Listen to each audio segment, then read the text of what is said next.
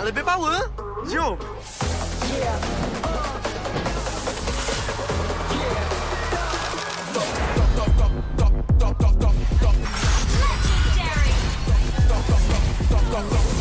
Victory!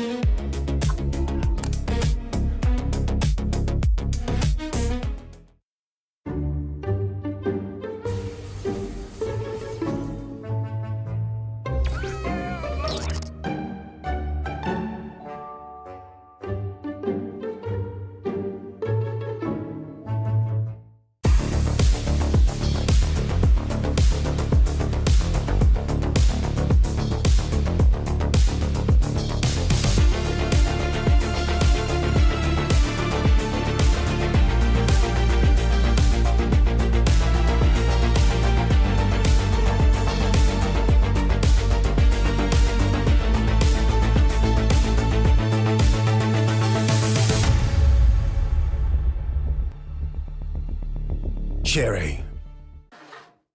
Exotic vibe like power on wangi tune tiada lawan aura boom boom boom boom boom beraksi dengan penuh keyakinan.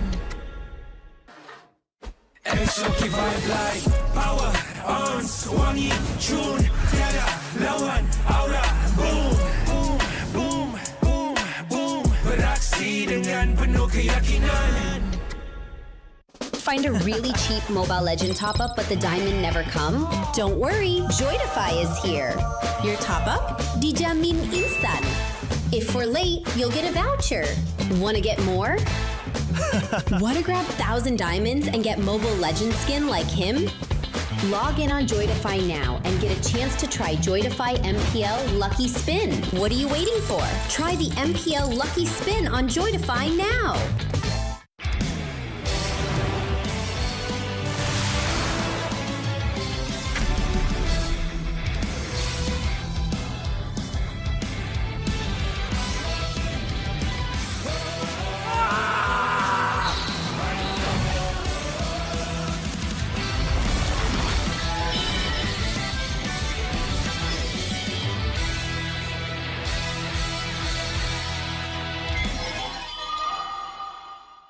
Tengok MPL Malaysia dekat Tonton dapat skin idaman? Stream MPL Malaysia musim ke-18 live ditonton mulai 14 Ogos sehingga 1 November ni. Boleh menang sampai 40,000 diamonds. Siapa nak bagi? Senang je. Stream perlawanan MPL Malaysia di live TV Tonton untuk mengumpul mata. Lagi lama korang tonton, lagi tinggi peluang untuk menang. Imbas kod QR untuk maklumat lanjut dan mula kumpul mata korang di Tonton sekarang.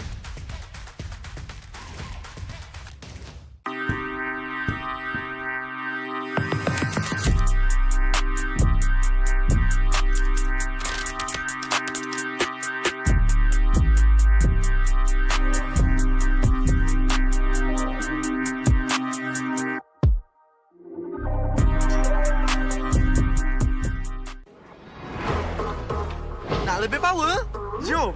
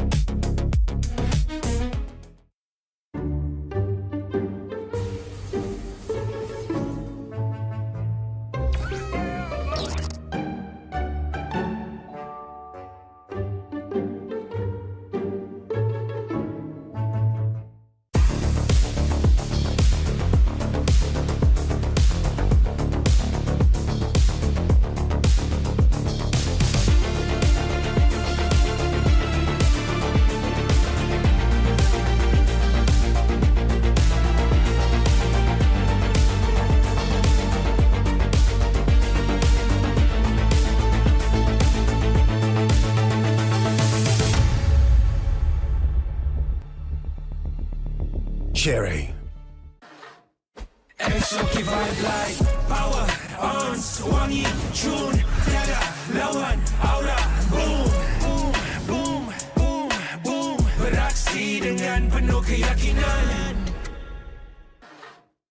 Exotic vibe like power, ons, wangi, tune, tiada lawan, aura, boom, boom, boom, boom, boom. Beraksi dengan penuh keyakinan.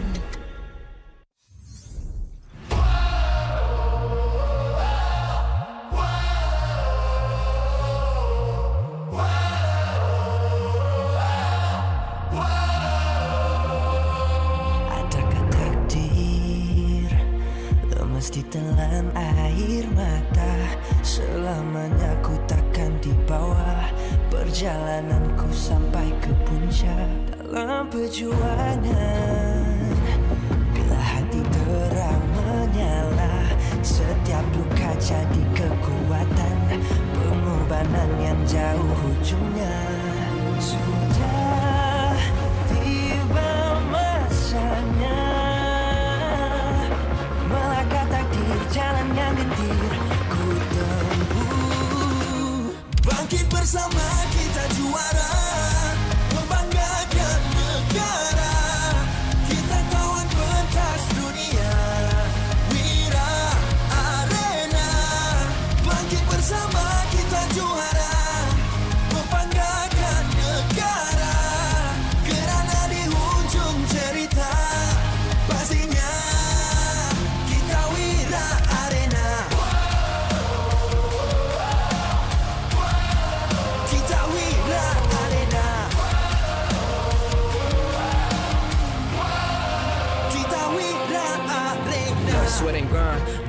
never gonna fade. This that definition of a legend. Every single move that I make, fearless ain't no doubt. Dorang kena aku, I'm a winner. Cuba check gerak-geri aku semua tiptoe macam ballerina.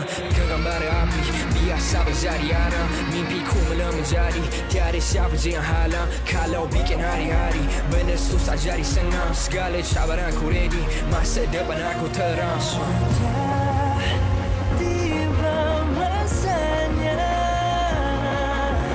melangkah takdir jalan yang gentir ku tempuh. Bangkit bersama kita juara, membanggakan negara.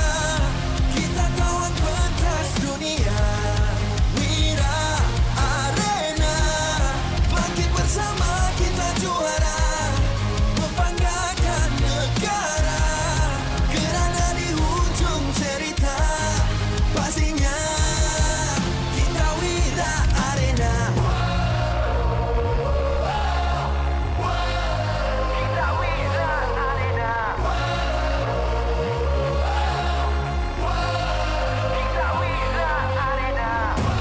Satu hati, satu jiwa, bangkit bersama kita Wira Arena.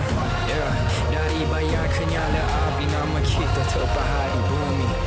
Bangkit bersama kita juara, membanggakan negara.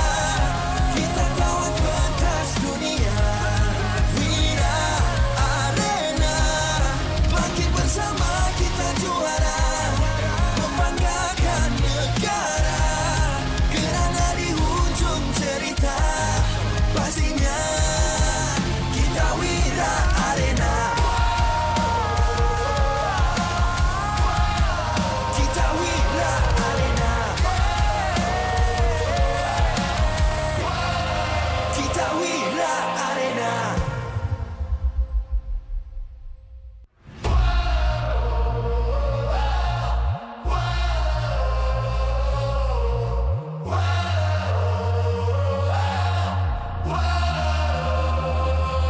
Adakah takdir lemas ditelan air mata? Selamanya ku takkan di bawah perjalananku sampai ke puncak. Dalam perjuangan, bila hati terang menyala, setiap luka jadi kekuatan, pengorbanan yang jauh ujungnya. Sudah tiba masanya melangkah takdir jalan yang gentir ku tempuh.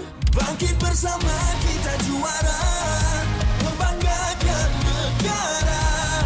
Kita kawan pentas dunia, Wira Arena. Bangkit bersama kita juara, membanggakan negara. Kerana di hujung cerita, pastinya kita Wira Arena.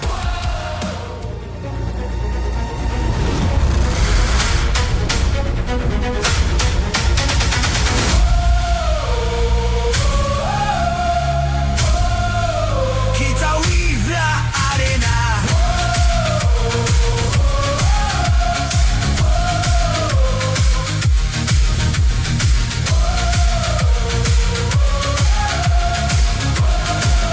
Kita Wira Arena.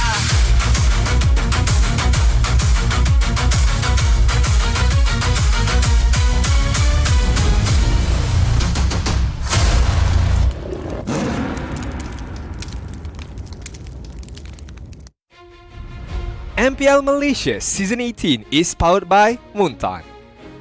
Presented by Celcom Digi Prepaid 5G. Dominate every match with unlimited 5G power with unlimited internet, speed, entertainment and hotspot. Celcom Digi, the 5G prepaid for millions of Malaysians. Infinix Note 60 Pro is not what you think. Powered by Snapdragon 7S Gen 4, featuring 3D Ice Core Vapor Chamber Cooling, active metric display and 90-watt wide plus 30-watt wireless charging. Get yours now at Infinix Official Store or TikTok Shop Infinix Malaysia. Grab, the official food delivery partner of MPL Malaysia, Don't let hunger cost you the game. Stay fueled, stay focused. Order Grab food from 9 p.m. to 4 a.m. and earn 5% Grab coins.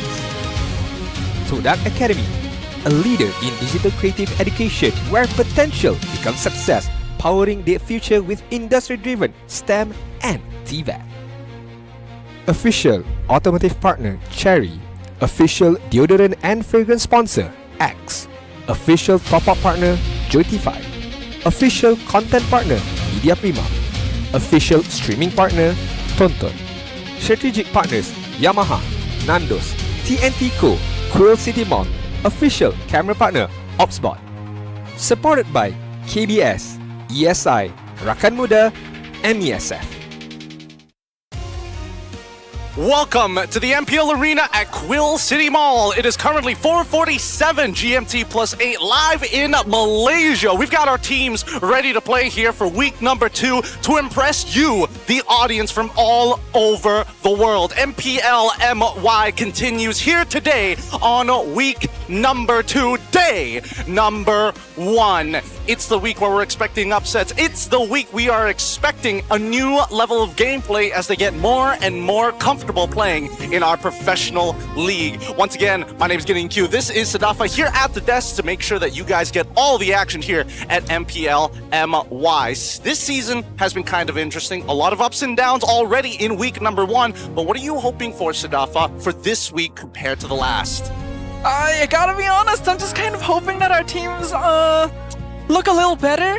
No, I got a little better. It's not. I don't think it's much to ask for, right? Surely it's not a high bar to pass. I really feel like we should be performing better. Yes, I can get behind that, right? We definitely should be putting in a higher level of performance, especially this early on into the season, because keep in mind, a lot of these teams have already played within these 8 weeks last season, so they know what the competitive landscape kind of looks like, but it still feels like a lot of teams are looking for their footing. And speaking of footing, if you guys are wondering where you could possibly get the best cell service possible inside or outside, maybe you could consider switching on over to Cellcom Digi prepaid 5G. I heard you could dominate with it, because if you experience unlimited 5G power with unlimited internet, unlimited speed, unlimited entertainment, and hotspot with Cellcom Digi, the 5G prepaid that every Malaysian is looking. Millions have already converted, and you could be the next one. So hop on this train while you still can. Once again, it's thanks to them that all of this MLBB action can be broadcast directly to your screens at home. So make sure to show them some love.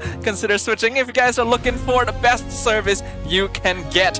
But yes, we are at the beginning of a new week. It is understandable that maybe gameplay wasn't the most stable since we've got a lot of new faces, a lot of new rosters.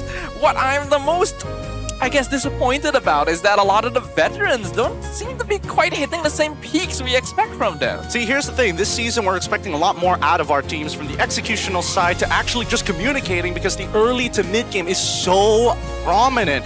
I mean, now let's look at our first matchup of today. IG versus Vamos. One momentum will be broken here today. We have 3 teams so far after week number 1 who have not suffered a full series loss here. SRG, Vamos alongside with BTR.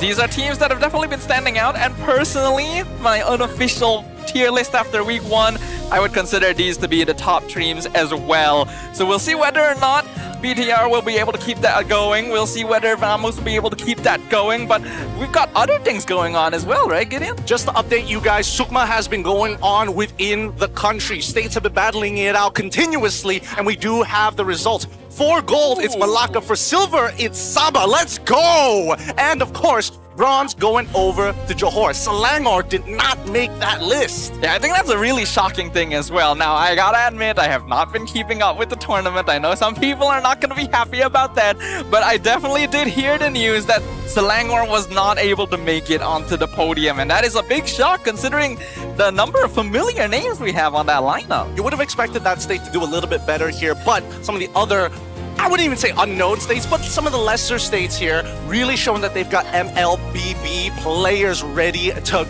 go.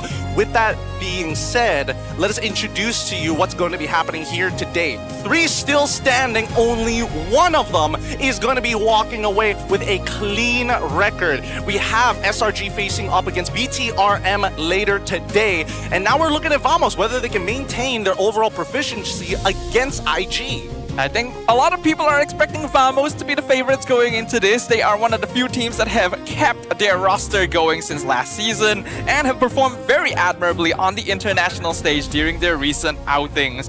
Compared to them, I don't really think we've quite seen the foundation of IG just yet, but we are still very early on in the season. Just in case anyone still is unaware, we are on an 8-week format nowadays. After the switch to partnership program, no more 6 weeks, 8 weeks. There's a lot of time for these teams to switch things up. Yep. I mean, even though there's a lot of time to switch things up between week 4 and 5, we've seen natural course of history.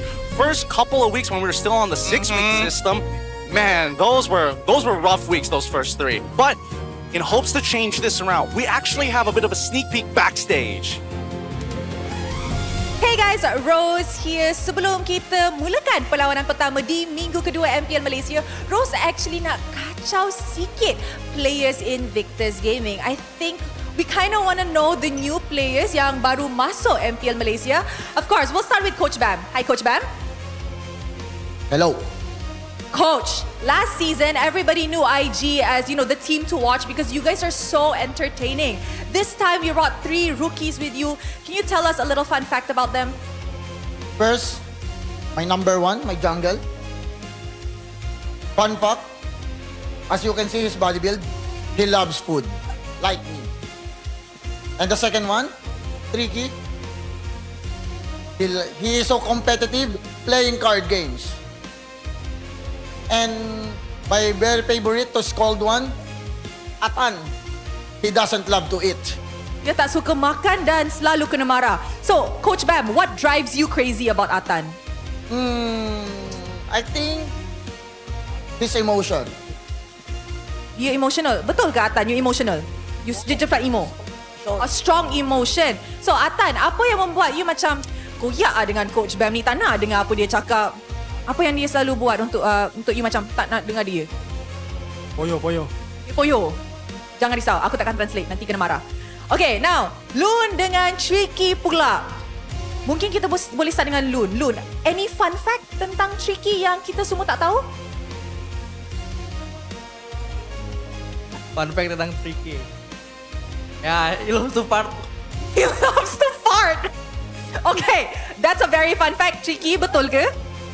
Oh, Ya ke? because Yetri. Yetri, okay. The most fart, the most bau. Okay, so, Tricky, apa fun fact tentang Loon? He loves food and laugh. He always do that. Dia suka laugh, dia suka ketawa. Okay, you know what? Good vibes daripada side Invictus Gaming, and hopefully throughout this season mungkin more personality can be shown daripada rookie-rookie ini. Good luck boys untuk perlawanan ini. With that, Mari, let's show it back to the casters. Let's go.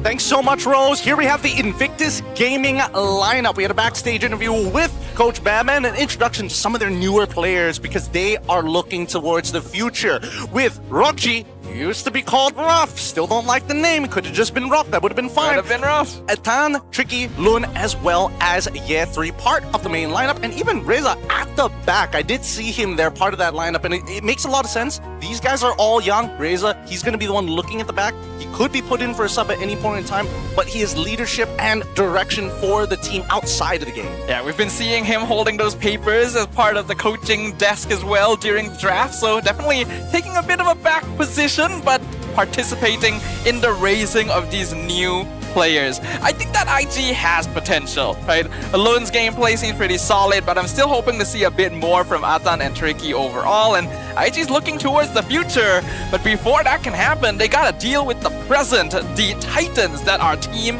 Vamos. With the new addition of Siska instead of Sapat, Aero 404, Klokun, Zikif, and Nako have been reinforced in the EXP lane. Somebody who not only is a playmaker like Sapat, but has a lot more consistency. I think his biggest problem as of right now is that he's not the most comfortable on these tank-style EXP laners. Similar problem to Sapat, but much younger, has a lot more potential, and technically the rest of the team has been proven. It's a tricky meta for Siska since we know him as a playmaker style player, but I feel like that's not completely out there either. If the team drafts properly around it, I'm pretty sure they can still shift into that style of gameplay. It's just that you might want to focus a bit more around Aero 404, right? The kid's still popping off to this day. Klokun also doing a stellar job in the mid lane. There is a reason why Vamos did so well internationally and looked to be one of the favorites this season. They were extremely motivated going over to their very first international, and we're hoping with that experience they're bringing it back here to MPL MY to kind of uplift everybody around them, because if you're not beating Vamos at this stage, the real question is, do you actually think you stand a chance going over to M8 happening at the end of the year? We don't know. The meta can definitely change, but speaking of the coin flip meta as of right now, we have yet to see some of the newer heroes, one of which, Kaja. Big question mark about this hero, whether it actually belongs in the meta, considering we've already kind of established Belleric, Atlas, top 2. Yeah, I'm honestly surprised that we haven't seen any Kaja. Like, it makes me wonder, like, was he actually banned last week? But apparently not. Teams just decided, nah, we're not gonna play with him, you know, as a fan of birds myself. I would like to see some Kaja gameplay, but we'll see whether the teams decide to do that. As you mentioned, Belleric, I think right now is the most picked hero in the meta. We've still got some heroes like Uranus, Esmeralda holding up the EXP lane. We've got Hirara, Nolan, Fanny still tearing up the jungle. You know? Nothing too different yet. Yeah, a little different, but we'll see more once we start getting into the game. With that being said, let us kick off our very first best of 3 series.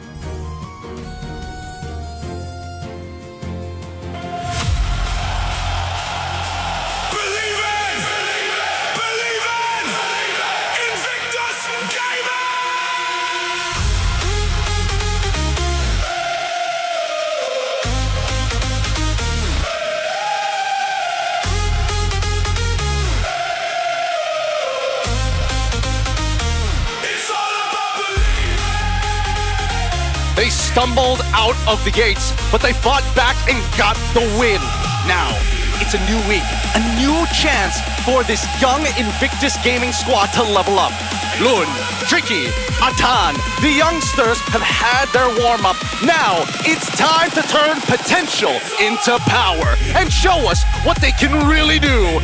It's all about believing. Let's go, Invictus Gaming!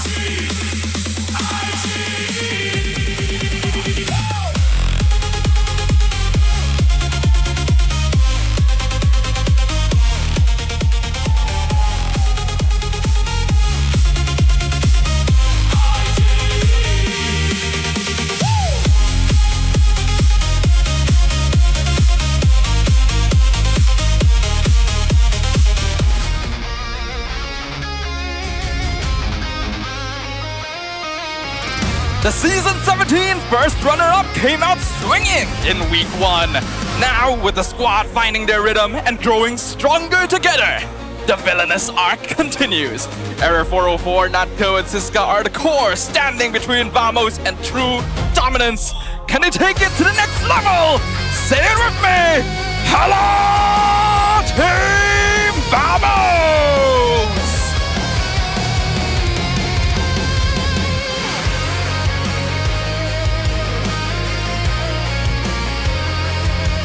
Next, we welcome our coaching staff of both of the teams, masterminds in their own right behind every single match. Joined by, of course, our league ops, Eric, who will ensure that every game runs fairly and smoothly. From the side of IG, it's Coach Jess as head coach and Reza as analyst. From Vamos, it is Valdo as head coach.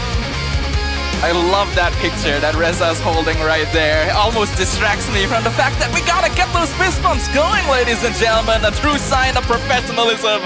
This is how we roll. This is Malaysian sportsmanship. This shall be the battle between IG and Vamos. Now the question is, can Vamos keep up their winning streak here in week number 2? Their first opponent here is going to be in IG, but even for IG, their very first week wasn't exactly the most convincing for a lot of the public, well, general public opinion, if I'm being honest. Yeah, I wouldn't blame them if they didn't exactly have the best thoughts about IG so far. Like I mentioned, they have potential, but it's clear that a lot of the newer players are still adapting to their positions. I think that Lun has done an okay job, but Tricky doesn't seem to be popping off just yet, and I feel like Atan is still quite uncomfortable. Normally, you would hope that the veterans would be able to fill in those gaps, but I've yet to really see any proper performance from both Rockji and Yetri either. It feels like IG is still missing that wow factor in general. I think right now the question is whether or not they have enough of a shot caller to make things happen in the game. I've noticed, especially in our pub games these days,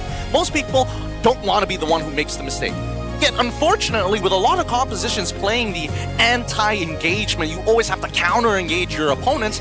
I think somebody has to start baiting. Somebody has to start initiating these wars. And I think, unfortunately, with the addition of Rafaela coming into the mid lane or Flex's support, it has been a little bit of an issue. This was a big surprise when it first showed up during MSC in the hands of Aurora, and now it is a meta mainstay. It's of course weaker against big burst, high mobility heroes that can break through your entire lineup, but the speed up and the healing that Rafaela provides allows her to keep fights going for her team. Strong against heroes that want to deal consistent DPS, or just a little bit slower at rotating around the map in the jungle. Let's not forget about the Holy Baptism here. I think people tend to forget like how ridiculously long that stun is and how much distance it actually covers. We haven't seen many Rafaelas at this stage of the game actually bother to take Flicker to make those plays actually happen, but let's look at what it's weak and strong against. In terms of what it's weak against, the only one I sort of disagree has to be the Paquito, right?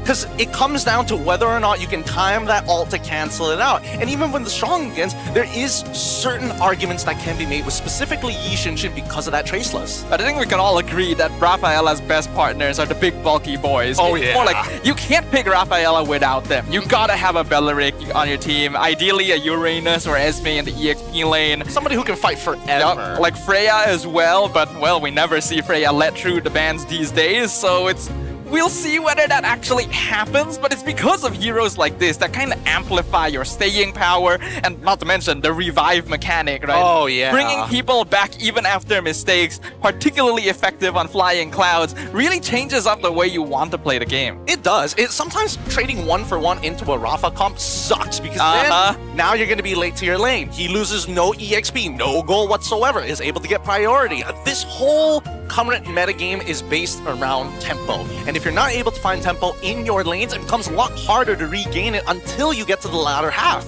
And even then, there's also an argument of like, oh no, we've lost our inhibitors, we'll never get the tempo back. It's not impossible nowadays. Comeback mechanics are actually a lot stronger than before. I feel like you make one single mistake, doesn't matter if you've been controlling the entire game, all of a sudden it is even. The bounty goal that you get late game is huge. And so you can never let your guard down, and that's why shot calling, like you mentioned earlier, is so important. You gotta be willing to make the decisions, make them quickly, but also be willing to take smart risks.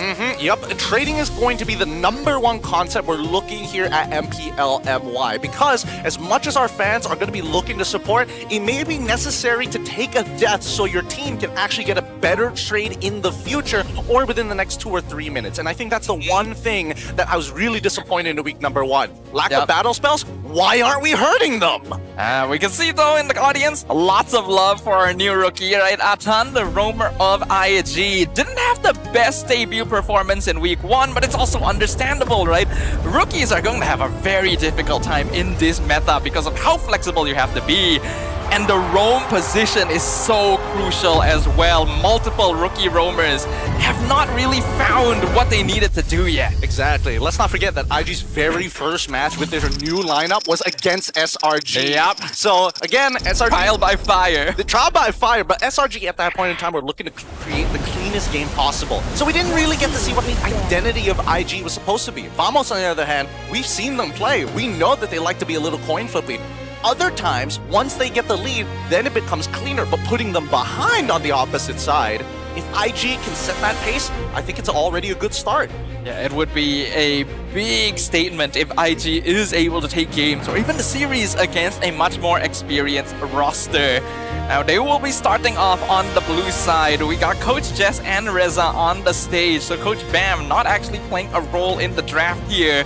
Got Belleric, Valentina, Fanny taken out, and then Vamos banning Freya, Paquito. I like this. I like what Coach Jess is trying to do. We are playing on expanding rivers, but right now, banning out the Valentina alongside with the Belleric is forcing Coach Valdo into a really difficult spot. Do I give away the Atlas and have no counterplay to the Atlas after that, unless you want to go out of your way and pick up Diggy, or do I get rid of Hirara? And Valdo said, you know what? Hirara. That's too much of a problem. It's a tricky place to be because, yes, Hirara is a huge problem, especially in the hands of multiple jungle players nowadays. The Atlas is also so strong. We have seen the Belleric Atlas being just the roam matchup nowadays, and now that one of them is taken out, IG can go for the Atlas themselves, but they're taking their time with this. Is there anything we are forgetting? Oh, the Melissa opening. Interesting. Very, very interesting. They prefer the Melissa this time around. Now, it's not impossible to deal with the Melissa. There are ways to kind of deal with the go away from me, but that does require you to show certain picks. Now, Hanzo gets locked in here. I'm like, fine, whatever. It's pretty easy to try and punish and get the ult out of Melissa quick without having to lose too many resources. Not the worst thing in the world, but how are you building the support system around it? Also, what build are you going? Because probably like the on-hit, like arguably like Windtalker. Are you not aware of Tank Hanzo? Can we not do that? I really don't like it. I'd be very surprised if they don't, actually. Because it doesn't scale that well. But it is also the most oppressive Hanzo build in pubs, for real. I think people are just bad at playing around it. Here's why, right? Because again, at the end of the day, Hanzo doesn't have the kill threat until later into the game, right? And then he has to stack a whole bunch. Like, in terms of Thunderbelt, this is a testament to the item more than it is to the hero. How many Thunderbelt stacks do you need before it becomes relevant? A good question. I have not tried Tank Hanzo myself, so I can't say for certain. I've just heard second-hand reports from the entire community, by the way. Yeah, luckily it's not bugged or anything, it's just something people are leaning into. But they also pair it up with the gut thought, which I'm like, alright, sure, you have gut thought as a means to kind of deal with the mid waves. It's telling me that Valdo wants to play something that doesn't have strong wave clear in the mid. Now, something that I am a little curious about. If you were intending to play this Hanzo, which is a debut pick, no one is going to be expecting this Hanzo. Logically speaking, you could easily save it for later in the draft. You are on red side, you can use it as a surprise pick. Is there any possibility of it being flex? A flex pick? Not really, because again, what are you going to use the flex pick for in the side lanes, right? Is it purely just to be able to secure crabs without having to do much, or? I would have thought something like cheese roam Hanzo just to steal camps. Just to steal buffs. But they have got taught, so that is unlikely. Well, they also have like the fact that only people who take the jungle blessing can actually take red tree as well. True. So you really only have the Devourer to make it work. Interesting enough, they also get the Novaria here. So it looks like the God Thought is to take away wave clear from IG's side, knowing that Marcel is open on the opposite side. So now IG is forced to kind of lean in to mages that have some form of clear or early clear. Yeah, it's an interesting situation that Vamos has gone for here, because this is not their typical drafting style either. Good man. So I don't think IG would be too prepared. But yes, the Selena, common answer being used against the Novaria. Vamos just does not want to deal with that. Novaria is a really good way at actually chunking out your opponents early on, and because IG showed that they're playing Marcel, they're not playing your traditional enchanter style supports that keep you topped up in those moments. Things like Minotaur, things like Rafa, Matilda, again, all of which we haven't really seen get picked up as often in the early stages. Masha, interesting ban here from IG. Very interesting. We know this is a classic Siska pick, but it was usually played with Chip, and Chip is just not meta anymore. Not to mention they have Melissa on the opposite side, so who you really like I'm assuming, does Thunderclap go through Melissa ult? Sort of. It does, right? It does, it's just that you can't like follow the auto attacks. But once you already have like the bubble up, it becomes a lot difficult to like... I guess they're just avoiding the burst. Okay. Oh, taking away engage tools with Sora as well. Alright, I'm combined with... What do they have set up for EXP if Sora is going to be the issue? Well, IG bans out the Alice, so they're suspecting something bulky, but surprisingly, Uranus is still wide open. Would Vamos want to go for that at this point? I wouldn't think it's a bad idea. I don't think it's a bad idea, but at the same time, does Year 3 know how to play Barats? Because right now, the biggest issue that I'm seeing is that, unfortunately, when you play around the turtle with Novaria, Hanzo, and a Gatot, Gatot and your EXP laner have to be the ones zoning people out here, and Novaria can't just stand there to gain attention, you know? She's going to be playing from afar. Esme going to be the lock-in for Vamos. Esme has not had a particularly good win rate in the season so far. I believe 10 picks, 2 wins. Not a very good record for a hero that honestly should be able to lane quite well against Uranus, Paquito, and the such. It's just that after the lane, her relevance drops off quite a bit. Significantly, especially when you're facing up against like Trinity build users on the opposite end. Really takes advantage of the fact that majority of your items are going to be leading into that max HP anyways. IG now looking to finish off their composition, and based on what they're seeing, it feels like could be a setup. This could be a setup for like a Rafa to a certain degree, but then where does the Gatot go, right? I mean, they already have Novaria, so I highly doubt it's going to be a Rafa. Yeah, the Uranus will get picked up by IG. Oh, that's great. And they'll pair it with the Zeus-in. They definitely needed a hero that could frontline, so Uranus, one of the better options here, even if his laning isn't quite as good against Esme, he just offers so much more utility down the line. Yeah, so what does this mean? Does that mean that they have to go Brody or Clint here? I think Brody would make a little bit more sense. Moskov, if you want to play still Trinity to deal with the frontliners, but I think Brody definitely helps accelerate the tempo if Vamos executes well in the early phase. Yeah, I agree. I would prefer Vamos to go for an earlier marksman. Against Melissa, though, a lot of marksmen just have difficulty laning. There's only a couple that can match up, like Ixia, but I don't think this is a good game for them to go Ixia, so Brody or Clint is their next best bet, and Brody is the safer of the two, but turns out no! Iritel making a debut as well. Irithel. I mean, yes, crit style marksmen, and especially with Irithel's overall like hit, should be able to burst down the Melissa, but it's just that early phase that's going to be like a little bit difficult to trade against. We'll see how familiar they are with playing against each other in this particular matchup, but let's break this down real quick here as we go and look at the final composition. Staffa, how are you feeling about it? Who are you leaning more towards? Well, personally, I'm just liking that the teams are actually doing something different here. I have a slight bias for Vamos because they're clearly trying something different, and I want to see what this Hanzo that everyone in pubs has been hating is capable of, but IG seems to be prepared. Let's find out who will come out on top here. Ladies and gentlemen, we're jumping into the land of dawn for IG versus Vamos game number 1. Let's jump right into it here. The Land of Dawn has been calling to us all week, and we finally get to see the games played live here at Quill City Mall at the MPL Arena. Now, Siska has played this matchup into the Uranus many, many times. I think he is much better on the Esmeralda than his Uranus overall. But what I'm most concerned about is how the mid lane is going to get played, because Tricky and as well as Atan, they're going to be looking to win the lane in comparison to controlling the lane. Yeah, especially at level 1, it's going to be hard for Clockun to do much since he does have to walk up to the wave to clear it, so already a good amount of poke damage being taken. I'm curious to see how Error 404 will be pathing and performing on the Hanzo as well. Looks like he's getting a little bit of assistance, though the days where you can farm 2 camps at once are long past. Long past, but this does mean that they lose a little bit of pressure mid while they're making this happen. Tricky doing a good job already controlling Little Wanderer's side because of this lane. Oh, did he steal it? No, he did not. Clockun makes an attempt, but it's not good enough. Let's look at the emblem set, because I'm seeing no Wilderness Blessings, all mystery shops. In comparison, though, there's a lot of mobility coming out from Invictus' side. They want to rotate around the river, and it's small wonder, right? A Marcel Zeus-in mid lane, while previously known for having low damage, is very good at keeping control of people. You are not going anywhere. Battle spell? Can we cut over to EXP real quick? Okay, he manages to cut the wave, doesn't lose his battle spell, and should be able to top himself up because he still can maintain the stacks through both Crab alongside with the Lizard. Not bad coming in from Year 3, and he was going for Master Assassin. Yeah, I have to say, by the way, Uranus Esmeralda EXP lane really reminds me of my debut days here at MPL, but that was a steal on the crab, so Claw-kun is being annoying for now.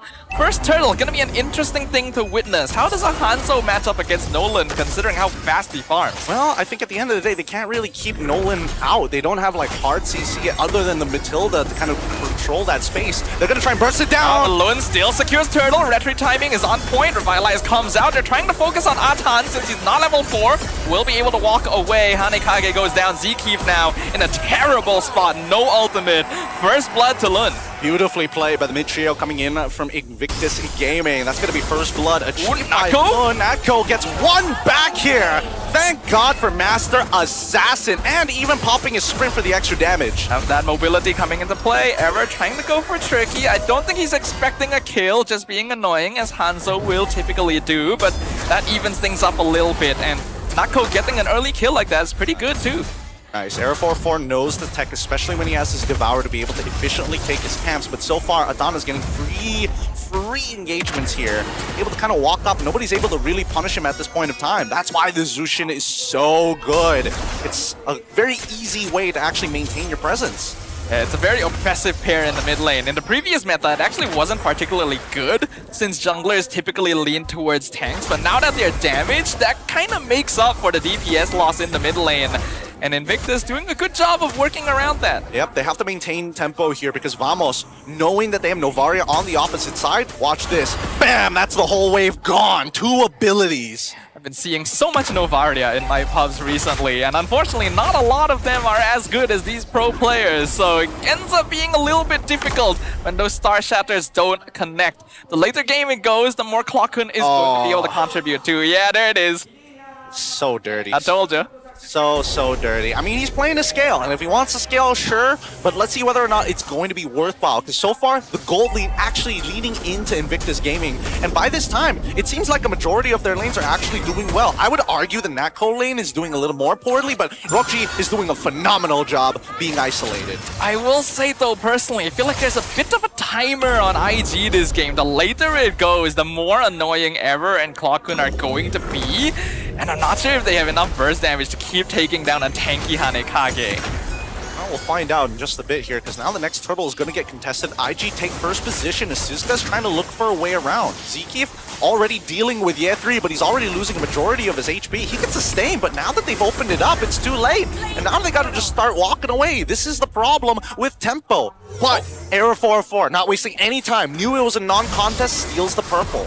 Good understanding from Vamos. This is a team that's very willing to trade objectives. They understand that they just don't have enough teamfight presence right now to deal with Invictus, so why bother? I steal camp, slow down Lun, allow Error to scale up. He's already got that Thunder Belt going, so Team Vamos don't mind playing the long game. Yeah, but it also means that Arrow 404 specifically actually has to get proactive in this game, right? Like he's got to get stacked somehow. There we go. That's another stack. Yep. They're getting on top of Baton, but it's just tough to farm.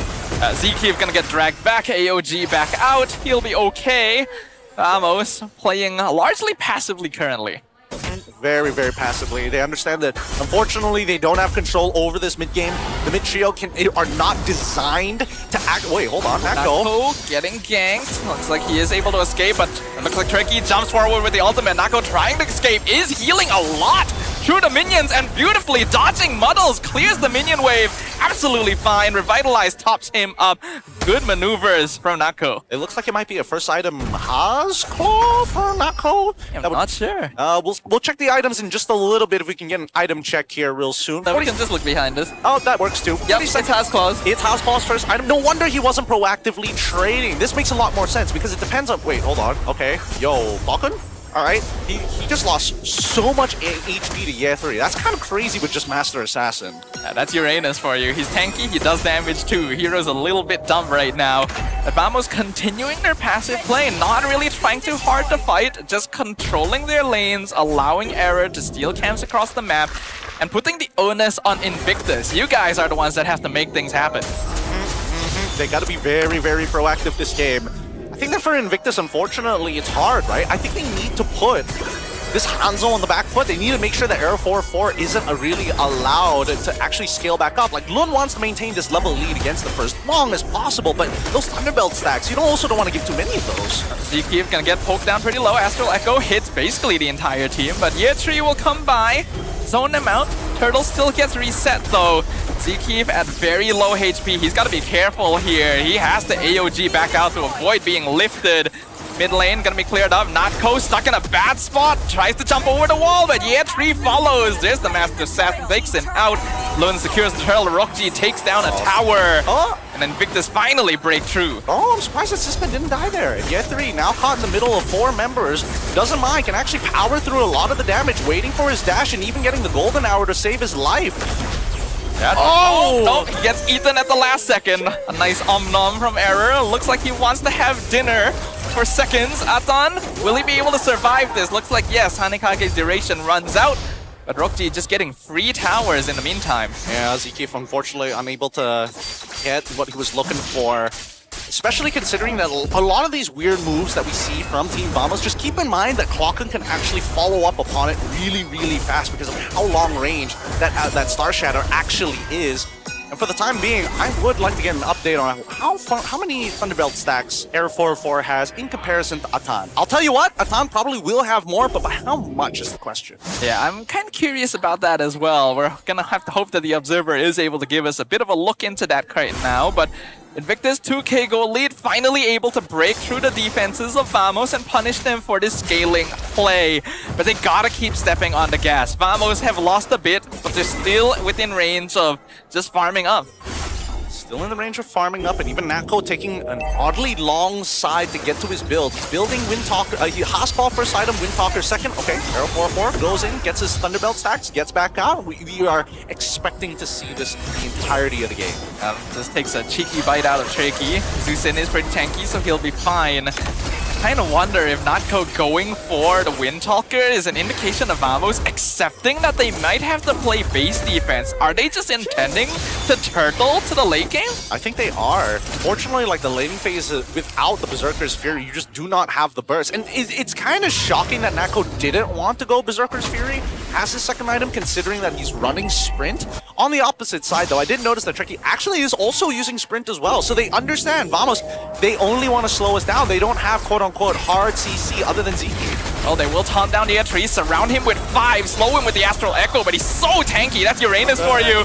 Finally, Siska takes him down. Does Vamos lose anything in return? No, they're all still alive, and now Natko sprints forward. The Star Shatter snipe takes down Rockji from afar. Vamos control the pit and get the Lord. Real interesting that Rockji wasn't able to get to actually activate the go away from me, but unfortunately, it wasn't the frontliners that were the problem in the first place. He's getting sniped here, and right now, Invictus Gaming need to change the way they actually position themselves in the fight. As we look at the instant replay one more time, it starts just north side of the Tri-Brush, but that Astral Echo already opens up a lot of different options here as Natko is purposefully trying to pull the attention of Rockji, right? Every single time he walks back up, they deny that space one more time to set up for the next Star Shatter. And this is what I was a little worried about for Invictus. Their damage is not particularly strong, actually, with that mid lane duo. It's more about delaying fights and taking control, and Vamos are quite comfortable with that. They took down Year 3 first, then let Natko drop in after the golden hour was spent. Invictus suddenly loses the control they'd been holding. Now the real question here, Tricky. Third item, you got the Sky Piercer to finish people up. Siska does end up losing his Flicker over a gank down bot side, but here by mid, Year 3 should be the instant trade. Is now Error 404 has unlocked something new. With Lord on their side, missing tier 2, they are looking for an inhib, ideally in Error 404, another Thunderbelt stack. Oh, look at him just jumping straight in. Look at the damage he's able to output without basically committing anything himself. This is the Tank Hanzo gameplay that has been terrorizing ranked for the past couple of weeks. And Invictus are on the receiving end. Once again, Hanekage walks in, gets frozen. Doesn't even matter because look at the damage from Natko. Tricky down to low HP. Astral Echo zones them out. Free inhibitor tower.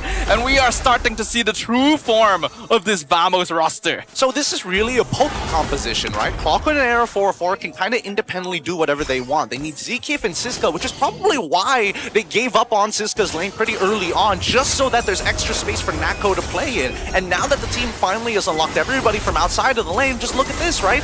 Engage, get your Thunderbelt stack, Star Shatter into 4 people. Doesn't matter who you hit, you are chunking them out, and they have no way to top up the health. It's a really infuriating combo to play against, because Error is providing vision that Clockun can follow up on, and Natko is the finisher.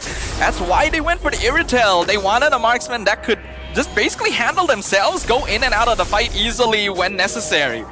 Now, it's about itemization. I think Invictus Gaming is considering the option of either getting Athena shields. I think the smarter play this time round, especially if you have a bit of a lead, is that, wait, hold on. Nako jumps forward. Hayatri will be okay once again. Hanikage just being an absolute nuisance. Invictus have to spend so many resources just to take it out. Vamos gets some free poke on the tower. Seal gonna be used, instantly pop, but they go in on Nako. Golden Hour freezes the Irritel. Ziki jumps forward, but they're diving him. Revitalize comes out, they pull Nako back. They take him out. Double kill for Tricky. Triple kill. They find Siska as well. Invictus bites back. Beautiful play coming in from outside. That is how you punish Sprint. You know he doesn't have Flicker. He doesn't have any other mechanics to get him out of the situation after he has dropped down that heavy crossbow. Good catch here as we look at the instant replay one more time. We wait for the conditions. Oh, the slow is out. Nako has already used this all. How else is he going to respond to this if he drops the golden hour directly on top of it? I just love the fact that Tricky, part of that mid-trio, did not give up on him. Instantly popped the sprint, jumped right on over with Lantern Flare to make sure something happens. That was good follow-up and a great way to punish a poke comp. They're not able to deal with you. You should just insta-dive and take out their main DPS. Invictus finally finding a way to fight back. They get the Lord. They don't have a lot of towers standing, but this Lord can prevent an opportunity to even up the numbers. Now, speaking of opportunities here, Lone just completing the BOD. Trinity already complete, plus a situational item. Flask of the Oasis, Thunderbelt alongside with Oracle already done for a ton. So really, at this stage of the game, it's about getting some armor for their frontline tanks to deal with Nako, and then they should be good. But until then, the question is, Guardian help? Yes or no? It's a good question. Guardian would be useful against a Pokemon. Astral Echo will scout out 4. I think Ziki would have seen Lun as well. Siska already at the stage where he's not going to be able to tank too much. Lord will collide with the tower. Here comes Hanikage going forward. The fight split in all directions. Fracture will be spent. Just take out the Spirit, but Error 404 still waiting for the cooldown. Look at the damage from Rockji. Zeke's gonna have to back it off. Error 404 looking for Yetri, but Rockji by himself holding back the entirety of Vamos. Melissa at the ultra late spike. Invictus are back in control. I don't understand why Invictus wanted to control the left side of the jungle there. Just play through the lane and play for your composition, which is a siege style, right? Rockji can kind of do everything. He can zone, he can get the damage out. The only problem right now is that Error 404 is spamming the Hagikage just to get Thunderbelt stacks at this stage of the game. He's already level 15, so he doesn't care. He's gonna need to be just a little bit more bulky, because right now Rockji is hitting really hard and he's not actually full build yet. Just one more item away from completing that. Vamos, their goal is to poke, but right now the DPS has come online. It's a lot more difficult to do so. Did I just see Magic Dagger on Atan? Is he looking to build like a Rose Gold Meteor? Is that what he's trying to go for right now? I would not be surprised, I'll be honest. Honestly, I think he needs to go for Guardian Helm. I'm being dead serious right now. That way he can get in and out of these fights. You know what? With 35 stacks of Thunderbelt, maybe he doesn't. But still, it'd be nice. It would be nice, but here comes Astral Echo once again. Yetri gonna be the target. Hanikage gets bursted down. Nako does good damage, but Rockji is winning that fight. Oh, actually, no. Both marksmen do hurt quite a bit.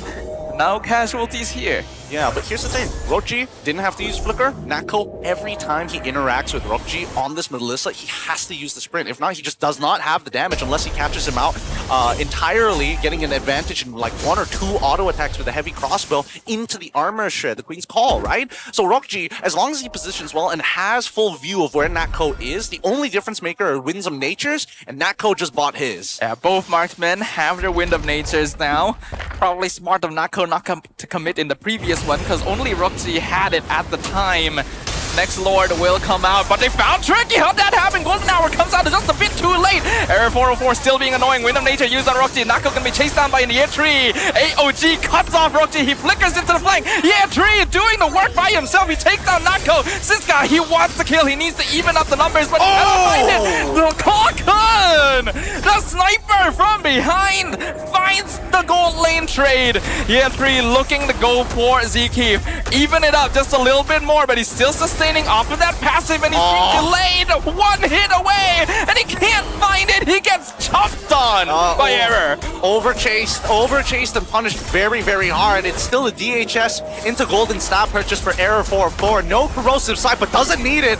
Now that he has the Brute Force Breastplate to chase down his target, Siska gets to easily zone away the correct targets now that Rokji and Ye3 are down. This should be a free Lord for the side of Team Vamos. Especially after Astral Echo hits alone. There's no way he's dashing in, but the Golden Hour will delay. He goes in! Steals the Lord from right under the nose of Vamos, and now they're looking for more, but Error will find a mega kill in trade at least. Yo, Atan is playing a hot game right now. Atan is playing so good. Delays the entire Lord, catches everybody in the Golden Hour, and then creates just enough space so that Lun can get back in to get the red tree down. Couldn't have been better. Really couldn't have been better. And this does mean that they've absolved themselves for the previous mistake from that last fight. Atan definitely making up for the blunders he made on Beleric last week. Error though, getting tankier and tankier as time goes on and harder to handle. Astral Echo slows down Ye3. They know he's isolated, but Atan comes in just in time to save him once again. Be able to do much here. Once again, both sides contest space very, very differently. And I think that right now, it's really tricky who puts this composition together. Now that he's not trying to greed out. I think eventually he might want to consider getting Clock of Destinies to protect himself. But for now, what his items is, he's playing purely to support. That Ice Queen's wand, he just needs to touch everybody once with his lantern. And I think that should be able to set up the scenario for Invictus Gaming. But if he dies first, then this composition starts to crumble apart. Like, Atan can't do everything himself. Yeah, you can actually see in the last couple of fights, Vamos targeted Tricky a little bit more after he got those 3 Sky Piercer stacks initially, and now that he's died twice afterwards, he's got none left to work with. Vamos no longer have to worry as much. So they are properly respecting what IG is capable of right now, and I think we have to say it's a much closer matchup than we expected. Very close. Uh-oh. 6-9. I mean, Rokji should be okay here. He can pop his ult if he wants to. Breaks it early on, but Nako unable to close the distance. Conceal? They're trying to find Nako Golden Hour. Just a bit too slow. But good initiative. Yeah, it's a good initiative. But see, that's the thing. It's those conditions that we're looking for. Has Nako used the heavy crossbow? Once he uses that heavy crossbow, arguably even the sprint, and if Atan is in flicker range, there is an opportunity. Error just gonna continue building up those Thunderbelt stacks. I honestly am very curious how many he's got at this point. 35 maybe? I feel like it might be more even. Hold on, they found Tricky. Winter Crown has to be used, but actually he is able to Crimson Beacon out. Meanwhile, Rokji doing a good amount of damage, taking some burst back himself. Atan gonna be tanking all of it, survives at a sliver of HP. Siska gonna have to back it off out of there. No casualties. Okay. So I was wondering why Tricky was like so adamant on getting the Winter Crown first, and it makes sense because he's getting hard targeted by Arrow 4-4, and the damage is extremely relevant to him because now he's getting chunked out for at least 50% of his HP, if not at least a third at a bare minimum. With the Lord already spawning here 2 minutes into the game, let's see how this is going to escalate even further, because right now IG have first position and this is exactly what they want. Rokji will be able to hold zone very, very well. Vamos have to go out of their way to break through, even with a Hanzo on their side. Top lane gonna be dealt with by Lund. This is gonna be an important one. Both teams still have a few base towers to work with, but 20 minutes in, the Lord is gonna be very difficult to handle, especially if there's no gold laner to work with. That's why they're taking such careful positionings around this Lord. Ye3 and Siska, even though it looks like it's just a sandbag fight, a lot of information being shared here. Much as they want to continue dancing around, Vamos going to get exposed, and now the rush. Ye3 finds it. AOG a bit too slow. Lund secures the Lord. Astral Echo hits a lot. It is absolute chaos. They're chasing down Nako. Golden Hour freezes tree. Can they find Nako? Yes, they do! Ye3 takes down the Irritel. Vamos stuck in no man's land. The 2 tanks, there's nothing they can do against the DPS, because look at Ye3. He's just being an absolute nuisance. He's doing the job of the Hanzo for him. Siska can only buy time, hope that he's able to do something, but it's already a double. Error 4-4 looking for Tricky, trying to find some kind of trade in return. Atan, I don't know how he's alive with like 1 HP, but he finds nothing. It is a chance now for Invictus. They're pushing down mid. Yep. This is exactly what they've wanted, and finally Ye3 is in a position that not only does he have enough damage, but he can actually convincingly block the shots from Claw Kun, so it doesn't affect his backliners. Now that he's already got this full push onto mid, they're looking for an endgame. If they want to do it before the Lord collides, they know that everyone is still respawning. Error in a bad spot. He will be able to go back, but Hanekage is now on cooldown. He has to deal with it with his real body. Actually manages to clear the minions. He'll buy time for the rest of his team to come back. But now the second wave, the Lord-empowered minions are going to start spawning, and it's going to take 23 more seconds until that retribution comes back up from Error 4-4. So let's see. Invictus Gaming, they need these waves to collapse at roughly the same time if they want to get anything off of this, whether it's an inhibitor, whether it is going to be the crystal. Ideally, it's from this long lane. And they can start sieging early on if Year 3 maintains his health pool. Vamos does have pretty good poke potential, as we pointed out. Their base defense should be not bad, but Invictus has the burst. They have the damage. Year 3 tanking all of it. Zkeep also holding the front line. They find the golden hour in the back, but only on Novaria. Error 404 now being annoying. Year 3 gonna be focused down, loses immortality once. And then that's the snipe from Clockun. Killing spree. Both of the main tanks have gone down. It's a 4v4 fight. The Lord, though, on the side of Invictus. Error continuing to spam Hanekage at Invictus Gaming. Zkeep holding minions back. Nako, both marksmen, pop Wind of Nature. They will survive for now. The Lord has been cleared out. The snipe comes in. Star Shatter drops them low. Error chases them down. He sees a feast, a Thanksgiving dinner laid out in front of him. Item swaps are being done. Roxy surviving after the Rose Gold Meteor, but the immortality goes down. Atan's gonna be the next target. Roxy flickers over the tower. He's gonna be able to get away. Just dashes out at the last second. Error though pops the retry. He wants the kill. He wants the Melissa. He's not gonna find it. AOC gonna be used. They want this chase. They want Roxy, but they can't get him. They gotta stop chasing right now. They don't have Claw Kun. Every 6 seconds, just a beam of light, a meteor, a star shattering in your face. That's the difference maker here. If they buy anything, for the amount of time they bought, if they divide it by 6, that's the number of star shatters that they get for free here. And look, another one. Every single time Clockun is able to connect it. Unfortunately for IG, these fights don't last long enough for them to actually get their health back or create that space. But Tricky, he's down now, and Alvamos have opened up the game. That's a big shutdown to Zeus in. Invictus needs her for these delayed fights, but at the same time, Siska has to stay home to deal with the minion waves. So it's still gonna be a 4v4 around the Lord Pit. Vamos have control for now. Roxy looking for a chance to enter from the flank, using the information. They see Zkeep a little bit too far forward. They're gonna try and go on him. Lord is low. Error secures it. They get the knockup on Lud. He's locked down and taken out. Nolan is gone. Atan gonna be the next target. Rose Gold keeps him alive against Error, but he's not gonna stop the chase. He's still looking for the feast. He's able to walk back into base.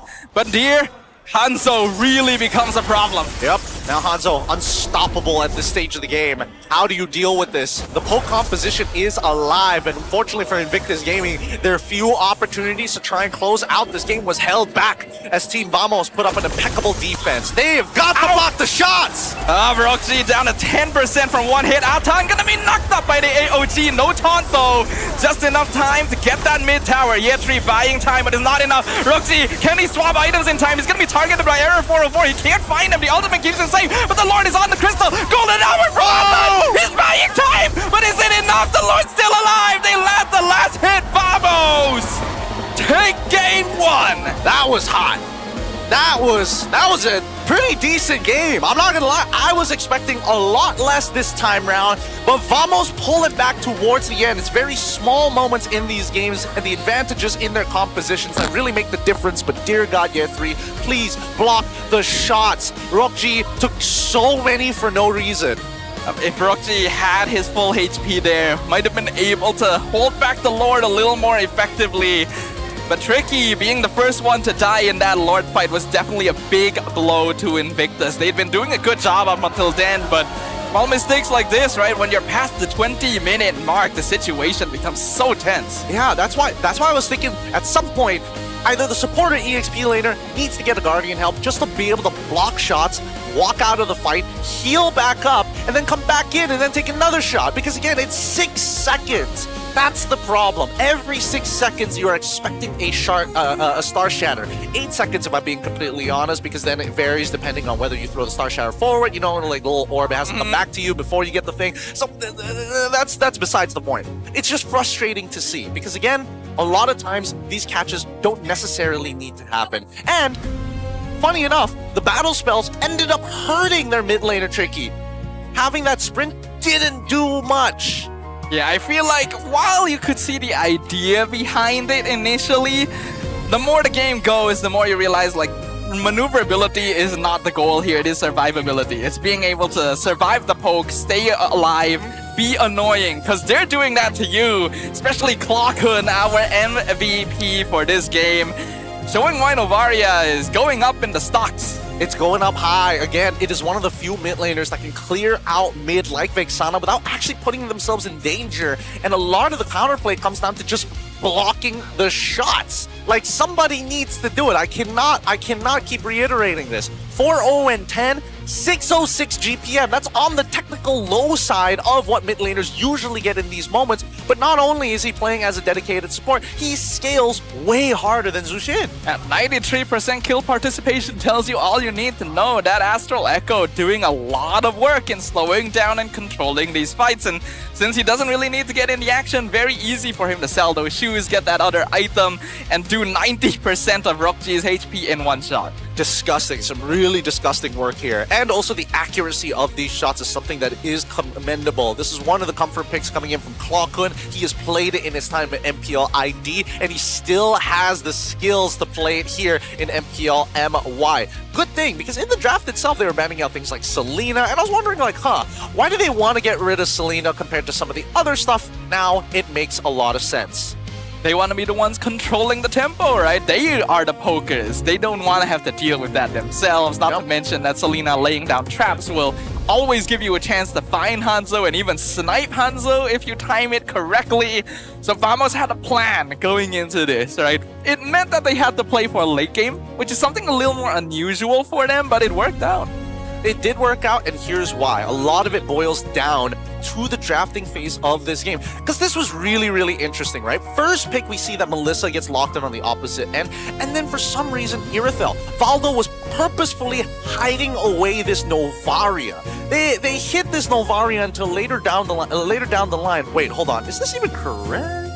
No, this is not the order. This is after they swap. Yes, this is after they swap. Thank you. So, it does boil down to, can you deny away wave clearing from your opponent, which is why they got Gato within the very first phase of the game to make sure, hey, that's the only other thing that we really have to worry about, and they didn't bother picking their mid laner up soon enough. So that's where we're going to punish after they get the Novaria. Zushin is probably the only other option they can probably go for, considering the composition that they want to play for the side of Coach Jess, but getting rid of, hey, Selena needs to go. We have Esme on our side to kind of double down on the fact that now you really don't have a lot of ways to kind of slow down the pace.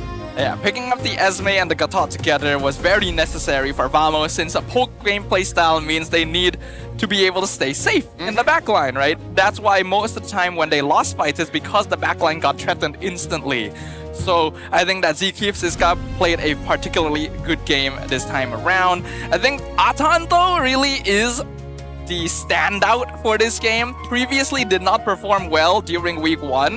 Now on this, Marcel was creating game-changing plays for IG. I'm pretty sure it would have ended a lot sooner if not for his golden hours. No, that's the thing. That's why I really think that at least from the side of IG, they had the correct ideas going on in their heads. It's just that they didn't have the dedicated person to do some jobs. Like Year3, he's got 2 separate jobs at once. Not only does he have to block the shots, but he also has to start zoning away certain targets and work closely with Zushin, because he's the only person he benefits, right? Everybody else can't really take advantage of the magic shred that comes out from those ionic edges. And then there's Zushin, who's just like, I just need to touch people. I just need to touch everybody with the Ice Queen's wand, with the Lantern Flare, and then we can make things happen. It remains a risk to go for these Marcel Zushin duos. It's very good in control. It works a little better now than before because you have assassins to make up for the lack in DPS. But the later the game goes, the more tricky it becomes, because Alone also starts dropping off a little bit. It does. But let's look at some of the clips over here, right? For each of these moments, there's going to be something that's going to be generally, well, I would say you got to be careful with the way that you position and the way that you fight, because I think that a couple of mistakes coming up of Vamos really boils down to, are you maintaining the waves, right, during the mid game? And I think that was the big problem that we get to see here. Let's start this clip off right at the 9-minute mark, because at this stage of the game, we are looking to control as much space as possible. If we pause it right here, 25 seconds back. The entire area that you need to control is dedicated towards the center and just north of the tri-brush. There are two pathways that you can take from this stage, either towards the tri-brush on the southern side or towards the eastern side, the western side, to go through the bush. Either way, it's a very vital point that Vamos want to hold, and IG needs to push their enemies into. Once we see the rest of this, yeah, 3, he controls the space. They're holding on to the area. Then the Astral Echo comes. This is where the problems, because now all positions have been revealed at this stage, and losing the frontliner here made it that much easier for Vamos to take advantage. Once they controlled the space, right? As you see, Ye3 dies. Let's fast forward it just a couple of seconds forward, because here's the important part. On the run, that's one Star Shadow connecting. Here's the second one about to connect, but notice that it is forcefully pushing the members of IG into a no-win scenario. There's nothing you can do here. If you try to go to the southern side, you get hit by the AOG. Yep. You go towards your turret, which probably was their best play. That's still a straight line from where Clawkun actually has access to a majority of his abilities, whether he's shooting down, whether he's shooting underneath your turret. You are not safe. They are 2 funnel points here. It is perfectly cut off, right? It's so rare to see this line coming through and the circle blocking off the other side at the same time, right? It instantly cuts off any potential escape. Yep, because where do you run? Do you run back into your opponents? Do you run back up? Do you run down? Doesn't matter where you go, you've already lost the scenario. And that's the scary part of these whenever we see these types of moments within the game. We can drop down from the analysis at this stage, but it's really, really tough. I think these are one of the few scenarios that Novaria actually provides significant value to the game. And most people are like, oh, you use the Star Shadow to open up the map. And yes, that's exactly what Clawkun was doing. He was rechecking positions that most mages can't. And you see the difference on the opposite side, because unfortunately for Zushin, as soon as I open up the map, I die. I get collapsed upon, and I don't have Flicker. I always have to commit to the ult. Yeah, that's why it's important for Ye3 to be standing there in the front line. I think that this was a slight miscalculation by him going that deep, thinking, hey, I should be fine to clear the wave. Even if they send like 2 or 3 people after me, I'll survive. He wasn't expecting the entire team to come after him. And once he's gone, the fight becomes a lot more difficult. This was also one of the few cases where Atan actually missed the golden hour slightly. It only hit like 3 members, which is normally already really good. But in this case, he had to hit all of them. Yep. He didn't get Natko, which was the most important one, and that's how they lost. Well, they don't mind hitting 3 people, assuming the right people are right next to Natko at that point of time, because they can't cross the golden hour to get to him, and unfortunately, it kind of blocks his own team at the same point. And by then, it's already too late. Very small mistakes, and honestly, I'm still very impressed with the way that IG has played. I think there are things to improve when it comes down to the flexibility of these fights, but generally, on the macro aspect of the game, they were doing very well early.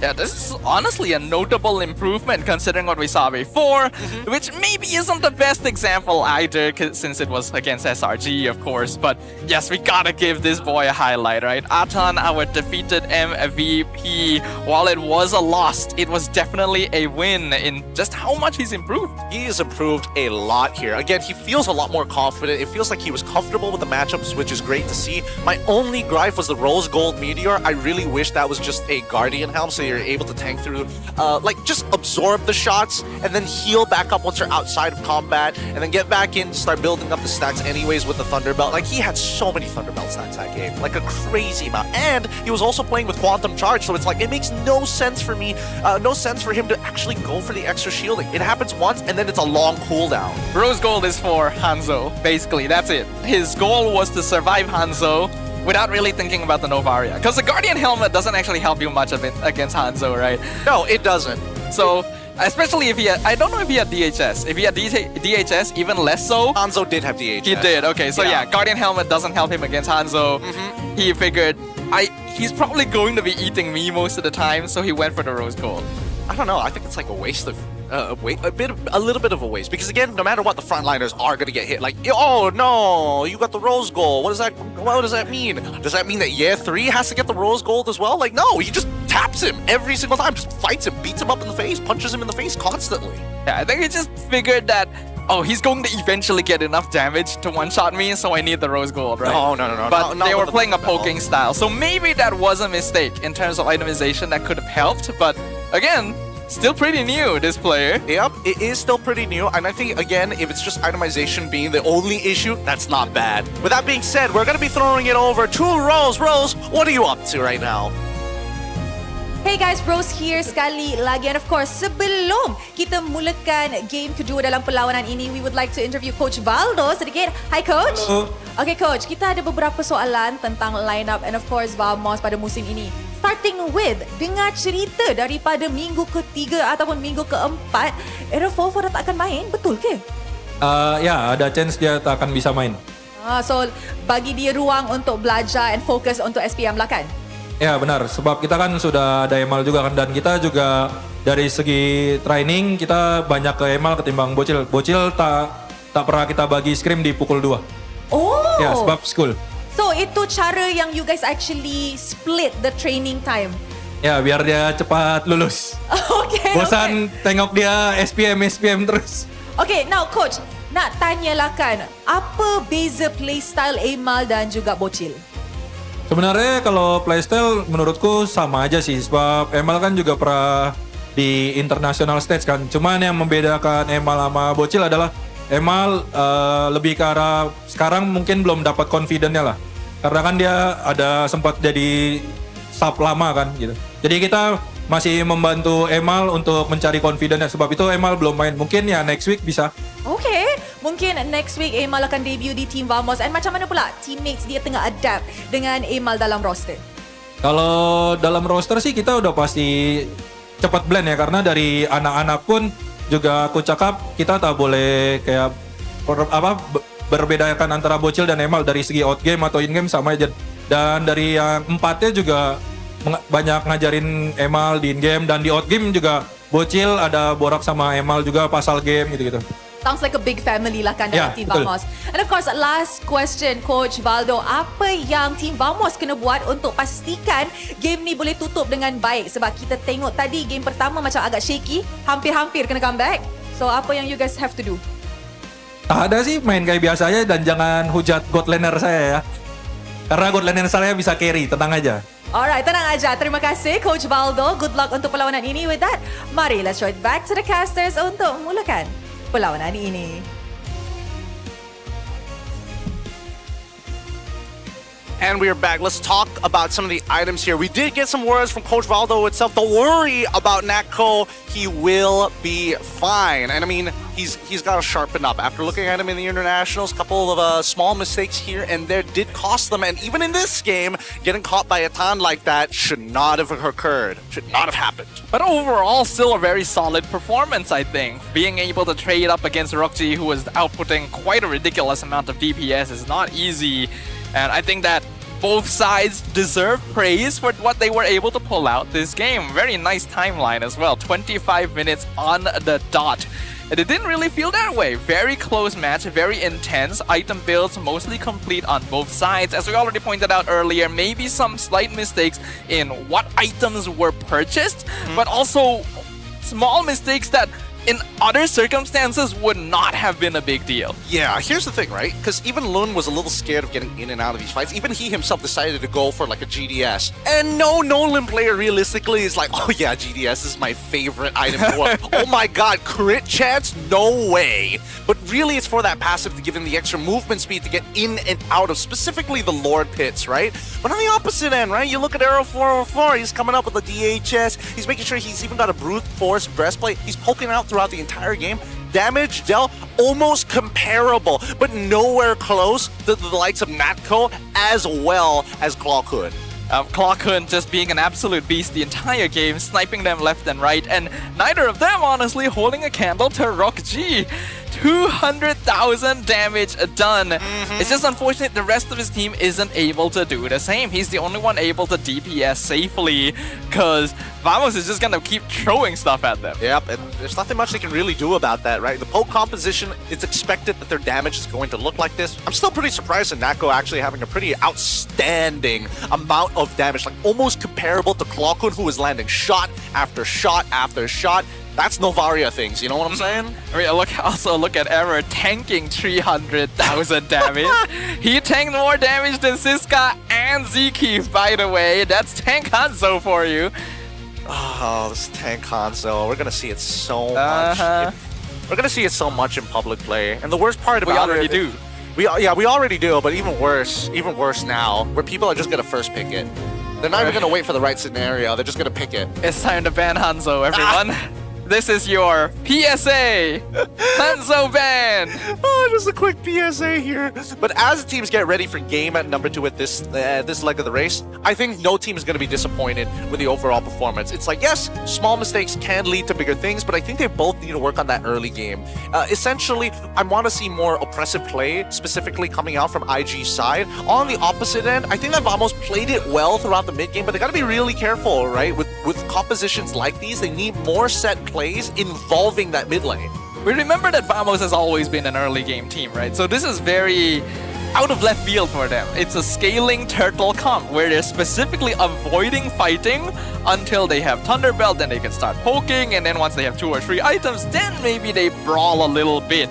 So it's very different from what they're used to, and they honestly played it pretty well. The question now is, do they want to keep trying that? Do they want to experiment with more drafts, or is it time to go back to the Vamos style and just close it out? I think this is an evolution of the Vamos style, right? But let's pull up a quote real quick here, specifically from our one and only Zeke, right? He was talking about Siska can match Subbot, and this is his opinions on his newest teammate. At EWC, we were one step ahead of the meta, but by the next tournament before MPL MY, everyone had caught up. So the meta isn't as unpredictable anymore. For Vamos, Siska still needs some time to master the tank EXP meta. Of course, Subbot is better at them right now, but give Siska some time and believe he can be just as good as Subbot. As we all know, Subbot recently left Team Vamos. We don't know where he's going yet, but I think we can all assume he's probably going somewhere.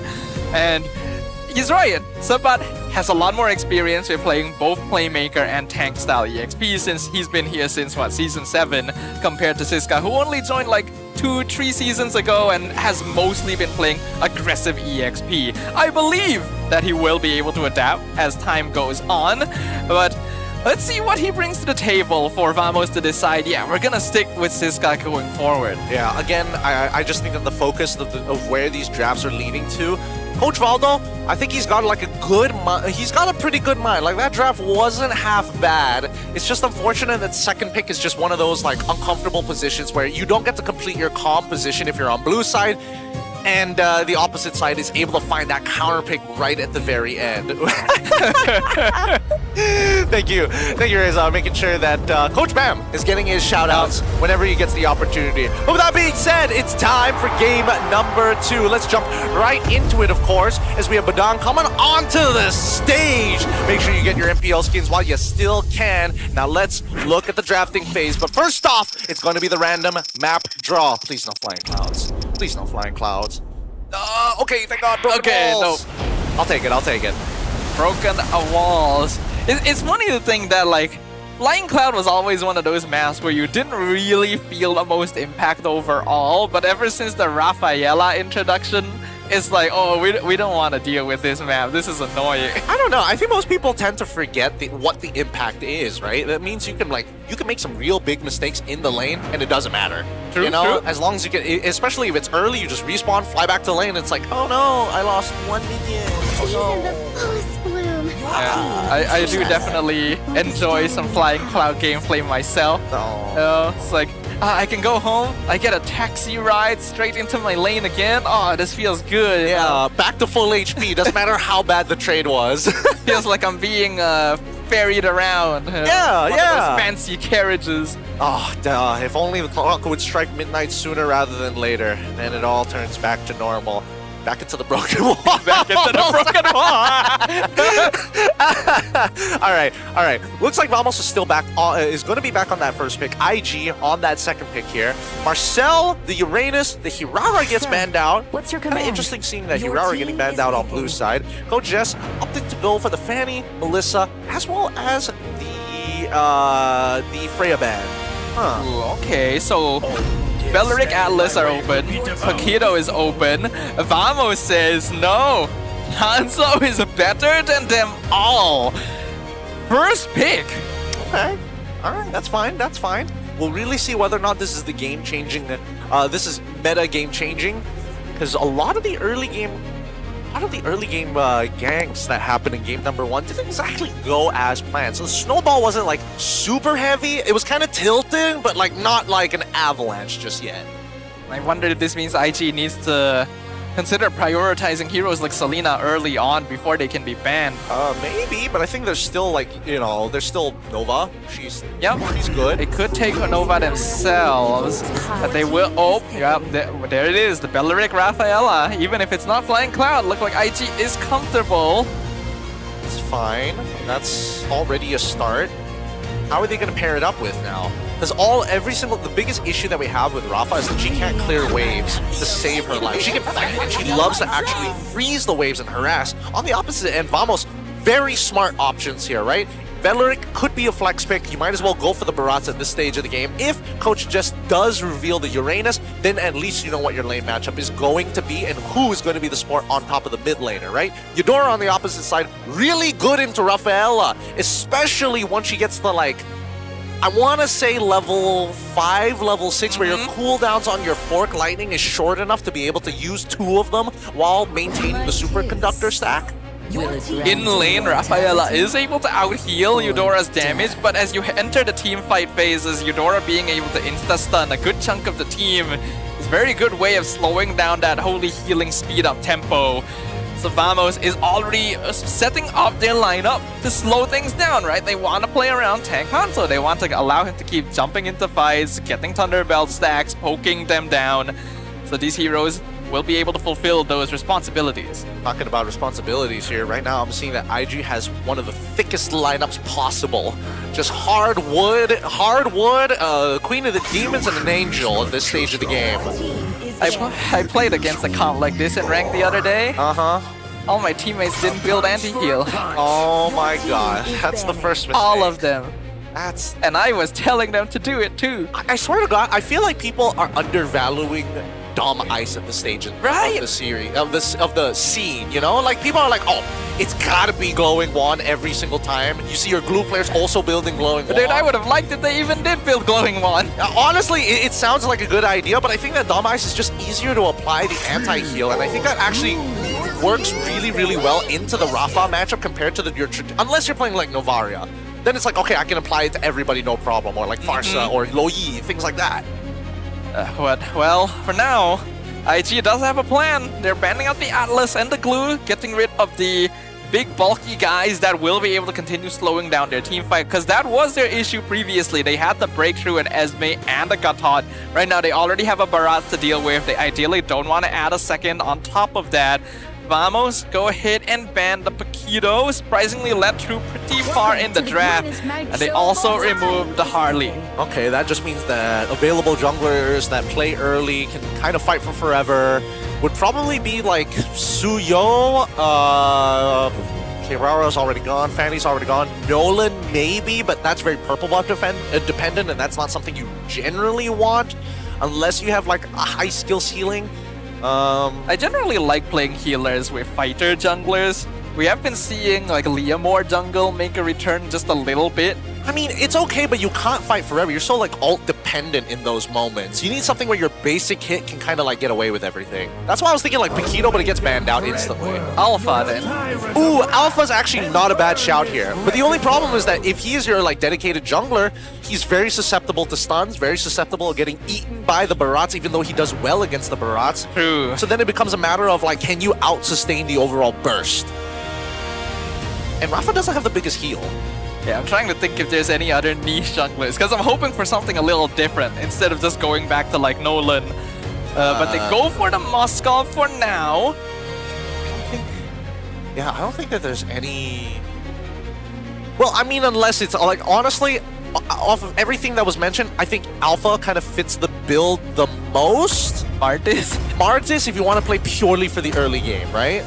But that's the thing, do you want to like have a composition that plays purely for the early game or something that has a little bit of scalability? Now that you see Obsidian on the opposite side and even a Gato to help out Eudora, 2 very, very good picks. So now they've kind of unlocked the mid lane with their mid trio. well, technically even their duo is good enough. This is a very complete draft from Vamos. It is a bit lacking in early game presence, but they're perfectly okay with that. That's exactly what they did last game. You got 2 scalers in the Obsidia and the Hanzo. And now it's IG's choice. How do you want to tackle this? You already have a pretty good setup with the Raph Belleric Alice, but you need some kind of early mid-game burst, because Moskov takes time too. Yeah, Yishin Shin is also like a Link is scaling. Could be Hayabusa, but it's all dependent. lead the charge. Looks like they go... What? Is it Alice Jungle? Alice Jungle? It is. It's Alice Jungle. Okay. Alright, sure, I guess. But then... Alright, I guess it works with the way that the mid trio kind of wants to play. And they've got Ye3 on Hilda on top of it all, which is kind of anti-synergistic. No, I can kind of see the idea. This is basically Death Ball rundown comp. And you already saw last game that, like, hey, they want to poke us, take extended fights, but they're weak if we just run straight at their faces. This is the run straight at their faces comp. I can see it. I can see it. They can definitely run at people for sure. It's just, I'm curious about the engagements, how they're going to layer it, right? Because it always has to be, it has to be the tree, then the demon lady. It cannot, if it's the opposite way around, then they're probably not fighting for a neutral objective, which is going to be the big point of contention as we jump into game number 2. So far, we thought that IG were going to be the ones who were able to steal away a game from Vamos, but Vamos turns it around at the very end. At match point right now, can there be an equalization, or are we expecting a clean sweep?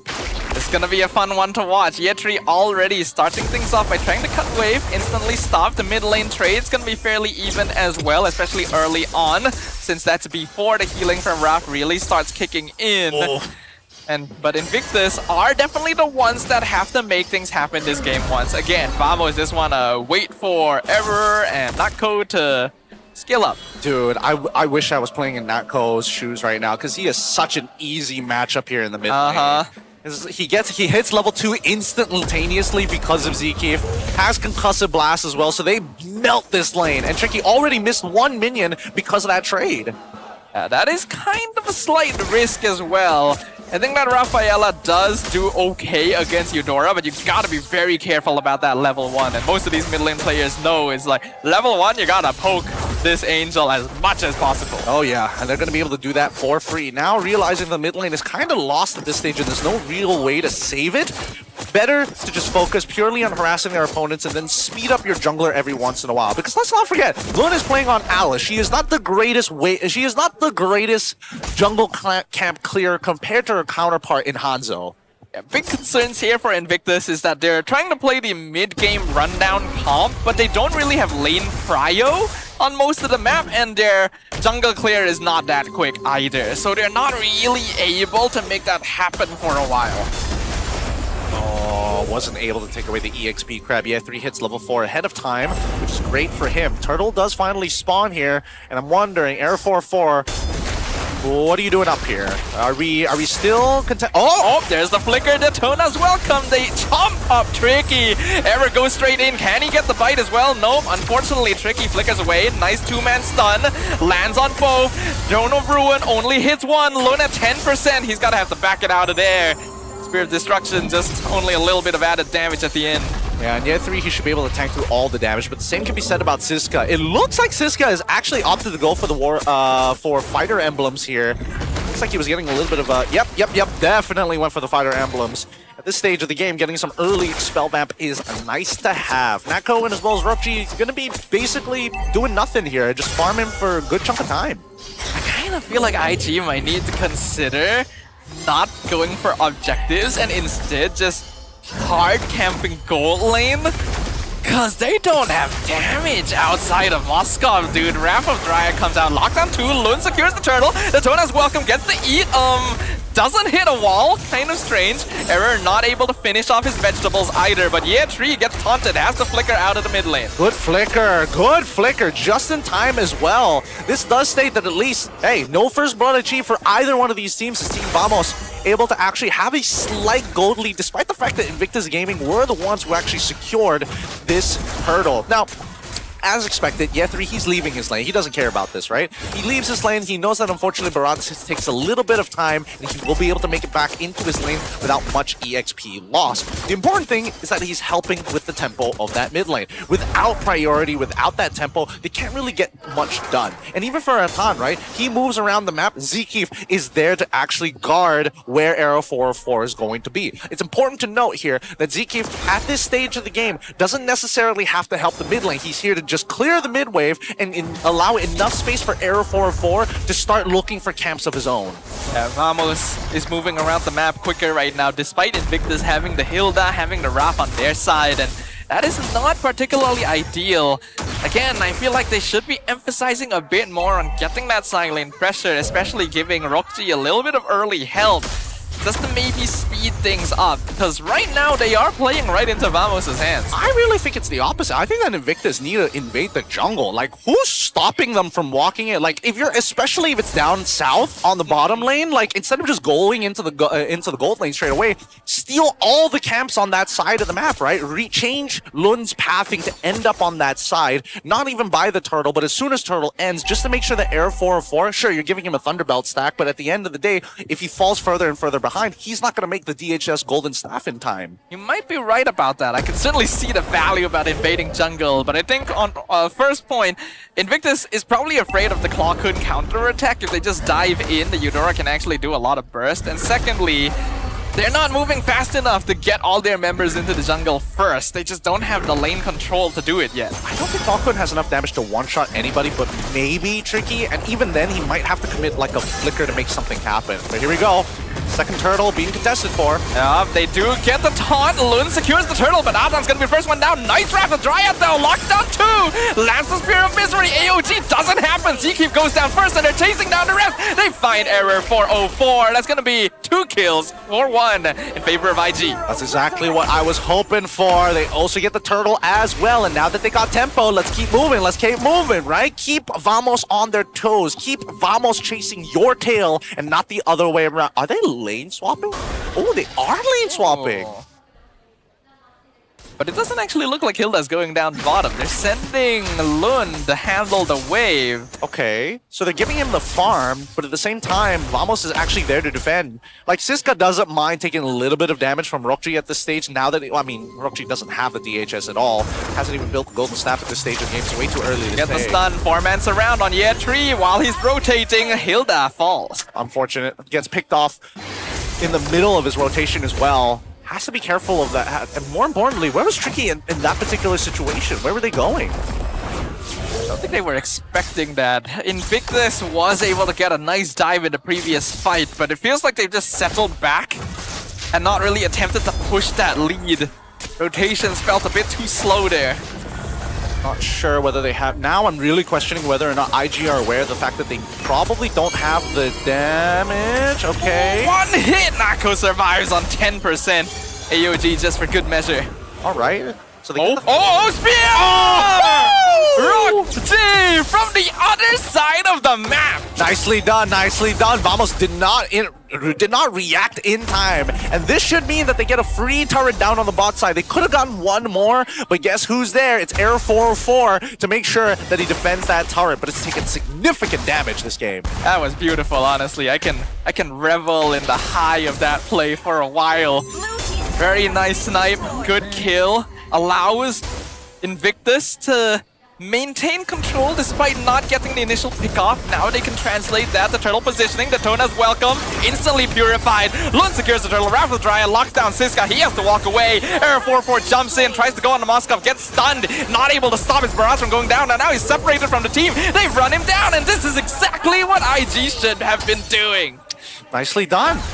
I hope to see a replay of that because I'm trying to figure out whether or not Siska intended to go for Rokji at that stage, or was he looking for Lun? I'm confident he was looking for Lun, but I can't say for certain. And it's hard. I'm pretty sure he was trying to go for Lun there, but then it was just an entire pileup of IG. You can't exactly pick and choose what you're eating. I mean, he tried, and honestly, I think more people, especially when you're playing up against the Barats, his biggest counter to ruining your retreat takes is the fact that the person who has Purify just needs to be in front of him. Just stand on top of me. That's all you gotta do.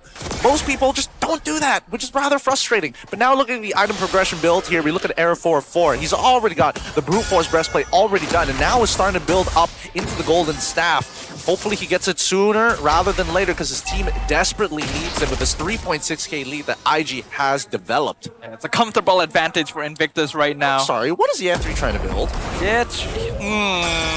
Like, I get first item, but is he trying to build BOD as a second? It kind of looks like it. What is the... Is he intending to run down Hanzo? I think he might be able to, like, just one-shot Clockland. Maybe, but then Clockun is not usually going to be isolated either.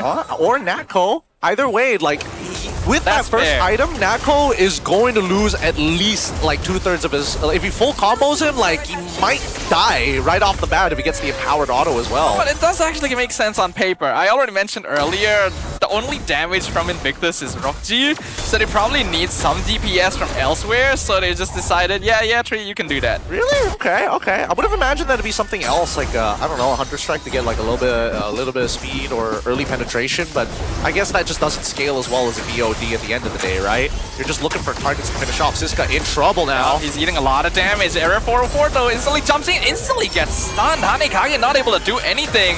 Gotta back it up. Spirit of Destruction connects. Surely you don't take that. The job is already done. It's free lord for Invictus. Yep, and Rockji still playing out of his mind right now. Playing a really a hard game. Invictus do not want to lose this. Oh god. Atan gets eaten. Flicker under the tower. I think he's dead. Yep, no way he's surviving that one. Just becomes a pile of broccoli on the plate of this Barats.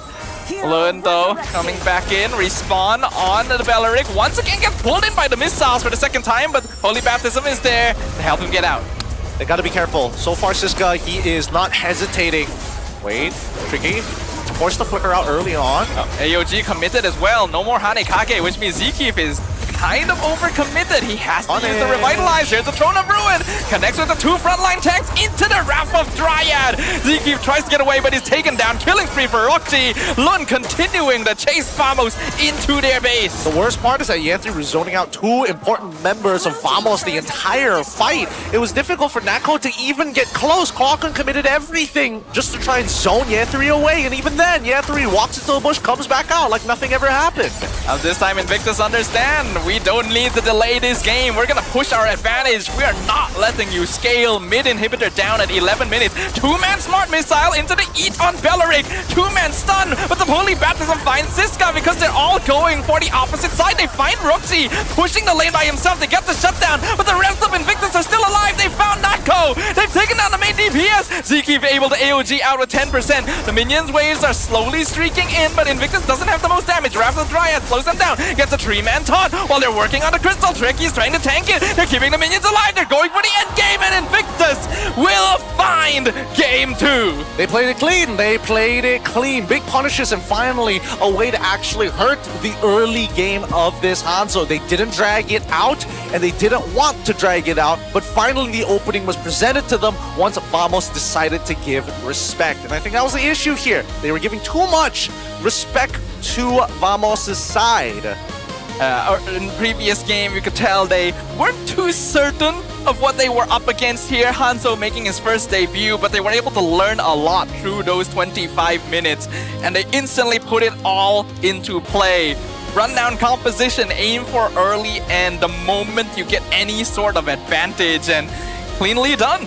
It's pulled the game 1-1 so far. It has been equalized at the end of the day. Oh my goodness. What can we expect more from either one of these teams? It feels like they've kind of they wanted to try and deal with this Hanzo at the end of the day. Vamos, it feels like they have a bit of a theme going for them in this best of 3.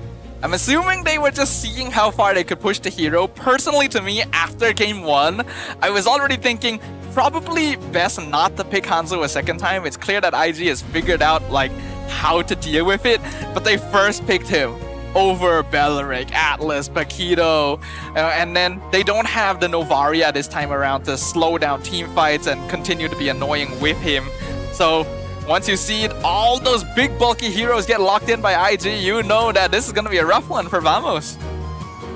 I think that it's tough. It's tough. I'm trying to figure out another way out in the draft, whether or not they had some counterplay. But let's give it up for our MVP on Alice of all things. Give it up for Lon. I'm surprised that he got away with what he got away with, because most people would say, you know what, Alice was meant for the EXP lane. You need access to Flicker to be able to land really, really decisive and impactful Throne of Ruins. And for some reason, Lun was still able to find impactful engagements despite being the jungler.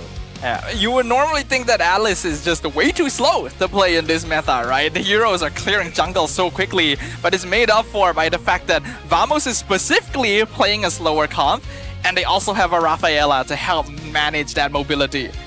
Yep, it's great. I think that there were a lot of like bonuses in this game itself with the different ways that you could have played it. However, when we're starting to look at the item build, it starts to make a lot more sense. He did build a BOD at end, and he basically was not like getting involved in as many fights. Interestingly enough, that was just looking at Year 3's build. But then everybody else, right? We started looking at just utility items like Rokji needed to win out his lane, and that's exactly what he got. And I'm surprised as well, because initially Nako was completely zoning him out of the gold lane. That's why I was saying that, hey, maybe Invictus should help Rokji just a little bit. But they had faith. They believed that we're going to focus on the opposite sides. We're going to win these team fights, and then Rokji can join. Getting that initial snipe onto Nako as well was a big opening point to enable him to start walking around the map with his squad. Yeah, that's exactly what they were looking for. And especially like once you get the Trinity build ready to go, that's when now you actually have the damage. Unfortunately for Nako, he was close, didn't get himself over the edge. But if you do notice, right, Nako, despite everything, doesn't go for early attack speed or like rupture. Instead, goes for Inspire to get the extra CDR, so he's able to actually throw out more abilities so that he can build up onto his passive, right? As many times as he's able to auto, as much times as he trades, he gets a couple of those bones back. And when he does get those bones, it eventually stacks to the late game where he becomes that monster that we all know and love from Cydia. That's the game plan for Vamos with this draft, right? They're not trying to win early. They're not trying to force fights. They're trying to delay fights as long as possible so that everyone can keep spamming Hanekage out and getting Thunder Belts. So may as well go for that cooldown reduction so that your marksman can participate as well. But yeah, big weakness. You're not as strong early. Yep. Now we also look at some more stats here. Rokji being the carry alongside as the rich guy. 793. Not a bad score so far, but we're looking for those who go above and beyond. We need to start seeing him actually make it into the 800s if he wants to start competing in that internationally. But I don't think their plan was for him to double wave in the first place. It is, we play down on bot side, you try and win out that lane. Once you get 3 items, we team fight. They put him in the top lane because he's less likely to be threatened by a Barats, and they just happen to get a windfall of the Spear of Destruction snipe, and then after that is like, I guess I don't really need to be in lane anymore. Yep, he got unlocked, and that's the perfect plan, especially for the composition of what they were trying to do. Which begs the question, whether our following game, is this going to be the issue here? Is it always going to be, we're waiting on the map before we decide upon whether this Rafa is going to get used or not? I don't think so. I mean, this was not Flying Cloud, right? It was broken walls. They still picked a Rafaela. It's basically, you see a Bellaric, Rafa is a very strong possibility. We already talked about how well they work together. You got like the healing, the mobility that helps out Bellaric, and then you can combo the Holy Baptism, Rapid Dryad together. Even better this time since you also have the Throne of Ruin to follow up on that. Yep. Catch the people, they can never move. It's hard. It's very, very difficult to move, and more so to tank through all of that damage, especially in the early stages of the game, which unfortunately for Vamos didn't go the way that they were opting to go for. But let's look at this particular clip here first, right? Because as we start this game, we're going to see exactly why this became a bigger issue later down the line, right? There we go. Wait, let's pull it 5 seconds back. I think that was just unlucky, actually. If we look very closely, it looks like, I keep having to pull it back. I think Rokji, he just timed it well, right? Yeah, he literally dashed in front of it, purified it to save his boy. Rokji deserves MVP just for that alone. That's not luck, that was planned. The fact that he already had his finger ready to press the purify, because you can't purify once you're eaten. Yes. Only during the eat animation. So that was 100% intended. 100% intended, and as we see the game actually progress, right, now that they've already punished the Flicker Detna's welcome, then look at the direction that they all decided to go into, right? Ye3 was already in the back, hitting as many targets as possible, and even takes the shot from the Hunter of Bone. At that stage, I think that's where the mistakes had already been made, right? Waits the Hunter Bone out, immediately goes for the ult into the back line, and Nako has been completely zoned from this fight, leaving Error 404 to be wide out in the open because of where he positioned his body. I think this is the issue as well when you're dealing with this Hanzo. There's one of two ways to actually protect your Hanzo. Either A, you walk together from the direction of his body, or when you peel away, you peel a completely separate direction from his body. It's one or the other, because if you do it exactly what Vamos did here, you're leaving your boy out in the open. Yeah, there's portions of the draft that aren't the same as in Game 1, so Vamos just can't play the same way. Barat is meant to initiate. It's not the same as a Uranus or Esme who can just reposition and zone. He has to do a job, and since he failed in this job, he instantly goes down. And they don't have a Novaria to slow down the enemy team from running at them either, right? So Error is just in a bad spot. He had to commit. He had to try and kill Rokji after the failure in the opening and hope to trade, but that didn't work either. Exactly. And this is really just understanding how the map actually works in your favor, right? Because most people are going to be thinking that, like, okay, it should be pretty easy to get out. And as you mentioned, it's not. You can't. You always have to go in the same direction in the same places at the same time. If not, you're not going to be able in you're not going to be in a position to peel. Notice where Clawkun is, right? He's not with the rest of his team. He knows that front line has already been compromised. He doesn't have very many options, right? Because keep in mind, when you use the superconductor, it empowers certain abilities. If you use your superconducted ball lightning, it actually has a slight AoE. But the problem with that AoE, I honestly think they need to make that AoE slightly bigger, because now if he does go for that stun, he's only catching like at max 2 people, because he has to walk up pretty close just to fork lightning first before he rips the ult or anything of that sort. Personally, to me as well, a lot of teams keep picking Eudora into Wrath, and yes, it wins level 1, level 2 pretty handedly. But Wrath is usually paired with big bulky boys, and Eudora hates those big bulky boys. What is Clawkun supposed to do in these situations? He can only try and slow down fights with big stuns, but then after that, there's no damage because Vamos has to wait for scaling. Yep, and that's the problem, right? You don't have enough of that early game chapter to slow down that progress, because even if the fight progresses for a decently long time, right, you need certain small synergies. And in this case, the small synergy is when it comes down to Zkeep's overall quote-unquote magic damage. It's technically increased because when you have the extra shred from Clawkun on his fork lightning superconductor, then it becomes much easier to actually get those trades down effectively. Despite it, you know, on the opposite side, we got Atan, who's already healing like a boatload with his Brave Smite, on top of the fact that he's playing Metalurg, on top of the fact that he's got Rafa to help him out with a focusing mark. Yeah, but I like the initiative from IG. We saw it in Game 1. I was wondering if we would continue to see it in Game 2. They are not playing scared anymore. This is commitment. This is shot calling. It's great. I like the fact that we're seeing a new side of them this time around. A side that they are less afraid, but it's clear that both sides know how to play with the lead, right? Which begs the question, does that mean that it's all about the early game, or are we going to see this Hanzo get played out one more time? Because I think that unfortunately, like, you can tell that it takes a while to get that first item Thunderbelt already. It just feels way better to snowball with like your traditional Hunter Strike into, I don't know, something else for some of the other assassin type junglers. Yeah, does Hanzo have a place in the meta? I think he could, but it's a niche. You gotta save him for later in the draft. He's more of a last pick kind of situation. For now though, we'll take a short break, let the teams rest up. When we come back, a game 3, who's gonna win it?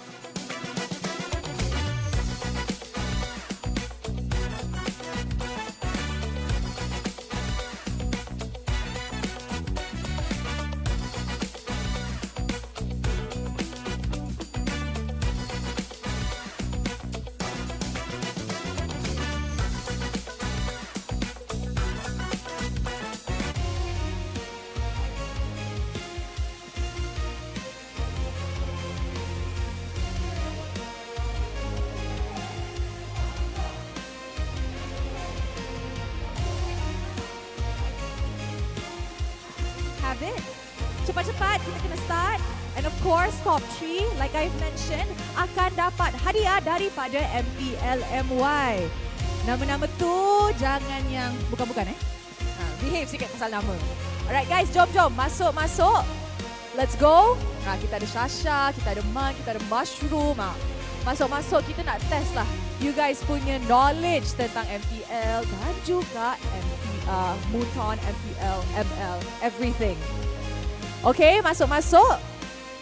And kita pun akan tunggu kita punya producer to cue bila time is up.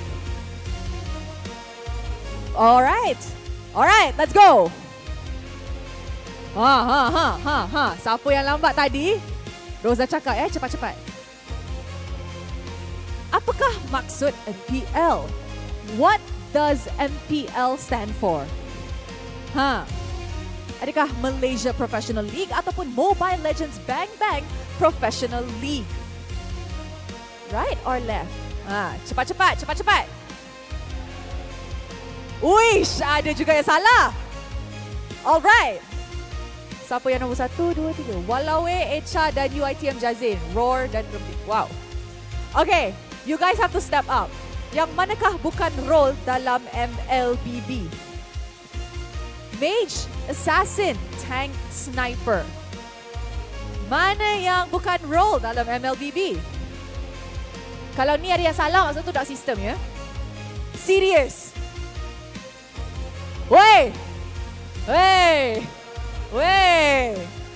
Siapa yang salah tu? Okay. Nampaknya tengah menyala walau ini. Apakah maksud ganking?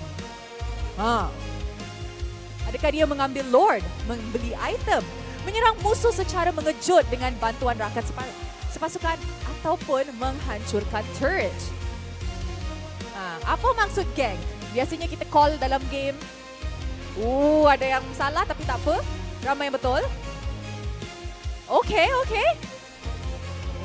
Dia tengah step up. Okay.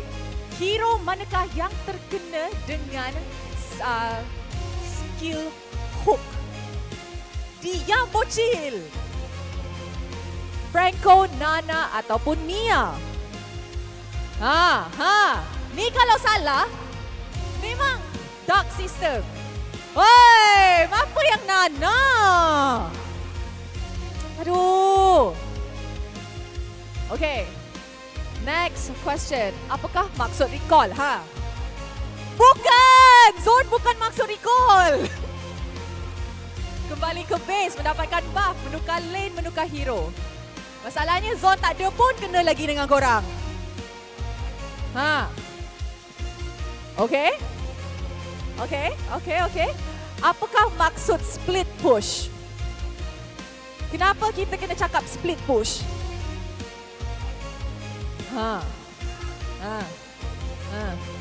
Kenapa kita kena cakap split push dalam game?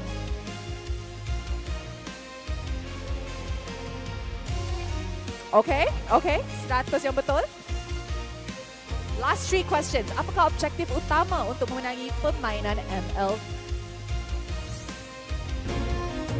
Welcome back, everybody, to the MPL MY. We're currently having a little bit of a break here up on the stage as our teams are coming back and getting back in to their battle stations. We have a little bit of on-ground events going on as well with Rose, of course, and our live audience. So come on down over to Quill City Mall here at the MPL Arena to get yourself some goodies while you're at it, while watching the games. Speaking of games, game number 3.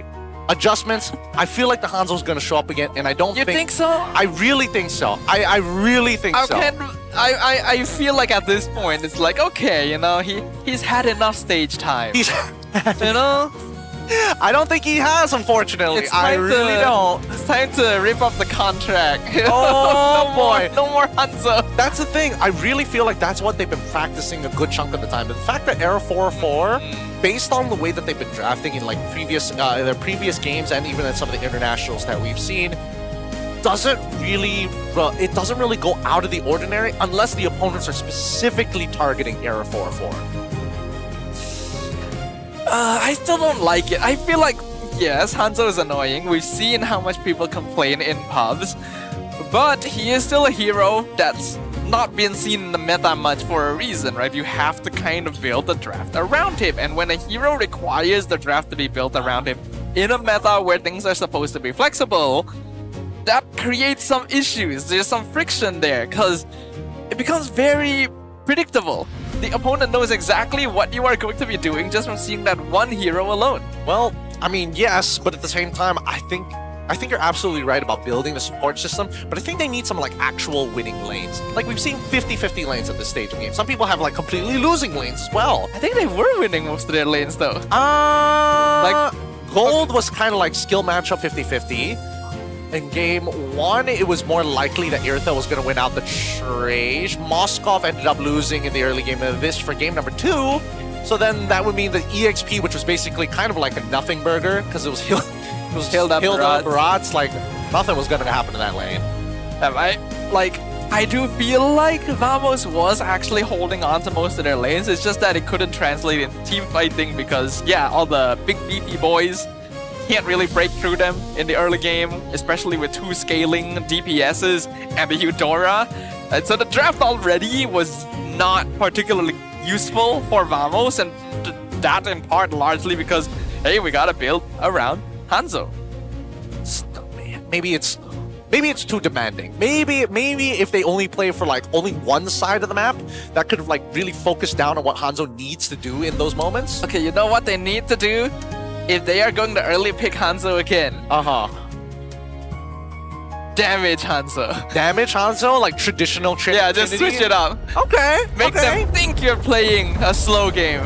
But you're not. Yes. You're not. You're there just to chunk them out as soon as possible. I don't mind the idea too much, but let's see what this draft is going to provide for us. Because again, we've noticed that both of these teams don't like going too far out of their way from what they like to practice. The only exception here is IG. Because again, they're the only ones who are like, okay, 180, we're switching it up, we're playing Rafa mid. And I appreciate that. I'm a big fan of teams that are willing to change things up. You know? Pull out different heroes. That's what makes you unpredictable. But it is broken walls once again. IG will be on blue side this time. They banned the Belleric and Novaria. This time around, IG, they want the blue side pretty bad. Belleric, Novaria, alongside with the Fanny. This should be a Hirara ban on the side of Vamos. Based on what we've seen in the past couple of game drafts, those are the general go-tos. But that does mean that Melissa opens up, assuming... I don't know, actually. I don't know how Vamos feels about the Hirara. I feel like because it gets banned out so often, it's safe to say that it's like, oh, unless they're on blue side, we don't mind getting the Hirara. If it's on the opposite side, it's a no. Ever plays a pretty strong Hirara, so I feel like it's perfectly fine. But they go for the Uranus ban instead. All right, place your bets. What's more important to IG, Hirara, or they're going to go for the first pick Melissa again? Is there anything else we're forgetting? Paquito hasn't been picked up as early these days since people have figured out he can be countered. And most usually goes into the jungle in those times. I kind of like the Hirara a bit more personally. But then if you get Hirara, that means Melissa and Paquito go to the opposite side. And Paquito does well into the Hirara early stages of the game. And you still don't have an direct answer to the Melissa. Yeah, it's the Melissa, okay. Unfortunately, I think the Melissa pick is by far the safest. Because then you can't put the Paquito into its optimal role. And then Hirara is like, I exist. My brain can only go so many steps. I'm sorry. There's a reason I'm not up there. Look, it's an uncomfortable game of rock, paper, scissors, where unfortunately paper and scissors are colluding against the rock. Yeah, Melissa's open, so Vamos has a choice now. They can grab Hirara, they can get Paquito, but both heroes have a bit of difficulty against Melissa. Atlas is still open as well. They can even set up for a Rafaela. I was actually thinking they might open Uranus for that possibility, but no, they ban it. So they will go for Hirara, Barats. No Hanzo this time. Very safe opening, but okay. I guess they trust the fact that, considering Siska's performance in game number 2, a lot of those big chomps, very, very important for him to actually land. If it gets blocked, sure, at least you burn a battle spell guaranteed. But now, IG respond with the Rafa alongside with the Alice. It looks like they want to do this one more time. They're already giving each other high fives. They're like, okay, we got the Wombo combo that we were looking for. This is very, very difficult to deal with right now. Hirara's burst damage is high, but once Rafaela gets that flask, it's so difficult to burn through the HP bars, especially if heroes like Alice. You're gonna need to prepare yourself for more bulky frontliners after this as well. Yep. It's unfortunate, but it does mean that they need a strong mid laner who can actually affect the Melissa. Personally, for me, There it is! Kaja! The bird is here! I love it. I love it. I wish that it wasn't that I had to go for the Barats here, but unfortunately, it's just the case, right? They don't have a wombo combo just yet with the Kaja. Usually that comes down with the mid. Usually that also comes down to maybe the marksman, but since Melissa's already gone, you can't keep him in one place for too long, right? You gotta pull him around. Could be an Irritel again. The AoE would certainly work with Kaja. Not the worst idea. Not Already seen them play the Irritel versus Melissa lane 2, so it's not something that goes uncomfortable with. I hope they pick Farsa here. I think Double bird? Double bird? No, it is the perfect combination that they should go for. You have an direct answer to the Melissa, and you have a direct answer to getting rid of this Rafa early on to the fights. Big laughs coming in from IG as we see the Hilda, and they're all like, damn, they hate Year 3. They hate Year 3 real bad, boys. That's 3 EXP lane bans already, by the way, so yes, you should smile at that. Well, I mean, Hilda is kind of like a give and take here, I personally think. At the very least, Hilda still would have been really annoying for both the Kaja as well as the Hirara. Because again, you walk in at Hirara level 1, she's like, oh no, I don't have my combo points yet. Like, I can't do anything about this. But IG, what are they concerned about at this point? As you mentioned, Farsa is something that Vamos would be able to benefit heavily from. So maybe IG, yup, they ban it. Properly thinking it out. No double bird today. Yup, they should probably also get rid of... Actually, what has enough burst at this stage of the game? Don't know. If we're talking about artillery mages, before this it was always like the Farsa and the Eve, but the Eve burst is not quite enough to handle Raph. In fact, Raph is actually quite good into Eve. I think I got it. Wait, no. I just need one more pick. It's going to be... I think there should be a consideration for a Claude ban on IG side, because if not, Vamos is 100% going to take it. Because now they have a dedicated way to actually wombo combo with the Kaja, and they need supplementary damage from something else. What? I feel like Vamos would still be okay with Irritel, though. Wait, I don't know if Valentina ban? They don't... They don't want the counter alt in case the Rafa goes into the roam? Or, you know, Valentina roam? Or Valentina EXP, actually. What the hell? Okay, this should be Eudora ban then. Wait. Man, could also be Lilia. Like Lilia would also work with Kaja. But then there's like an added level of execution added on top of it. Like you have to not only put the Shadow Ball... yeah, but you have to give out something at this point. I think there are better picks out there. Like Eudora 100% is nasty. You can get away with this. Odette also a pretty good way to kind of like wombo combo. Oh, that's not bad. I wouldn't mind an Odette actually, surprisingly.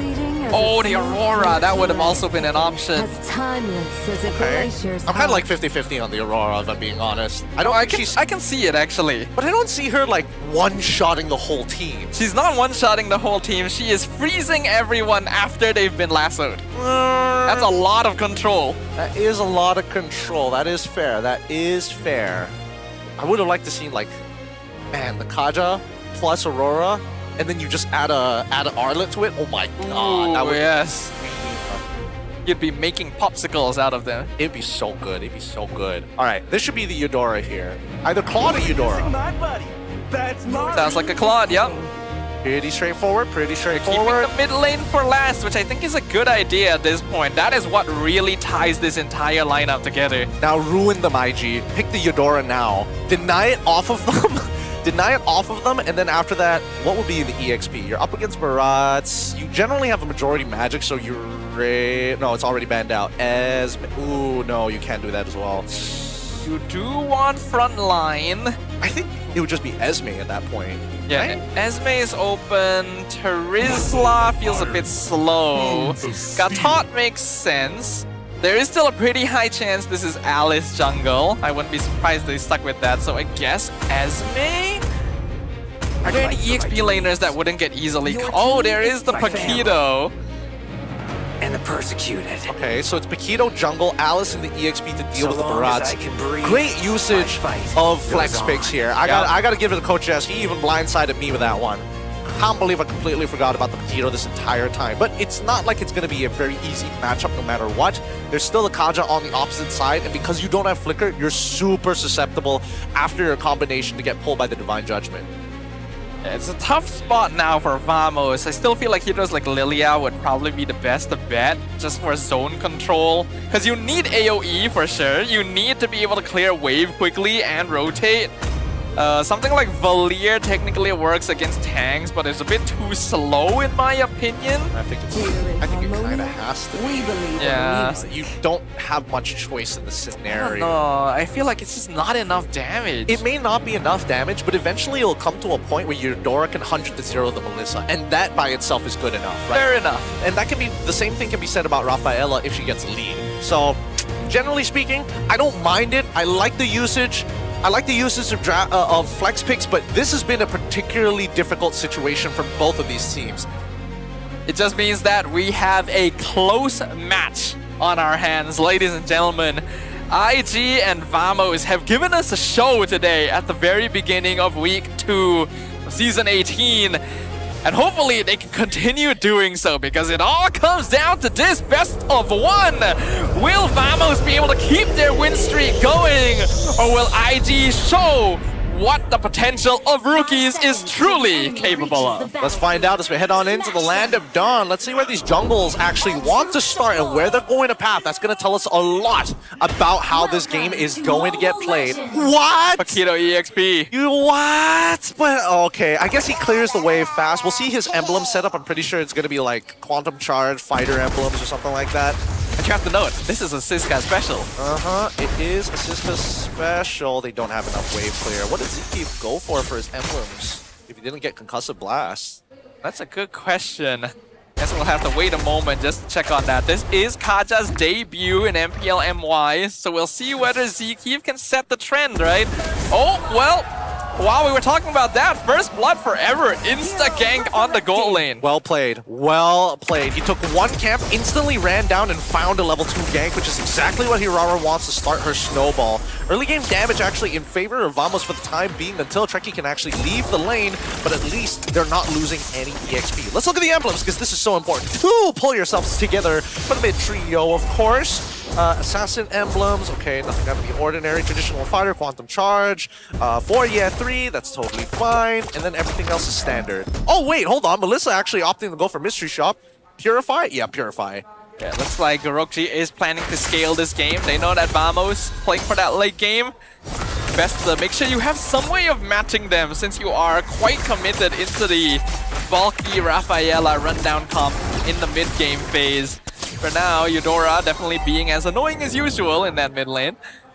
Yeah, with the added benefit of having Kaja on their side to kind of like wash through them. So far, it's been going really, really well. Like Zeke and as well as Clockwood staying extremely healthy, even managing to, you know, be able to heal themselves back up their regenerate without much contention. And usually, that's the big issue dealing with that. It's not the double bird comp, it's a double lightning comp. So far, doing a good job. Ziggy flying around. Atan has the power to revitalize. Atan somehow steals the turtle. Yetri comes in, punches Error in the face. He goes down. Atan gets traded, but he's fine with that. Siska so close to taking out Yetri, but he has to flicker out. Quackwood picks up the double kill, taking down Tricky. Do they want to keep going? Ziggy actually dashing forward. He's trying to slow down Lund, blazing through and not go. All the way from the other side of the map, picks up an assist. But Yetri comes through, punches a bird out of the sky. I thought flying was strong against fighting. Well, maybe not in this universe. Unfortunate sense. Oh, okay.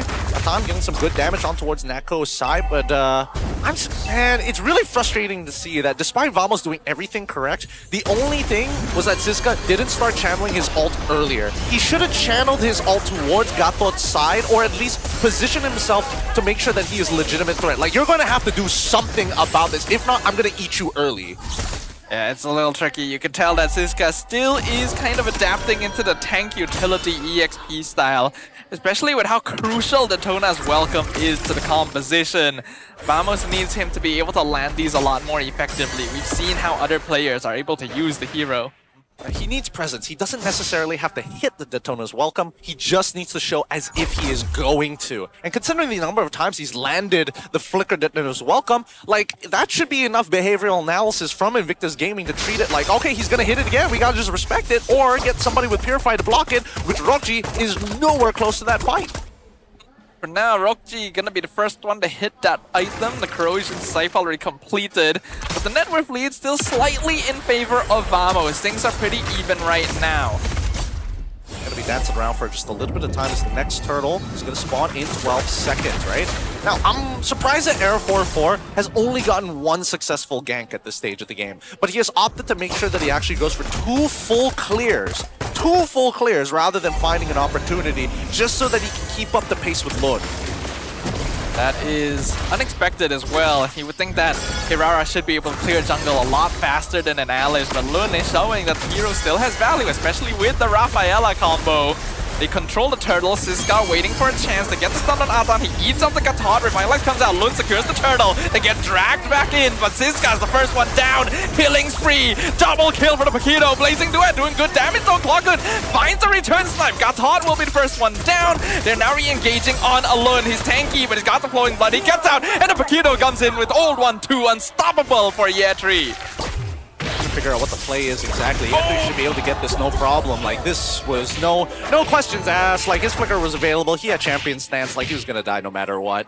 I'm just surprised the fact that Siska, why isn't he using the ult early on, man? Like, are we looking to steal away the neutral objective or no? Because if it is no, we start backing off. If it is yes, then you attack the, then you immediately jump onto that Alice and pray to God that at least your jungler can dodge the AOG, because that's really what it is, right? Siska can only do so much. He can either deny the retry or he can start zoning off his targets, and right now, he can't do the zone. It's weird. It felt like there was clear hesitation there where he was like thinking, do I want to eat Atan or do I want to save it for later? And by the time he eats Atan, it's already too late to be as effective as it should be. And those lapses in judgment are costing Vamos. Yeah, I think Vamos need to work on their timings if they want to steal neutral objectives. Here comes the conceal though. Zeke looking for an opportunity to maybe set up Divine Judgment or something like that, but really, I don't even think it's like worthwhile. As soon as Zeke, I'm pretty sure that if he happens to cast the Rafa, if he gets hit by the Baptism, then I think it should, well, is it long enough to cancel it? I don't think it will cancel it out. They'll still be stuck in the circle, yeah, but at least they don't get dragged around, you know? Red team turret has So been far, we destroyed. haven't really seen a particularly successful Divine Binding from the Kaja, which is unfortunate because it's a very cool ability. God damn it, did they change the name to They Divine did Binding? change the name. God damn it, why? Judgment was perfectly fine. I agree with you, honestly. I guess they think that this judgment is reserved for one person. Well, here comes Lund. They're looking. Oh, he gets to eat this time. Thanks, so God. Error secures the turtle, and that's a lot of damage coming out of Clockhood. What? And while the flicker backwards though, the Dream and Sun in return. Siska again gonna be the first target. Zeke flickers out. Invictus sustaining everything. Nako in a bad spot. Will he get chased down? Rockji gonna be stopped by Zeke. That should be all for now. Yo, they need to start talking to each other. Brother mans, why aren't we talking to each other? Siska already set up for the steal. It's just what happens after that, right? Why did Clockhood release so early? And why was his main target Lund for some reason? Why couldn't it, like, at that stage, why couldn't Nako go in with the Blazing Duet early on into someone that actually makes sense, like Trekkie, for an example? There's a lot of weird things are going on here. This neutral. Oh, God. They might be able to punish Rockji. Purify comes out. Daytona's. He's fine. As long as he has that Purify, that nobody's touching this poor guy. Well, maybe Zeke, but like even then, it's not the worst in the world. He's perfectly okay with that. Throne of Ruin, they take down the tower, they catch out Siska. Godlike streak, 6-0 for the Paquito. It is clear that Vamos don't feel very comfortable trying to run this comp. There's a lot of different things that are happening all at the same time, and if they don't come up to speed with how exactly they want to fight, this is going to be a very quick game for Invictus. Yeah, this is not looking good. That EXP lane gap growing bigger. And Rockji benefiting from it as well. Vamos 3k gold behind at this point. Is still a gap they can make up if they're able to get more farm into Nako and Clockhood. But so far, the initiation has just not been clean. I don't think... Oh, no. So they're going to make sure that Siska is going to be the one with Dom Ice? Wait, hold on. I think they're engaging up top. Yeah, Lun chasing them down.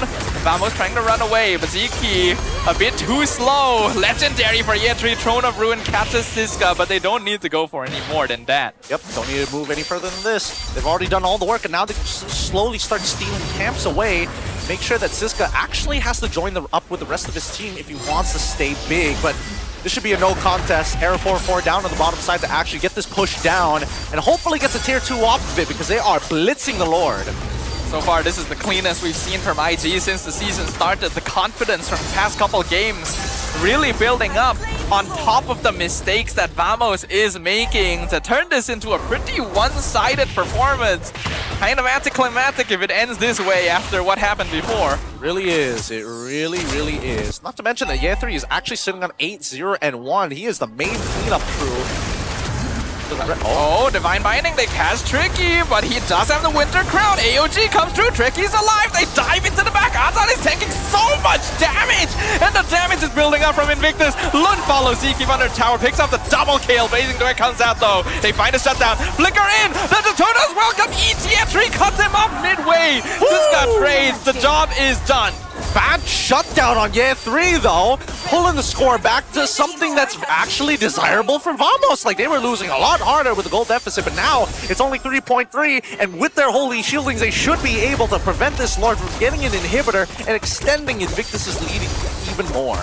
Yeah, that was crucial for Vamos, and also a bit of a mistake from IG. They may have overcommitted in that one. The Lord is still so far away, you didn't need to force that. Yeah, I'm surprised how Atan didn't get pulled. Didn't get pulled by the Divine Judgment. I think it was his passive like punch that gave him just enough distance to get across the binding. We might have to look at that again if we get the chance. Like, they were definitely trying to save Tricky. I don't mind that too much, but diving in here was a mistake. Siska finally gets the eat, and they're fighting again. Atan nearly dead, but the Throne of Ruin in the backline catches Tree. Not gonna be able to find too much from it though. Vamos back off into their base. Good zoning, good zoning. Catches 3, forces them back underneath their base, gets the last outer turret. And now Invictus Gaming back to where they were. 3.7k, very comfortably in their hands. Level leads on pretty much everybody but gold. So far, Invictus still keeping a cool head about them. They understand they made a mistake previously, but that shutdown gold was huge. And it went into Natko of all people, so he has actually been able to catch up a little bit in gold. Though Roxy still slightly ahead. This means that Invictus cannot let that happen a second time. If so, this game becomes even. Yep, and I think they're in a lot of trouble. Right now, it's a rush to the items. For Eudora, she needs to get that Lightning Truncheon to actually put Rookji in an awkward spot where he can't walk up too far in fear for his life. In comparison to Rookji, who needs at least bare minimum, a Winds of Nature to survive a potential Blazing Duet for Natko once he's fully stacked up with his, Golden Staff and Art of Thievery. But as of right now, there we go. Wind of Nature already complete. He can defend himself against Natko. The question is, will Clawkun get to that third item in time? Yeah, next Lord is coming up in 5 seconds, so I'm not going to have a particularly long time to think about it, and the Holy Shields will go down soon as well, so they won't have the luxury of that to depend on. Error 404 will see Yetri down here. He's still going to have to go back home, which means that he's not in position for this Lord at all. What? Wait, what is Error? Huh? What is Error 404 doing? He wanted to recall, decided not to recall, goes to his purple, and now is cutting through. He gets spotted out by Yetri, and this is going to get rushed out. Yeah, Vamos is still going to try and go for it, but Lund secures it easily. Divine Binding doesn't do too much, but the Blazing Duet is coming through. The Wind of Nature, though. Roxy denies any DPS. Ziska, once again, left in the lurch. AOG cuts off Clawkun, puts him in an awkward spot. The spin doesn't even stun. Not that it would have done anything. They know Clawkun's out of position. He'll sacrifice himself to make sure Natko goes home. But at this point, with the Eudora falling, Invictus have a clear path. Oh, that was bad comms. Bad comms by Vamos. Unfortunately, the miscommunication is getting them killed right now.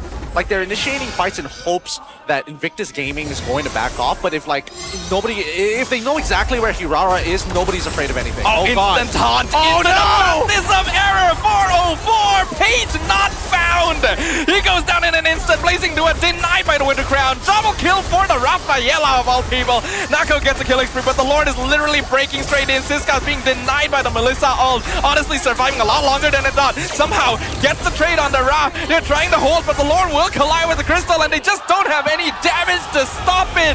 Invictus Gaming gets the reverse sweep. Oh man, I thought he's feeling it right now. He was already taunting before the crystal even broke, and even after the minions got pushed out for just a couple of seconds, still able to close out this game. Good job as IG take the game 2-1 against Vamos. This is going to be a massive confidence boost and a big stock breaker for Invictus. They didn't look very solid last week, but this time around, they've taken down the defending runner-ups, the team that scored top 8 at MSC, with a rookie lineup as well.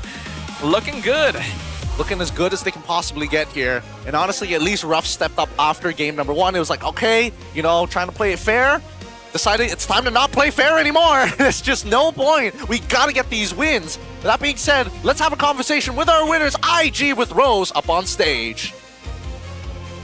Berjaya reverse sweep team Vamos. Invictus Gaming comes out on top. And of course, di atas pentas bersama dengan Rose, kita ada Yetri dan juga Loon. Congratulations, boys. Thank you. Thank you.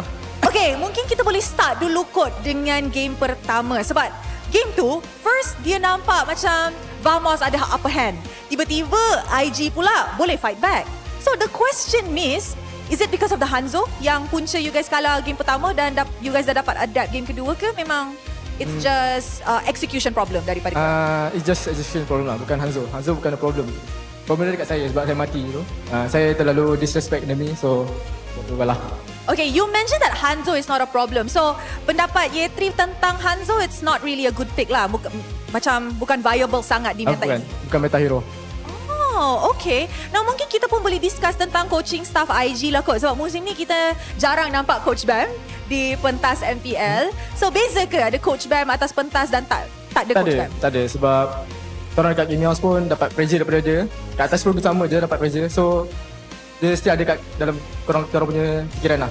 Dekat mana-mana dia ada pressure. Biasanya dia cakap apa Biasa dia akan marah. Oh, marah. Marah je. Tapi dia selalu nampak macam fun-fun je. Ya ke dia marah? Just ada alter ego. Itu persona MPL je lah. Tapi dekat rumah memang kuat marah lah. Memang kuat marah. Tapi kita boleh nampak lah kot hasilnya. Mungkin dia nampak potential yang besar kepada rookie-rookie pemain IG kan. And of course kita pun nak borak dengan Loon. Hello. Hello. Nampak Loon ni macam very happy-go-lucky lah. Happy menang hari ni? Okay, Loon. Tadi Yetri cakap Hanzo bukan masalah pun di perlawanan ini. And of course dia pun rasa Hanzo bukan viable jungler. Bagi Loon, kenapa pula Alice keluar di Land of Dawn hari ini? Kenapa ya? Itu karena kita udah prepare juga sih. Emang hero kita. Oh, memang hero Loon lah. Apa yang membuat Alice sangat-sangat OP dalam perlawanan tadi? Kenapa you rasa dia sepatutnya di-pick? Karena dia objektif kuat. Strong objektif. Strong objektif. So you rasa dia boleh dimain dekat rank lah? Ataupun memang ikut draft? Boleh. Okay, satu lagi soalan yang mungkin agak personal lah kot untuk Loon. Kita tahu di mana musim lepas IG ada jungler terbaik yang semua orang rasa like, you know what, he deserves to stay in IG. Tapi Loon datang musim ini, rookie face, fresh blood. Ramai orang ada ekspektasi tinggi. Of course, you are replacing one of the best junglers, import junglers yang kita ada di Malaysia. Adakah itu membuat you rasa pressure bila you are filling such big shoes? Enggak sih. Ya, kalau pressure nggak ada pressure sih. Yang penting kita main aja. Main dalam sistem tim kita lah. Kita bakal dapetin yang terbaik buat tim kita.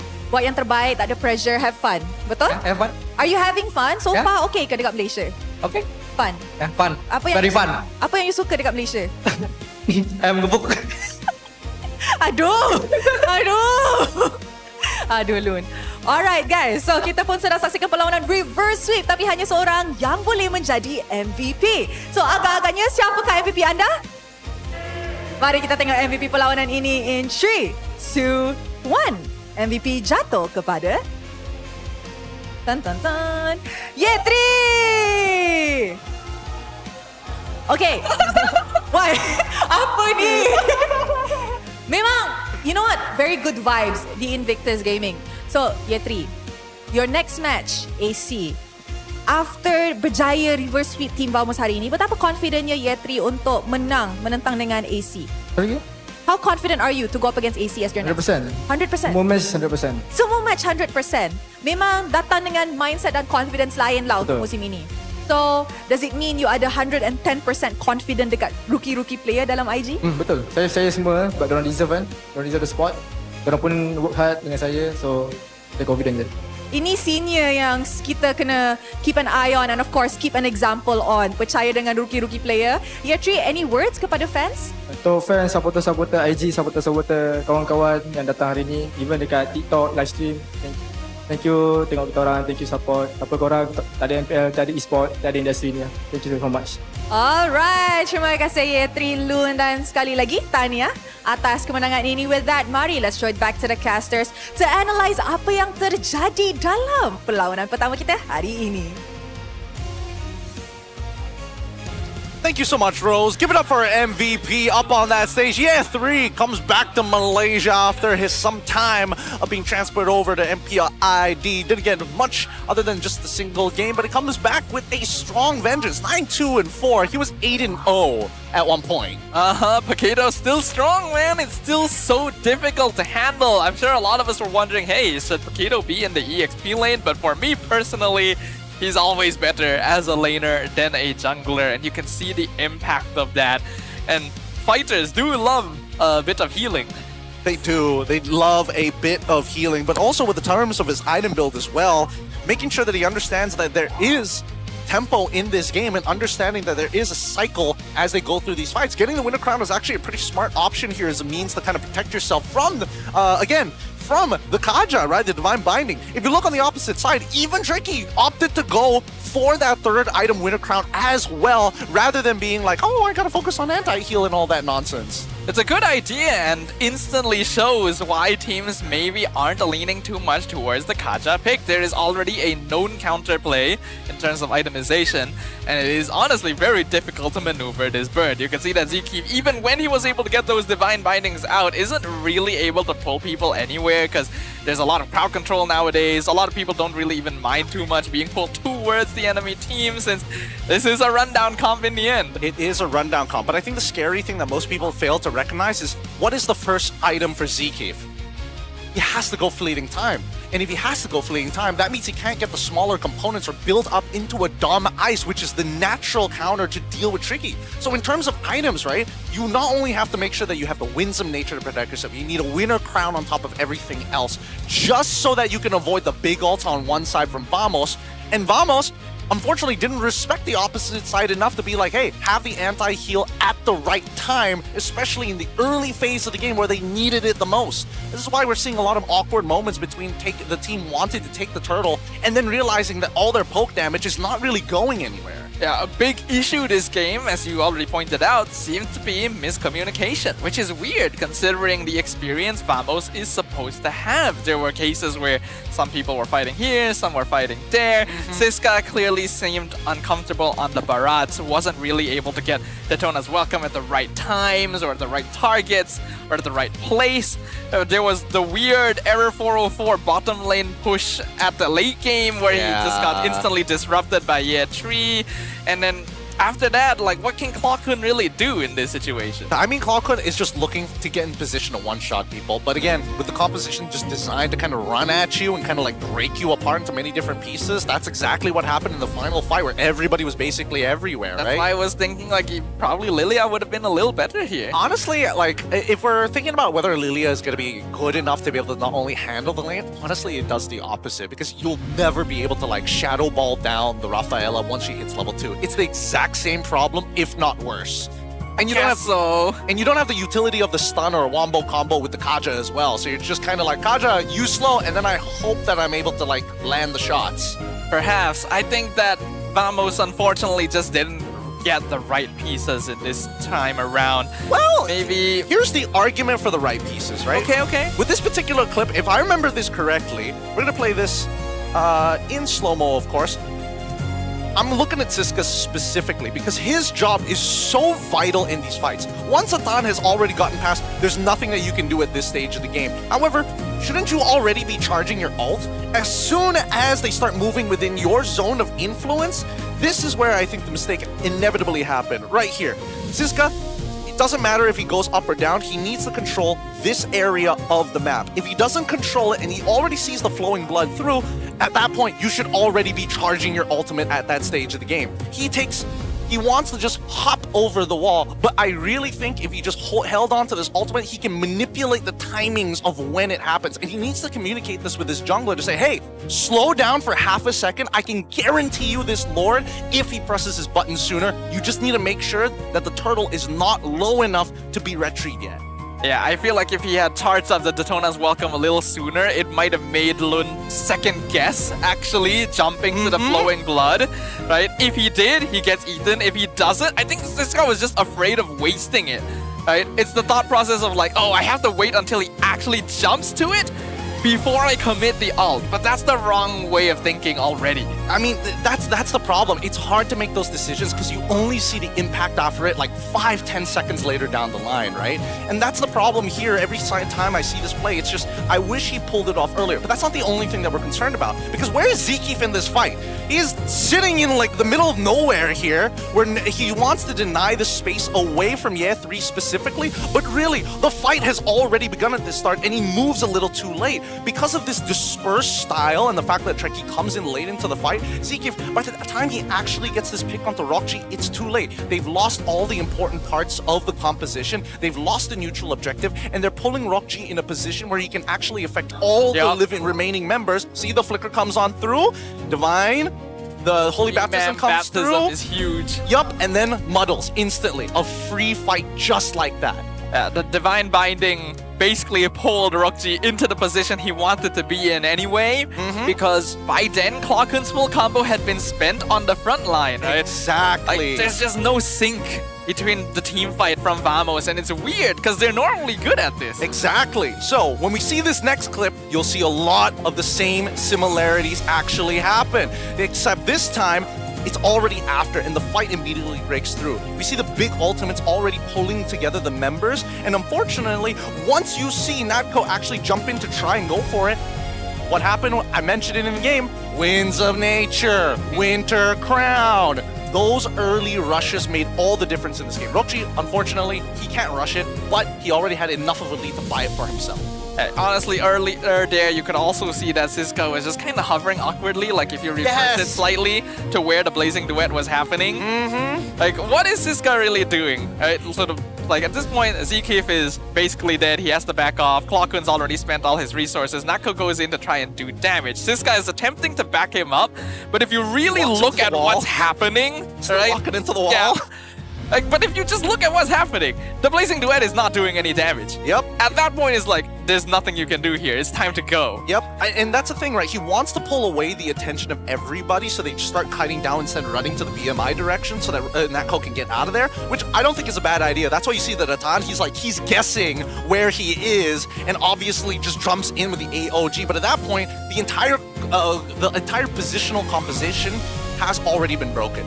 And there's nothing you can really do about it at that stage of the game, right? And as they chase Clockun down, like, I really think that what should have happened right from the very beginning of this clip, where is he? Here we go. Darn thing is blocking where this position. All right, there we go. Clockun comes in, he goes for this full combination, but it's already too late. And then Zekif has already like tried to make his binding really, really good, but they didn't hit any of the priority targets that they were looking for in the first place. In this case, it should have been Rockji. It should have been Rockji who was targeted rather than Lun. Lun is just too tanky to cut through at this stage of the game. I also feel like one big issue with Kaja is just how it's a similar issue to a lot of tanks that are highly reliant on one singular big ultimate. Yes. You have to start fights with it. but there's no other tools you can use to maybe force out resources before you use the big ultimate. Exactly. That's why Atlas is so good, right? Exactly. You're painting the perfect picture here. This is the big difference between utility style supports with big setting ultimates compared to a kit that naturally has CC and a big game-changing ultimate. That's why we're seeing that Belleric as well as Atlas are the two foremost premium tanks in the metagame as of right now for those two abilities that they have. The Ancient Sea, the Wrath of the Dryad, perfect match alongside with the Fatal Links. Having ways to make your opponent spend Purify, spend Wind of Nature before the big ult is crucial. Because here, Zkeef has to start the fight with the big ult. And because he only has the one big ult, all of the rest of Vamos has to commit. Because if they don't commit on the big ult, they've wasted the big ult. But then they just spend their Winter Crowns, spend their Wind of Natures, and then after that, it's like, all right, guess it's our turn. That's why it should have happened from the get-go. That was the big issue. The first early turtles kind of set up the pace for how the game is supposed to look like once we start transitioning into third turtle and the Lord, where you see most of the times teams either give up the first two turtles, go for the third turtle, try to contest it. If they can't, they contest Lord afterwards. If not, just win right from the first turtle, and then you're kind of set. I think it's clear that Vamos was not the most comfortable with this. Zkeef, probably not the most used to playing Kaja yet. Ziska, we've already mentioned it multiple times, and that's your Roam and EXP, right? You need them to open map, get information. We've already mentioned how important they are in this meta. Without them, it's hard for the rest to follow up. See, this is why I think that this Barat's pick early on for Ziska was a mistake. And I think they could have held on. They might even be able to give it over, right? They could have held on to it. They could have held the Paquito as a means for counter drafting rather than just the Hirara, and then eventually gone to Lapu, which is probably the only combo starter. So it's that EXP pick that really hurt them overall. With that being said, though, this concludes our very first match. Next one, BTRM facing off against SRG. But first, just a mic check from our previous series. Scan berapa scan? Aku ikutin sih Nolan deh. 3 dia. Nice, ikutin deh. Tuh. Nah, terbaik aku aman sih. Ini, no. Aku tenang. Hati. Lagi pelan-pelan. Melisa bagi dia balik ya. Ada lot guys, ada lot. Pakai lot. Main chill, kasih bocil mainnya. Aku pundukan yang terus datang ah. Ini pukulin ini udah bisa. Ya, sabar. Duelin. Terus keluar. Buat duelin. Udah bareng lord udah end guys, santai. Ini gas aja depan dulu. Nice. Ada gua nih kawan. Ini depan lu. Dia restore. Dan gua itu. Santai bos. Nice. Bola lagi. Aman, tempel aja terus. Bawa. Depan, masuk depan satu orang. Aman. Cover gas. Baras dulu. Baras. Barat batai. Lihat bawah. Bawa. Aman. Siap. Batai. Nice. Kata. Gas. Boleh. Nice, aman guys. Gak ada hitter, santai aja guys. Aman. Press aja.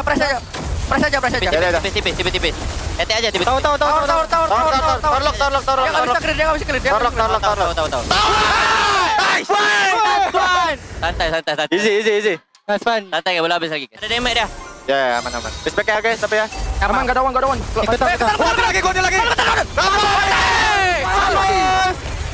Mimi. Double pare. Hero dulu. Hero. Nyawa. Bye Boci. Bye. Ini nggak masuk. Aman. Ini nggak masuk. Bye.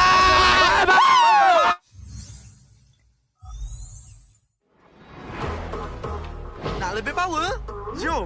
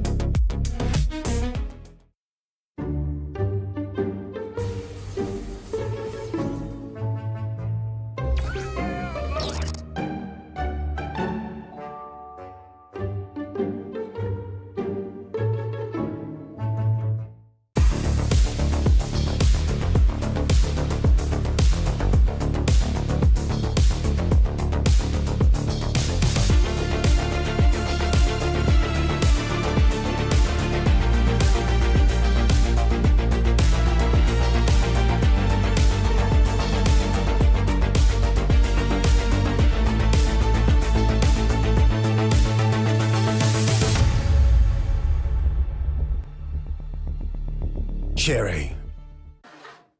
Exotic vibe like power on, wangi, tune, tiada lawan, aura, boom, boom, boom, boom, boom, beraksi dengan penuh keyakinan. Exotic vibe like power on, wangi, tune, tiada lawan, aura, boom, boom, boom, boom, boom, beraksi dengan penuh keyakinan. Find a really cheap Mobile Legend top-up but the diamond never come? Don't worry, Joydify is here. Your top-up? Dijamin instan. If we're late, you'll get a voucher. Wanna get more? Wanna grab 1,000 diamonds and get Mobile Legend skin like him? Log in on Joydify now and get a chance to try Joydify MPL Lucky Spin. What are you waiting for? Try the MPL Lucky Spin on Joydify now.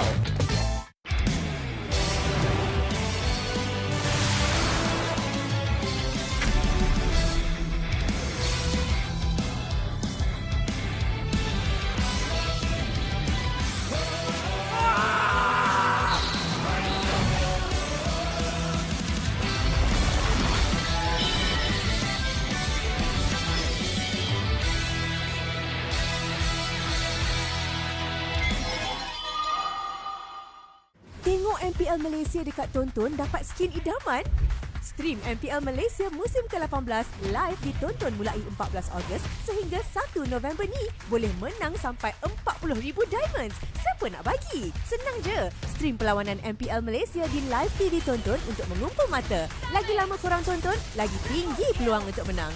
Imbas kod QR untuk maklumat lanjut dan mula kumpul mata korang di Tonton sekarang.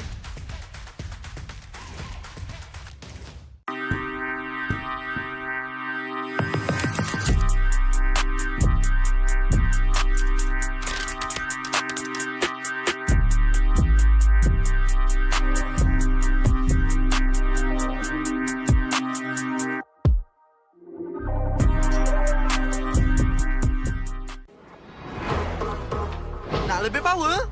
Jom!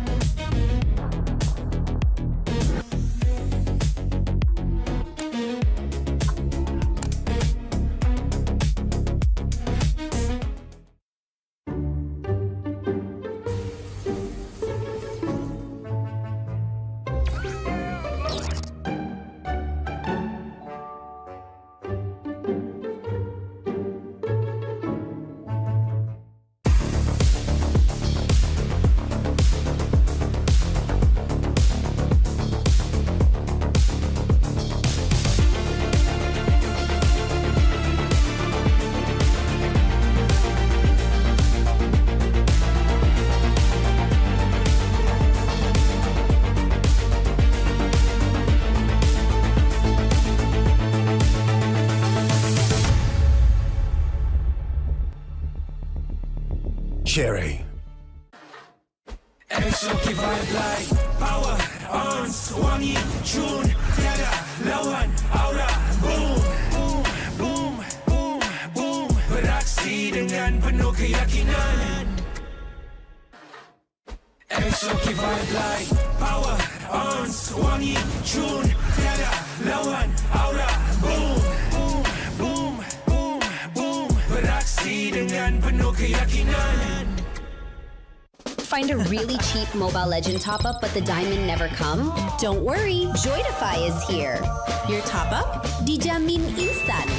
If we're late, you'll get a voucher. Wanna get more? Wanna grab 1,000 diamonds and get Mobile Legend skin like him? Log in on Joydify now and get a chance to try Joydify MPL Lucky Spin. What are you waiting for? Try the MPL Lucky Spin on Joydify now.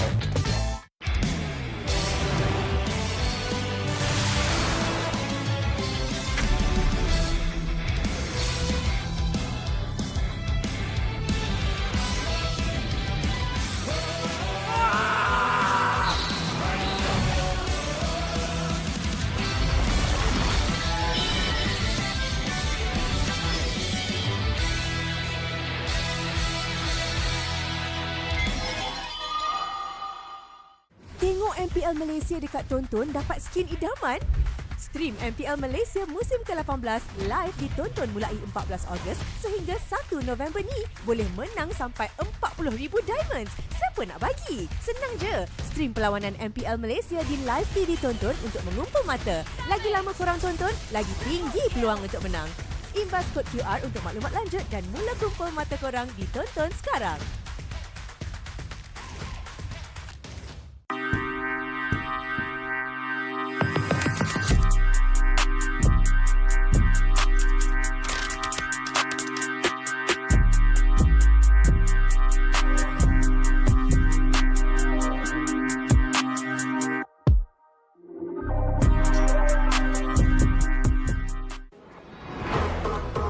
Nak lebih power? Jom!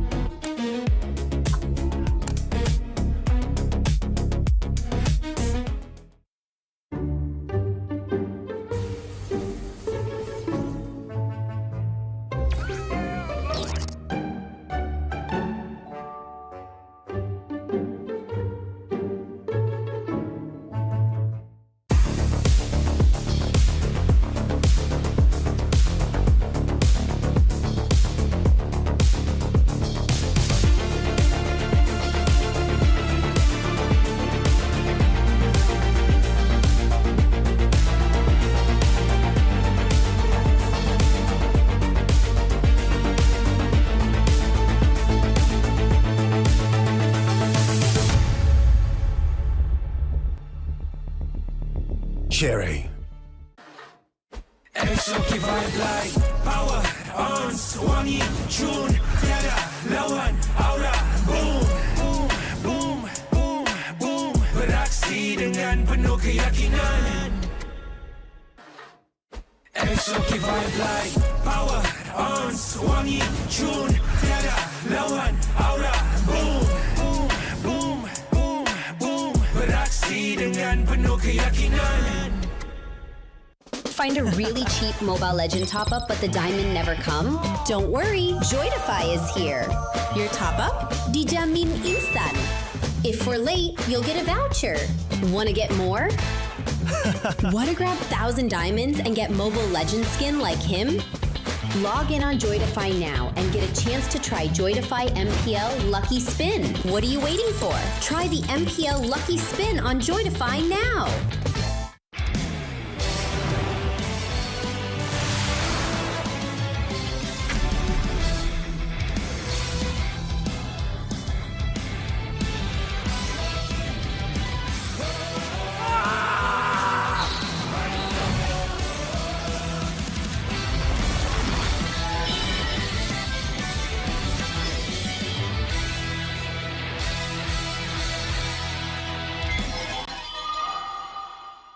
Tengok MPL Malaysia dekat Tonton dapat skin idaman? Stream MPL Malaysia musim ke-18 live ditonton mulai 14 Ogos sehingga 1 November ni boleh menang sampai 40,000 diamonds. Siapa nak bagi? Senang je. Stream perlawanan MPL Malaysia di live TV Tonton untuk mengumpul mata. Lagi lama korang tonton, lagi tinggi peluang untuk menang. Imbas kod QR untuk maklumat lanjut dan mula kumpul mata korang di Tonton sekarang.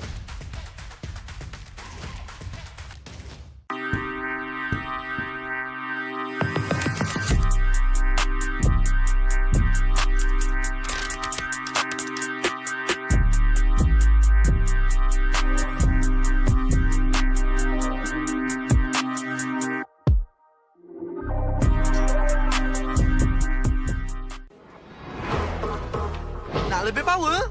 Jom!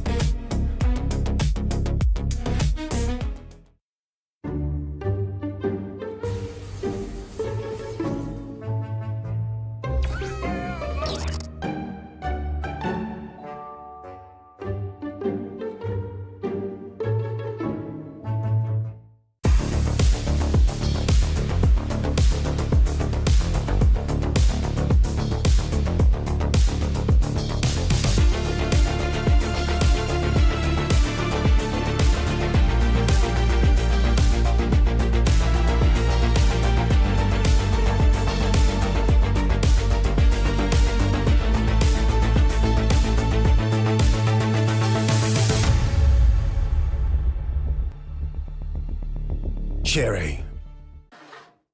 Exotic vibe like power, ons, wangi, tune, tiada, lawan, aura, boom, boom, boom, boom, boom. Beraksi dengan penuh keyakinan.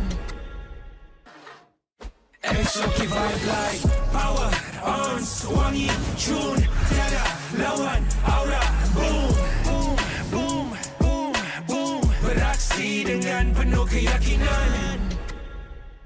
Find a really cheap Mobile Legend top-up but the diamond never come? Don't worry, Joydify is here. Your top-up? Dijamin instan. If we're late, you'll get a voucher. Wanna get more? Wanna grab 1,000 diamonds and get Mobile Legend skin like him? Log in on Joydify now and get a chance to try Joydify MPL Lucky Spin. What are you waiting for? Try the MPL Lucky Spin on Joydify now.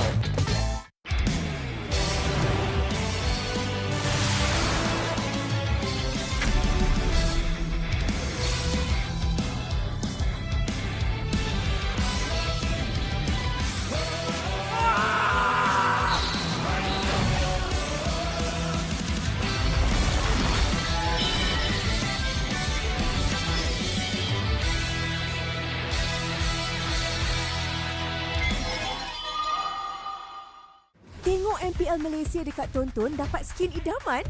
Stream MPL Malaysia musim ke-18 live ditonton mulai 14 Ogos sehingga 1 November ni. Boleh menang sampai 40,000 diamonds. Siapa nak bagi? Senang je. Stream perlawanan MPL Malaysia di live TV Tonton untuk mengumpul mata. Lagi lama korang tonton, lagi tinggi peluang untuk menang. Imbas kod QR untuk maklumat lanjut dan mula kumpul mata korang di Tonton sekarang.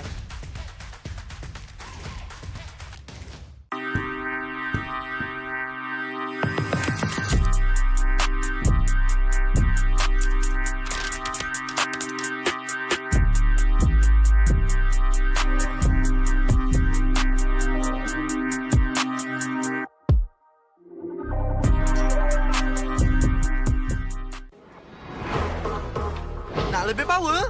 Jom!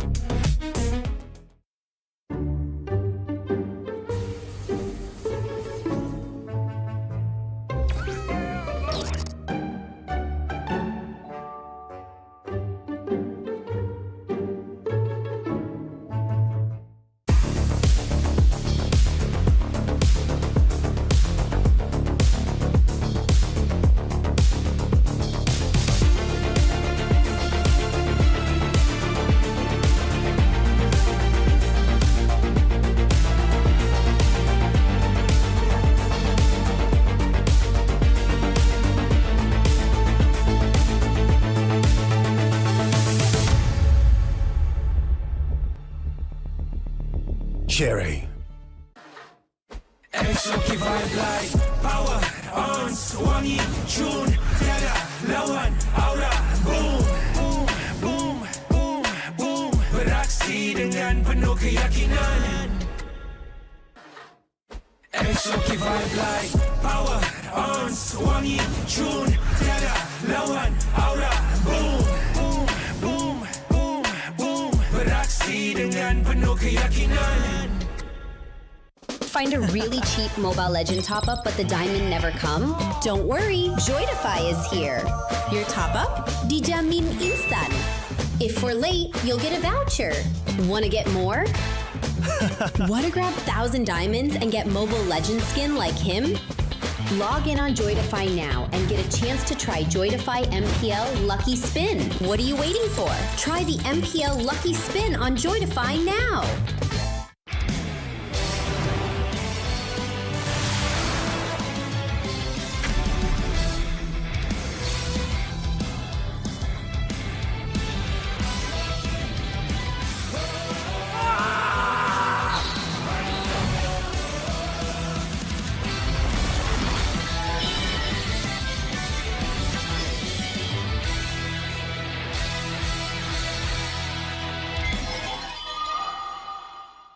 Tengok MPL Malaysia dekat Tonton dapat skin idaman? Stream MPL Malaysia musim ke-18 live ditonton mulai 14 Ogos sehingga 1 November ni. Boleh menang sampai 40,000 diamonds. Siapa nak bagi? Senang je. Stream perlawanan MPL Malaysia di live TV Tonton untuk mengumpul mata. Lagi lama korang tonton, lagi tinggi peluang untuk menang. Imbas kod QR untuk maklumat lanjut dan mula kumpul mata korang di Tonton sekarang.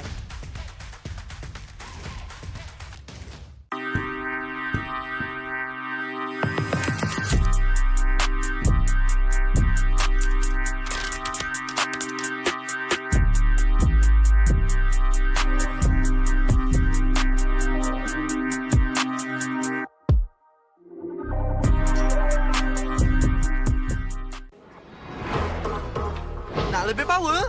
Jom!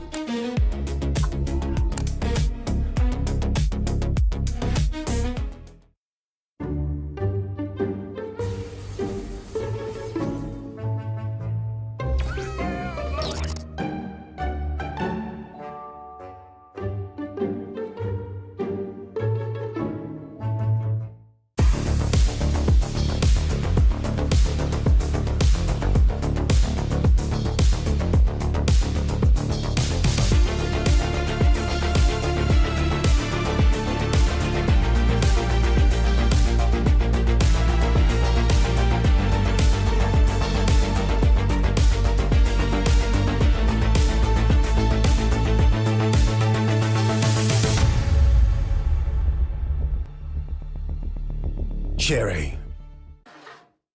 Exotic vibe like power on wangi tune tiada lawan aura boom boom boom boom boom beraksi dengan penuh keyakinan.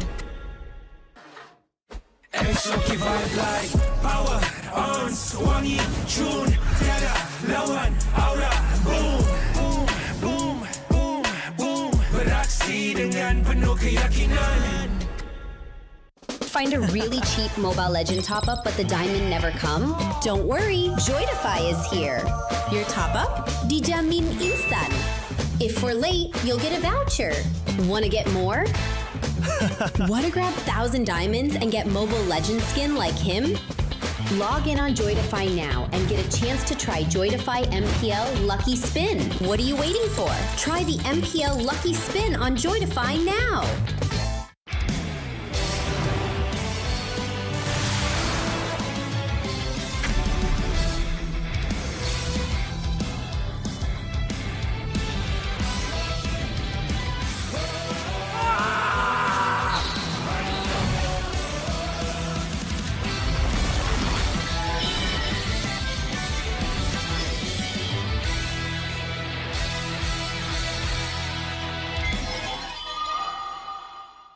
Tengok MPL Malaysia dekat Tonton dapat skin idaman? Stream MPL Malaysia musim ke-18 live ditonton mulai 14 Ogos sehingga 1 November ni boleh menang sampai 40,000 diamonds. Siapa nak bagi? Senang je. Stream perlawanan MPL Malaysia di live TV Tonton untuk mengumpul mata. Lagi lama korang tonton, lagi tinggi peluang untuk menang. Imbas kod QR untuk maklumat lanjut dan mula kumpul mata korang di Tonton sekarang.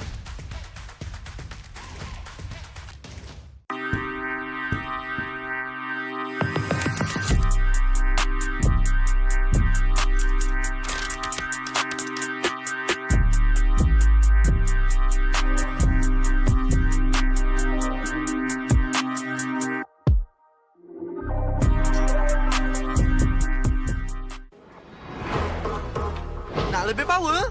Jom!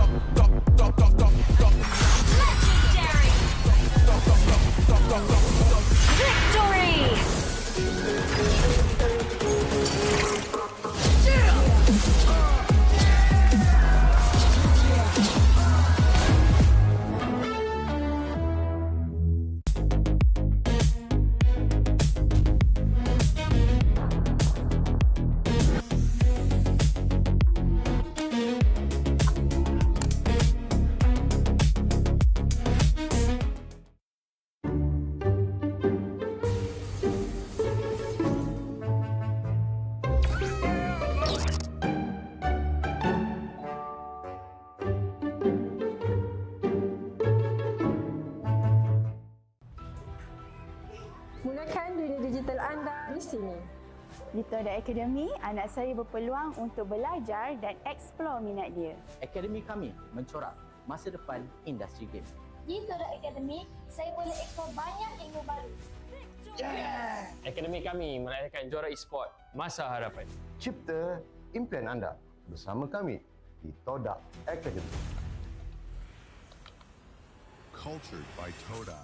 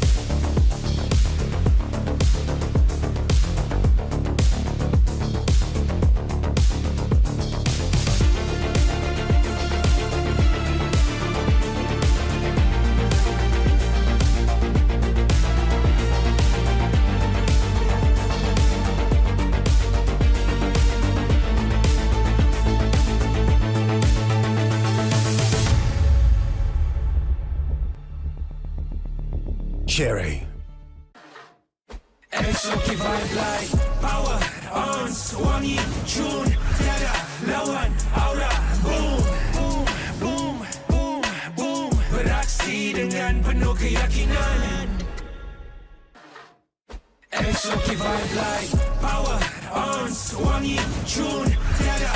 lawan aura. Boom, boom, boom, boom, boom. Beraksi dengan penuh keyakinan. Find a really cheap Mobile Legend top-up but the diamond never come? Don't worry, Joydify is here. Your top-up? Dijamin instan. If we're late, you'll get a voucher. Wanna get more? Wanna grab 1,000 diamonds and get Mobile Legend skin like him? Log in on Joydify now and get a chance to try Joydify MPL Lucky Spin. What are you waiting for? Try the MPL Lucky Spin on Joydify now.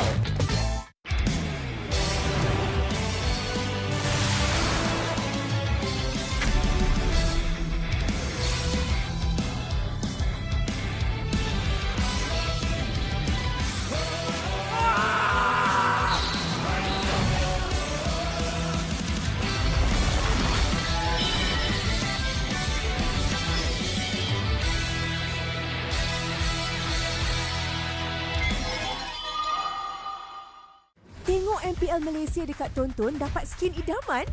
Stream MPL Malaysia musim ke-18 live ditonton mulai 14 Ogos sehingga 1 November ni boleh menang sampai 40,000 diamonds. Siapa nak bagi? Senang je. Stream perlawanan MPL Malaysia di live TV Tonton untuk mengumpul mata. Lagi lama korang tonton, lagi tinggi peluang untuk menang. Imbas kod QR untuk maklumat lanjut dan mula kumpul mata korang di Tonton sekarang.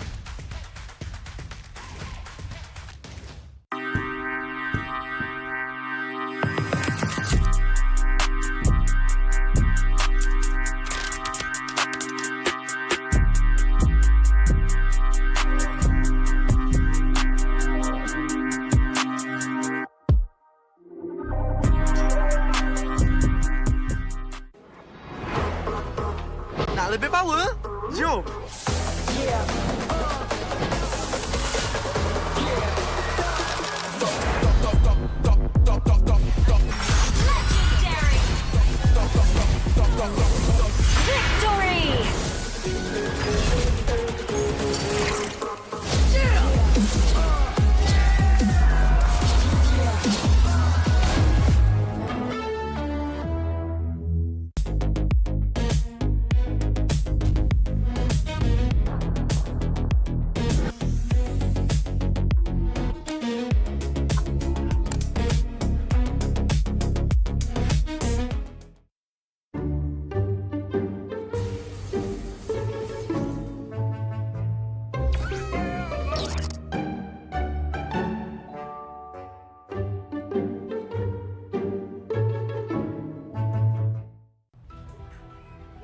Mulakan dunia digital anda di sini.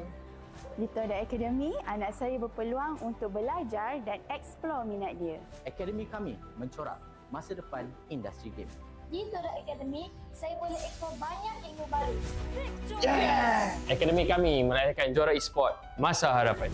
Cipta impian anda bersama kami di Toda Academy. Cultured by Toda.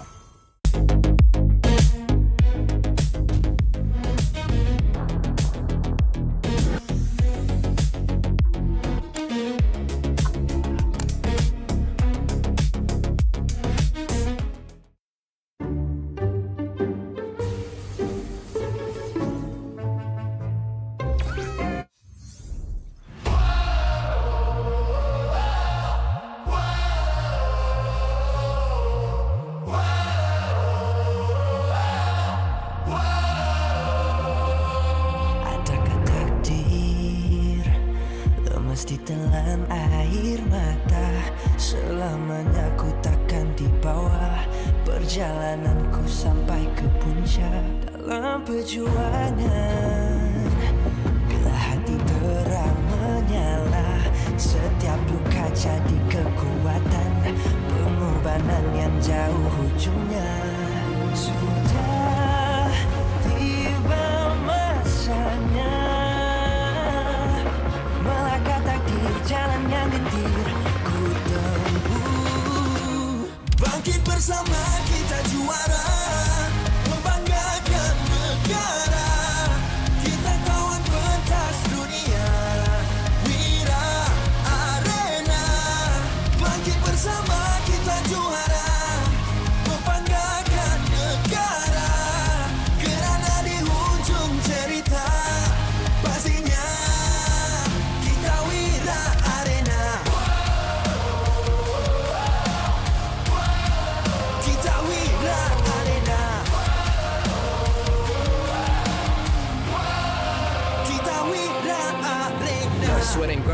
guess we never gon' fade. This that definition of a legend. Every single move that I make, fearless ain't no doubt. Dorang kena aku, I'm a winner. Cuba check gerak-geri aku semua tiptoe macam ballerina. Genggam bara api, biasa berjadi arang. Mimpiku mula menjadi, tiada siapa je yang halang. Kalau bikin hari-hari, benda susah jadi senang. Segala cabaran aku ready, masa depan aku terang. Tiba masanya melangkah takdir, jalan yang gentir ku tempuh. Bangkit bersama kita juara, membanggakan negara. Kita kawan pentas dunia, Wira Arena. Bangkit bersama kita juara, membanggakan negara. Kerana di hujung cerita, pastinya kita Wira Arena. Kita Wira Arena. Kita Wira Arena. Satu hati, satu jiwa, bangkit bersama kita Wira Arena. Yeah. Dari bayang ke nyala api, nama kita terpahar di bumi. Yeah. Bangkit bersama kita juara, membanggakan negara. Kita kawan pentas dunia, Wira Arena. Bangkit bersama kita juara, membanggakan negara. Kerana di hujung cerita, pastinya kita Wira Arena. Kita Wira Arena. Kita Wira Arena.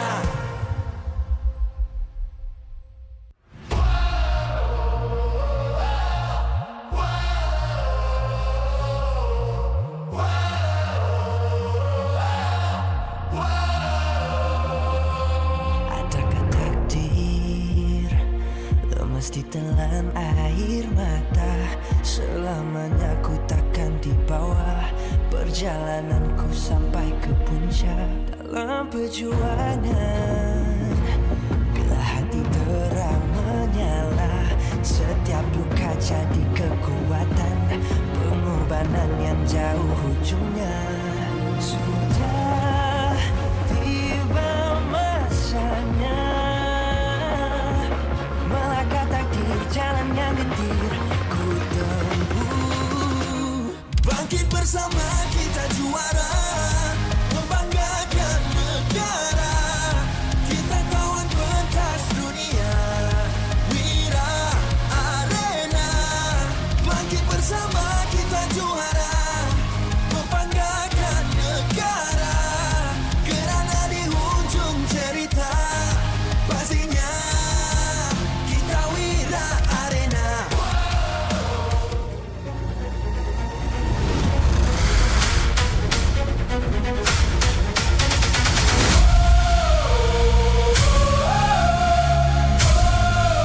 Kita Wira Arena.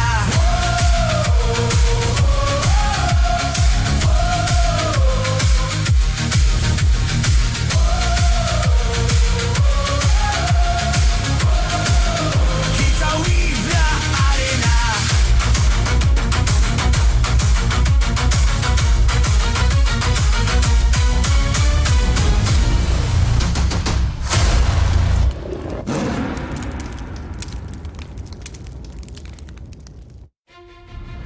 MPL Malaysia Season 18 is powered by Muntan. Presented by Celcom Digi Prepaid 5G. Dominate every match with unlimited 5G power with unlimited internet, speed, entertainment and hotspot. Celcom Digi, the 5G prepaid for millions of Malaysians. Infinix Note 60 Pro is not what you think.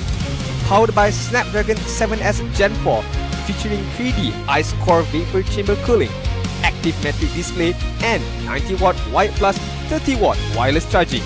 Get yours now at Infinix Official Store or TikTok Shop Infinix Malaysia. Grab the official food delivery partner of MPL Malaysia. Don't let hunger cost you the game. Stay fueled, stay focused. Order Grab food from 9 p.m. to 4 a.m. and earn 5% Grab coins. Todak Academy, a leader in digital creative education where potential becomes success, powering the future with industry-driven STEM and TVET. Official automotive partner Cherry. Official deodorant and fragrance sponsor X. Official top-up partner Joytify. Official content partner Media Prima. Official streaming partner Tonton. Strategic partners Yamaha, Nandos, TNT Co, Quill City Mall. Official camera partner Opsbot. Supported by KBS, ESI, Rakan Muda, MESF.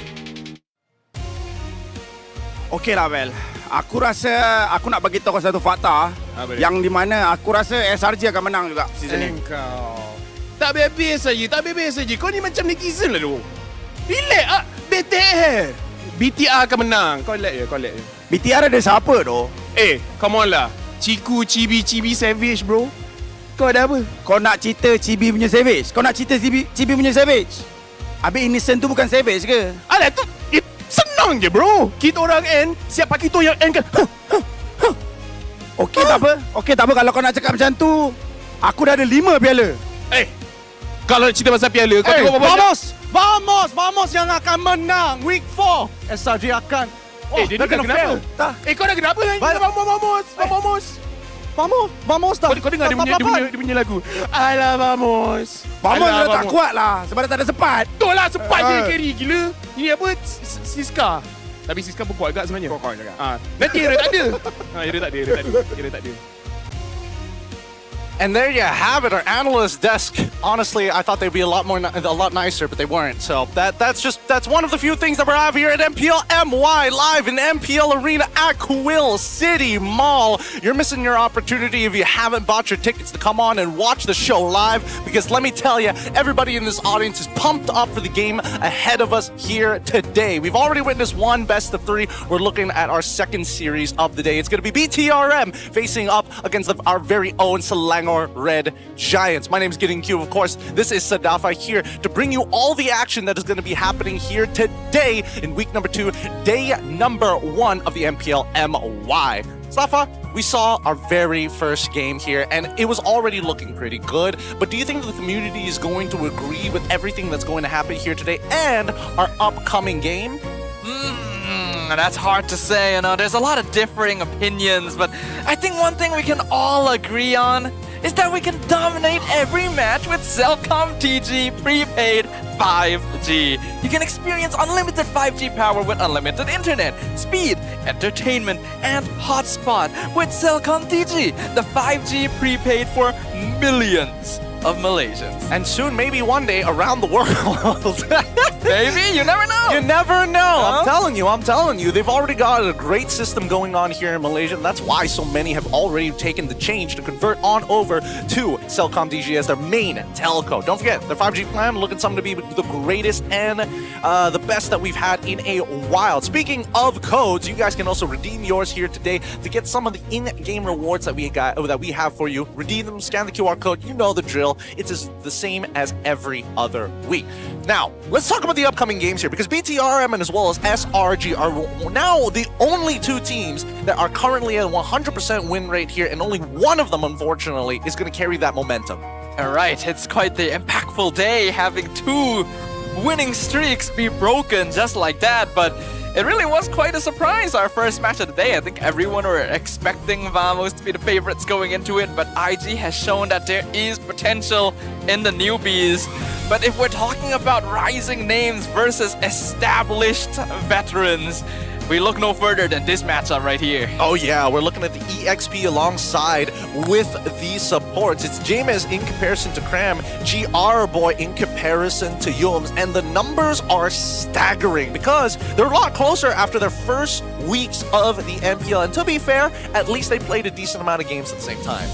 We can actually look at it overall, and it does slightly lean towards SRG, especially in Cram's case, but between GR Boy and Yums, the numbers are a lot more closer, with GR Boy actually coming on top in certain situations. Now, Yums doesn't seem to agree with these statistics up here, and I imagine he's eager to prove why that he feels that way. But SRG have definitely started the season off very, very strongly, right?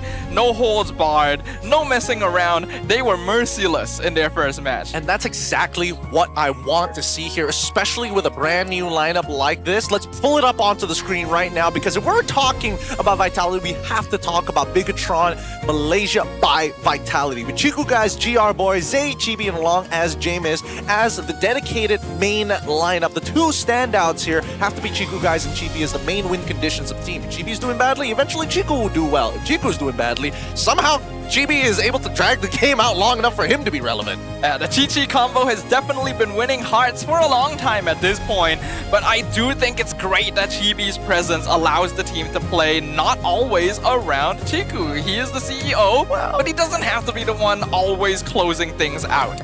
I don't know about that. Look, based on the games that we've seen last week, it seems like their default is to play for Mr. President, play for the CEO. Yes, but at least there's options. I agree that there's options, but I want to see them really push it in today, especially against a proven lineup in Selangor Red Giants as the away team. With Cram, Sakai, Stormy, Yums, and as well as Innocent, they are adding polish very early on into the season, which most teams don't do until the last 3 weeks. But we have to ask the question of whether SRG is going to be as creative as we see in other teams. Earlier today, IG brought out a lot of different comps, lots of different heroes.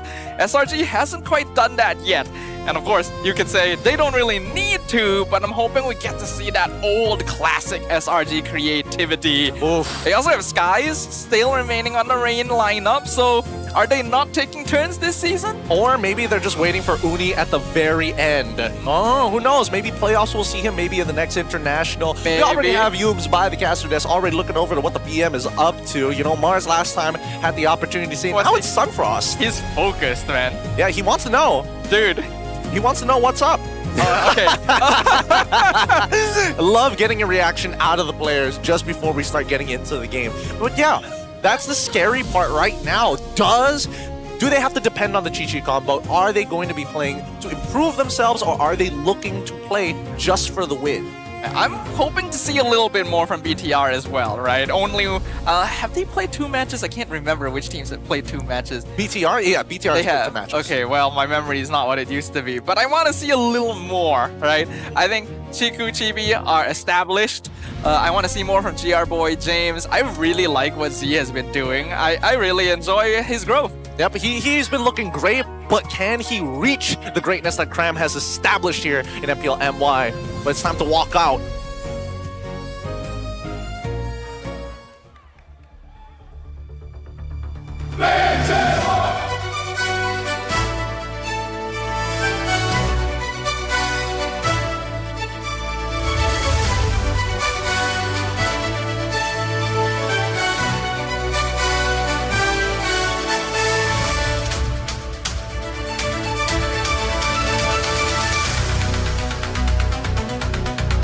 Malaysian Red Robots came into Season 18 blazing, already securing 2 victories. Now they've got another red team in their sights, the Red Giants. All eyes are on the new players and also frontliners of the team, Jameis and GR Boy. Can they hold the line and lead BTRM to another big win? Programmed to go against the odds, this is Bigatron Malaysia by Vitality!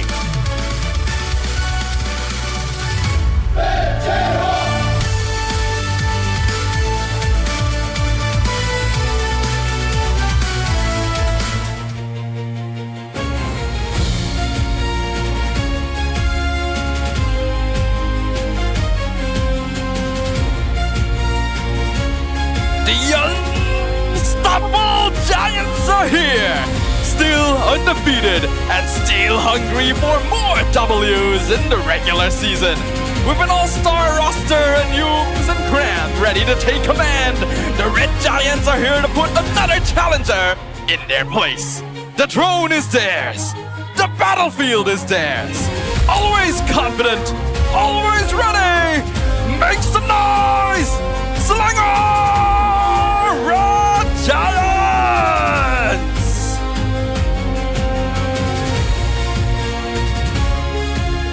Next, of course, we welcome the coaching staff of both the teams, the masterminds behind every single one of their matches. Of course, we have joined with us today league operator Eric to ensure every game runs fairly and smoothly. From the side of BTRM, we have head coach Kenji and coach Cody Banks as assistant coach. From Selangor Red Giants is coach Arcadia as head coach and Azora Vecchi as assistant. As usual, let's trade some fist bumps up on this stage as both teams make ready to find out who will be the superior red upon the land of dawn today. This is how we roll. This is Malaysian sportsmanship.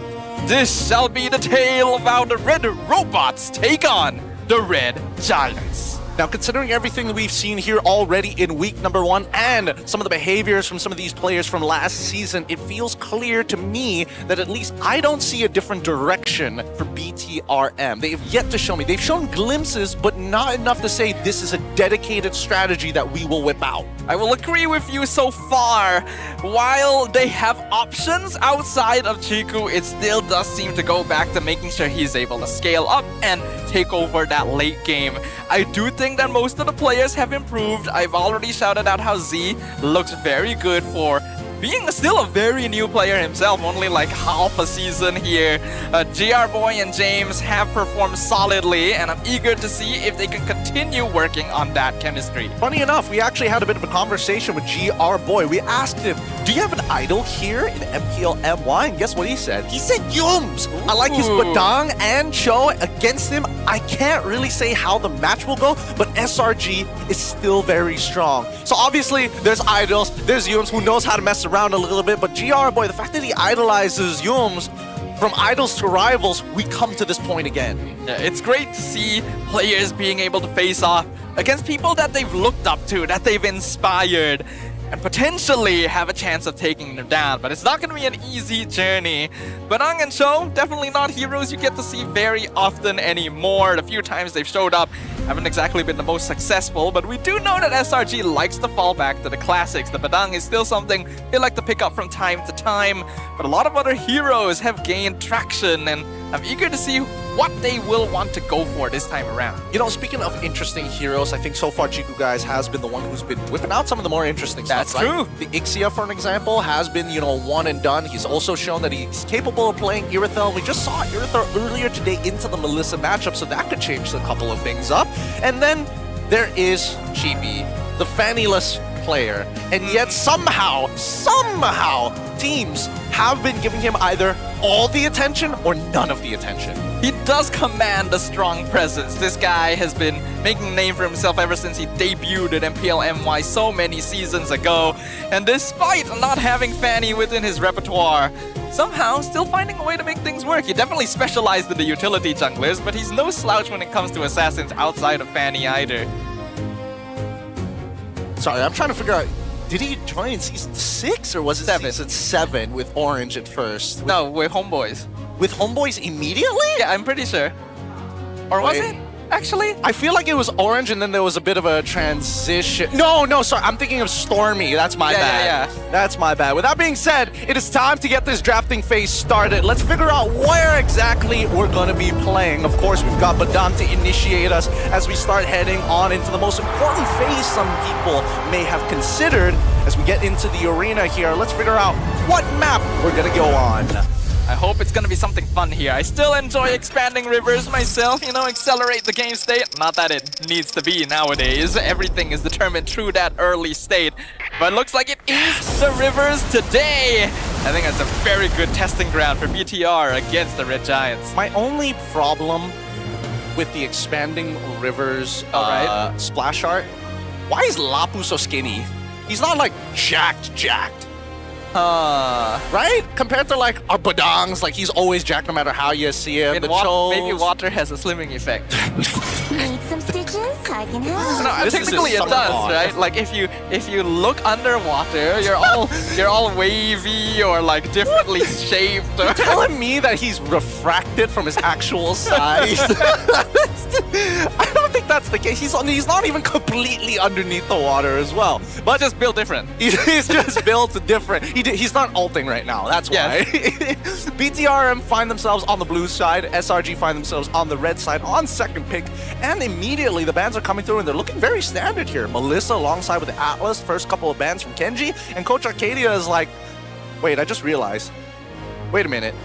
Is Coach Arcadia's IGN Coach Arcadia or just Arcadia? Because if Kenji doesn't have Coach next to it, did he request for it? Or is Coach Arcadia supposed to be Coach Arcadia? I don't think I've seen the word coach on other coaches. So... suspicious! Maybe it's a title. I have an MSC championship. What do you guys have? Yeah, I get the coach You have title. to earn coach. It's like when you're playing an RPG and you earn like a title you can show that you can put underneath name. your bar. Yeah. Wait, actually, even MLBB does have that. They still you're have right, those actually. these days. All right. His is coach. His is coach. That's so funny. Freya finally gets banned out. Why on the blue side, dear God? Why? These are not blue side bans here, but it does open up whether it's Fanny or Hirara. It's going to be Hirara. Yeah, logically speaking, unless Chibi suddenly shows us that, hey, I can play Fanny after all. Or unless Coach Arcadia is able to make a hard read saying maybe Kenji prioritizes the Belleric over it. And then that changes what the first pick is going to be. Or even arguably even Uranus, as we've seen some of the other regions early on in their season do as well. And there's a possibility. I think so far BTR has given James Barats quite often. So that's also a hero they like to prioritize on their side. Then of course we can't forget the Paquito. Still very flexible. SRG will get rid of the Uranus first. But there's a lot of question marks, right? The Hirara, Fanny, Barats, Paquito, Melissa is banned. There's literally no safe opener without a massive trade on the red side, which is why a lot of teams actually prefer to lean into the red side for those moments. And you even get the last pick at the very end. So we get Paquito here first, which would mean that Hirara goes on to the opposite side. I wouldn't put it past it. I wouldn't put it past the guys to say no to it. But also, Skies has prioritized Leomord so far. He's played, like, basically only Leomord? No, his first games against IG, he was using Hirara. Okay. I'm getting old. I'm trying to figure out what else. I don't think he's shown anything else. And to be fair, there was a specific reason for the Leomord as well. So it's either we see the support system or the actual bullet itself be put on display.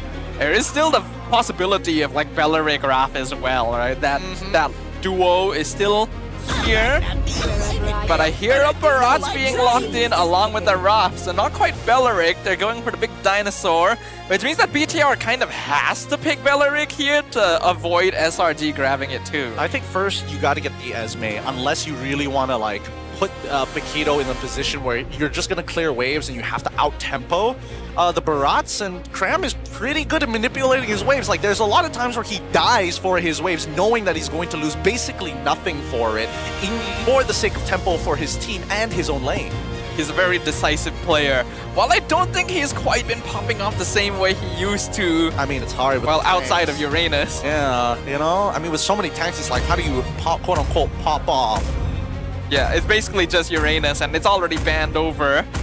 The BTR gotta make a choice. What do they want? Do they want the tree? I do hear the tree. They lock in Belleric. They lock in Carmilla. Oh my god, why are they doing this? So they want more ways to control the neutral objective because Atlas isn't around, but this means that you can like pick Valentina. So that means you still have a 2-for-1 in terms of like ults, in terms of like AoE ults for the fight. I don't particularly like it because it immediately shows where exactly the Paquito was going to go. But to be fair, I think there was no questions asked that Chibi was going to go for the Paquito, which is a good read by Coach Arcadia. But the Belleric immediately, like, it loses the allure of hiding your draft.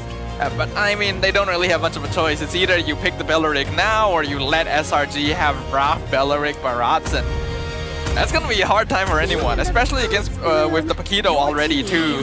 But that also releases the Hirara, so SRG in a pretty good spot with their opening draft. Yeah, but BTR, I'm actually pretty happy about this as well, because at the end of the day, you've got 3 dedicated heroes who take Hirara on very easily. Like, there's not much that Hirara can do in the early stages of the game unless they really catch BTRM with their pants down for the finishers, or maybe even initiation, but I don't see where the damage is coming from just yet. Yeah, but neither side has revealed their gold lane yet. So it's hard to say exactly what the plan is in regards to that late game scaling. We do know that both sides prefer to go into late games since both Chiku and Innocent are known for their marksman potential. That's going to be a fun matchup to watch in the lane as well. For now, SRG does actually ban Sicilian. For a moment, I was wondering, like, what are the chances that BTR might pull out the combo, but I wouldn't really say it would be the game to do so either. It's not even that great, if I'm being perfectly honest. I don't think that, like, yes, there is it kind of allows Camilla to do whatever she wants, then she can take a Cuss of Blast, help out with the wave, but... Oh, question actually. Yeah. If Carmilla is Ethan, can Sicilian pull her out? No. Okay. If she is stunned, because she has to press the button. Ah, okay. So if she is stunned or CC, she can't. It's like a battle spell. You can't press it unless it's like purified. Gotcha. All right. Just wanted to make sure of that. No worries, no worries. It's tough. We're getting more and more interactions in these games, and some of them work really, really weird. Glue, really good ban here for the side of BTRM. That was probably the only thing that was going to ruin their overall composition, because again, Glue can fight forever. BTRM don't necessarily want that just yet. Yeah, BTRM also know that with a Rafaela, you usually will want at least 2 frontline tanks, so getting rid of those options is right now on the forefront. Next best option would probably be Esme for SRG, so I wonder if BTR will decide to get rid of that as well. Tough call, actually. Tough call to say for certain, because I feel like Valentina is the big question mark for BTRM. Like, do they ban it out or do they give it over to SRG for all intents and purposes? Well, right now, I think it's highly likely that Stormy will be playing a Raph, so there's already a less likelihood for Valentina to show up. They're the ones that ban it out. Themselves. What? So what's the other ultimate they don't want BTRM to steal then? Sora? Sora Gold? Sora Gold? Ruby Gold? We can't say that for certain. Not until we see what Chiku's pick is going to be. And they have to reveal it at the very end. So either they're hiding where the gold lane is supposed to be, or they're hiding what the mid lane is supposed to be. I think that now that Melissa is gone, that doesn't really leave us much option other than Brody, Clint, Claude, Moskov. There is an argument for Moskov, but not the greatest argument. I will say BTR might be leaning towards Ixia again, because they already have the team fight set up for it to happen, but it is a little harder to do so against a Raph comp. But it's possible since, you know, it's Chiku. Yeah. There's also the other argument of like whether or not they actually want to consider something like the Tilda, for an example, to kind of like double up on SRG's side to really manipulate the waves. But now they've locked in the Clint, they've made their decisions, they've made their bed, they've made their peace. So SRG going to be leaving Yumes' pick for last unless they actually do intend to play Raph Rome, which hasn't been the most effective. BTR are gonna have to complete their comp. They are looking for, if Paquito is jungle, then they're looking for gold lane and mid. There's kind of no good options here, especially when you're facing up against the Clint. Ideally, I think Claude would probably be the safest here, like just in case. But then again, you're still going to lose the lane pretty hard no matter what you do. Yeah, it's hard to lane against this hero overall. He'll go for the Brody, another early game marksman, and Marsa actually making her debut appearance. It was picked one other time, but it's not that bad. Okay. Alright. So now they have some clear wombo combo potential. They want their side laners. They want their side laners to either sandbag or win out in their lane. I think there's going to be a lot more priority towards the Brody side. Once they unlock Brody, then it becomes a siege composition instantly. What is the plan from SRG? They banned out the Valentina for a reason. There has to be a roamer that they're looking at here with strong enough ultimate that they think is worth getting rid of Valen for. or a dedicated like scaling mid laner. Either way, it needs to control this lane somehow, and it's going to be Zushin. All right, so it's Rafro. Yep, so it's Rafro. I think BTRM stole the Farsa away from SRG, and they had to adapt at the last second, and that's what they were taking into consideration. If Farsa gets stolen away and combos with Carmilla plus Beleric, there's not a lot that you can do. With the strong finisher in Brody and Paquito, it's very clear what BTRM want to do in those team fights. It's honestly a really nice draft from Bigatron here. Very complete, good early game scaling, good mobility and control over the river with team fight options. Whereas SRG, putting Yums on a Rafaela definitely reduces his playmaking capabilities somewhat, and a lot of their damage is going to be focused down on 2 players. Will the Giants be able to keep their success ongoing? Or will BTR be the ones to secure and maintain their win streak? Let's find out as we head on into the land of Dawn. The only concern that I have here right now for BTRM is, can they actually control the mid lane? Because right now it looks like they're sending the Beleric as alongside with the Farsa. So that means it's Carmilla in the EXP to deal with Krem on the Barats. We've seen this before. We have actually. Momo was the one who pulled it up the other day, last week actually. I wonder if this actually is an answer. So far, we haven't really seen direct confirmation that Carmilla wins lane against Barats, but we can see that James is able to leave his lane a lot quicker. So maybe that is the idea. Maybe, let's see, because now level 2 has already been hit here. Litho Wander falls into the hands of BTRM. And this is what I was talking about, right? This laning phase is actually kind of rough for Bigatron. GR Borin as well as Zay have to play around Zay's cooldowns because he can't just fight forever. Stormy and Yums basically can. So they're being extra careful. No focusing mark coming in from Yums. He is going to go for Impure Rage to maximize his damage. I think that is fair. You have a Zeus in mid after all, so you will face a little bit of DPS issues. Adding on to that with the Rafaela, it's not too bad, especially since nowadays Raf does actually contribute a fairly notable amount of DPS. Yep. Because again, look, what can they do against this? If Zay tries to trade against Yums, Yums is going to be able to heal back up, and then Stormy is able to zone out GR Boy. So now, right now, they are losing minions at this stage of the game. They lost 1 minion earlier, and there's nothing they can do about that, but now it's even harder now that Sakai's is nearby, just in case they want to make an attempt on mid. For a moment, I was wondering if Skies might do something cheeky seeing Chibi there, but looks like he's decided not to jump the gun yet. He's hoping for a mid lane surprise instead. They should have probably spotted GR Boy going down bot. They're gonna try and go on Cram. Not quite able to kill, but down to half HP is a pretty good start. Yeah, good luck. I'm not sure what emblems he's currently running right now for Cram, whether or not he's building Fighter Emblem or he went to tank or something of the sort. But right now, GR Boy in trouble, forced to flicker early. Yeah, that's a very early flicker. He doesn't even have ult, so he can't engage. But for now, they'll go ahead and jump on in. Daytona's welcome, finds 1E. They're gonna pin them against the wall, but Chibi's the one that gets first blood. Finds Yums in the backline, takes him out. Cram gonna go as well to the torn apart memory. He ate Chiku, but there was no follow-up. Free turtle for BTR. Really well done by Chiku, guys. He gets the first push and is able to rotate down to find first blood alongside with an extra kill on top of that from Chibi onto Yums. Just a big mistake coming up from the Selangor Red Giants. They didn't respond in time to when Cram was actually going to force that play, and Stormy as well as Yums in complete dismay after the Cursed Blood. Really nice stuff coming out from Bigatron MY. Here's another Feathered Airstrike. Feathered Airstrike into the taunt. Stormy goes down. Yums goes down. A beautiful flank in the mid lane. Well played, well played. And Chibi able to get some big assists, and now he's going to start his domination spree as he runs down Sakai's outside of his jungle, and now they want to convert this into a potential dive, but there's no wave to work with here on the top side. And the job's already done. It's perfectly fine not to go for a kill on Innocent since Chiku is already unlocked from his lane even without it. BTR with a 2k lead in 3 minutes is very sizable.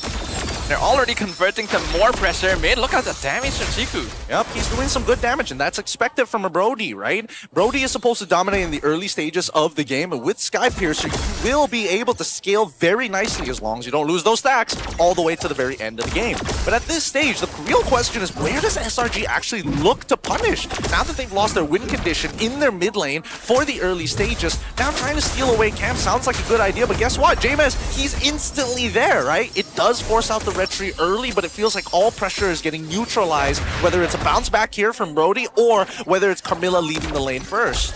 And a lot of it just came down to that early gank on Cram, making sure that the Barats couldn't hit level 4 first and poking him to the extent that he couldn't join the turtle fight. After that, BTR has continued to push that lead.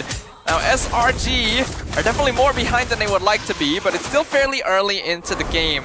So BTR can't let down their guard yet. Yep, it's all about the mid lane here, and Cram, he's ready to punish this. He walks up, helps to clear this lane as fast as possible for Yums and as well as Stormy, as they're making their way up to the top side for some reason. They want to get some help, maybe an interception. They find nobody, and I think GR Boy spotted a Cram out at the edge of his map. At the edge of his map, the last second as well.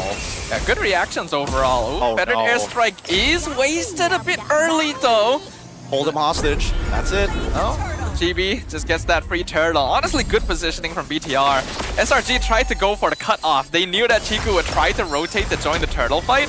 And Chiku sent something off. He just decided, yeah, I'm just not going to do that. Now look towards the top side here. Once that Feather Airstrike is up, they might actually look to initiate as soon as possible. But SRG find GMS on the other opposite side. Can they punish this? Oh, Curse of Blood finds two to flicker forward into the Corrosive Strike. Beautifully played from the CEO. A double kill for him. Purify forced out from Stormy, and the Feathered Airstrike nearly takes his life too. Very nice, very nice. Uh-oh, Cram got taunted. That's not what you want. Z misses the spell, so Stormy's alive. Zatona's welcome used defensively, but Chiku just snipes him down. Killing spree 4-0 for the Brody. Yep, Brody, first item, Sky Piercer. Second item immediately went into the Malefic Gun, so he's got the extra range. This early game is done for SRG as they actually managed to break a turret on that top side, but mid is wide open at this point, right? There's so many different angles that BTRM by Vitality can actually attack SRG. They can start attacking the economy if they want to. They can set up dives on Innocent if necessary. They can actually wait for rotations from SRG. So many different ways to play this. Yeah, this is a tricky spot now. As we already mentioned before, when you play a Rafaela, you usually want to have two bulky frontliners to work with it. And right now, they only really have Cram, who has been largely disabled by the early game presence of BTR. So without a way to open a map, it's very hard for SRG to make decisions. Extremely, because they also know that they don't exactly have enough damage to win a full all-out team fight, but they can look for picks until Innocent is at a point where he can actually contribute to those fights and actually get in there realistically, which is tough considering it's all based on when Zay has us all. No Feathered Airstrike, we can fight. With Feather Airstrike, we got to be very cautious with the way that we approach. And you can see SRG, they just can't approach the turtle pit at all. They will lift up James, but Feathered Airstrike instantly responds. Stormy can get out, Curse of Blood locks him down. He's gonna purify, but no, Chiku just throws a bolt at him. Chibi gets the turtle for free. BTR getting away with everything. They've got to stop because Stormy had his ult the entire time. He just wasn't expecting Brody to actually make it there in time, considering that the river had just turned to the opposite direction. Now they lose another tier 2, and Chiku, guys, he knows how to play from this position. He is going for every single turret underneath the sun, and there is nothing that SRG can do about it. This is when Chiku looks the scariest. The man is really cashing out his venture capital right now. SRG can't really respond. Like, their heroes are supposed to be stronger in the early mid game, and that timing has been completely taken away from them. I don't really even know if they have the late game scaling to play for. That's the problem, and now, whoa, actually they do. If Innocent Ghost wants to be like a little dangerous, he's actually opting to add a little bit of crit to his build. Berserker's Fury is going to be gigantic with the extra true damage that it provides. But he's all they got. That's, I mean, you gotta do what you gotta do, unfortunately, right? You gotta do what it takes to win. So. 9.4k, 8 minutes in. This is not looking great. Innocent really got to pull out some of that Wild West cowboy energy right now. With Feathered Airstrike just to clear the minion wave. At this point, Z can just spam it. Chibi finds Skies alone down bottom. The Hirara able to iframe away for now. From level 10 to level 13, 3-level advantage. And as long as he has that level advantage, there's nothing that Chibi should be afraid about, as a majority of that lead is actually leading onto Chiku, guys, and for those who actually have the assists. In this case, that's him. Oh, no. Okay. And nearly killed the flicker! Raffles dies, GR Boy catches 3, Innocent goes down to Curse of Blood. And Chiku just one-shots Yume's monster kill for our CEO. Sky is being chased down in the jungle. Fender airstrike on top of Cram under his own tower. He has to use the Tonas just to get away. Yeah, wasn't able to make a decision there about whether to use the Detona's Welcome early on or not, because this, no matter what, now that they've already lost Innocent alongside with Yums, there is no going back from that point. This Lord falls into the hands of Bigatron MY by Vitality as they are looking great. 10-0 right now. 10-0! Against the Red Giants, this is clean gameplay. There's really no other way to describe it. Bigatron is playing perfectly, living up to the name of the Red Robots right now as they are on their way to reach successful programming. The Giants need to do something, but the only way they can turn this around really is if Innocent gets like multiple shutdowns. You say that, but that's not the only issue they have to worry about, right? This Cursed Blood alongside with the Wrath of the Dryads, it's difficult to judge when you should use your battle spell. And I think that's the big problem that SRG are facing right now. It's hard to assess the situation because half the map is blind, and the people that you are seeing, you don't necessarily see where the gun is going to be pointed at just yet. Look at the difference in gold between the gold laners. 3,000 in favor of Chiku. I don't know how many Sky Piercer stacks he has at this point too. Sky is being chased, nearly taken down, even with the holy defense 1v1. Lord gonna be crashing top soon. Fender airstrike to zone. Curse of Blood only hits one. Cram gets the Detona's Welcome. Will go ahead and spit James back in the tower, but he's pretty darn tanky. He will probably go down. No, he's just walks back out. Chibi, look at him. He's behind the crystal once again, forcing Skies to go home to heal. The mid tower not gonna be long for this world, and Bigatron, their advance is not stopping. Yep, the attacks are coming from literally everywhere, and unfortunately for SRG, they need a traditional front to back. They can't afford to be sending individual members because they're just too strong at this stage of the game. A 9.8k lead is whopping, especially against such a high caliber team like SRG. Bigatron MY by Vitality might be getting some new fans today. Honestly, I'm enjoying what I'm seeing right now, even if it is kind of one-sided. The fact that the Giants are being so... They're getting manhandled. Yeah, that's the word I was looking for. Yep. In this way is honestly shocking. It is shocking, but that's just how the draft has played out for them, unfortunately, right? They can only do so much, especially since the laning phase did not go the way that they were looking for, and they did not deny Zay of level 4 straight away. If had they done that, maybe the turtle would have been easier, but even so, the attempt on Cram is alive prior to level 4, also a big part to why this composition is struggling. This has been a total snowball process just from that initial gank down bot. They didn't kill the Barats, but the damage was done. Rafaela as a roamer, there's a reason it just doesn't happen. This hero doesn't offer enough map opening, and James is literally just standing there against 5. Curse of Blood actually completely wasted. The Wrath of Dryad does not! They jump Yums in the back, he has to flicker out. Stormy as well, back into the base. Sky is gonna have to dash on over. Revitalize keeping them all topped up. SRG spending multiple battles. Chiku with the Sky Piercer finds his godlike. And now they instantly revive Cram, sending him at supersonic speeds to get big once again. That's something that they have to remember. Revitalize down. GR Boy doesn't have his flicker and also doesn't have his ult. This could be an opportunity for SRG, but all they have right now is the Detona's Welcome as well as the Baptism. They need to make something happen now before those big ults come up. This is probably the best chance to do so, but they still have to overcome a 9k gold advantage and deal with minion waves pushing towards them. It's an uphill battle, but not impossible. They gotta make a miracle happen. BTRM playing it clean, making sure they know that they've got the advantage, and there's no reason for them to throw it against SRG. They don't have to use their body weight, they have to use their presence, because look at that top side.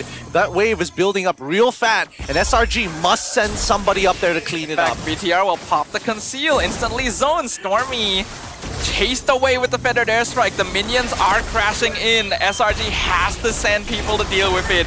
So it's a free Lord. Clean coming out for Bigatron MY by Vitality. Now let's see how they close out the game. We've seen teams from all over the world fail to do this one thing. They get the Lord, they've got all the advantages, and then they make a mistake either before the Lord actually gets to the crystal or right at when the Lord is crashing into that last inhibitor.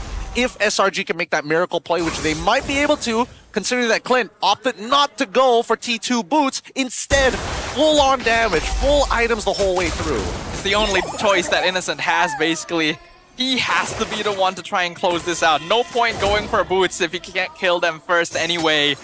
Lord will be pushing up top. BTR already setting up the waves to sync, and SRG doesn't have the best wave clear. This is going to be a tough one.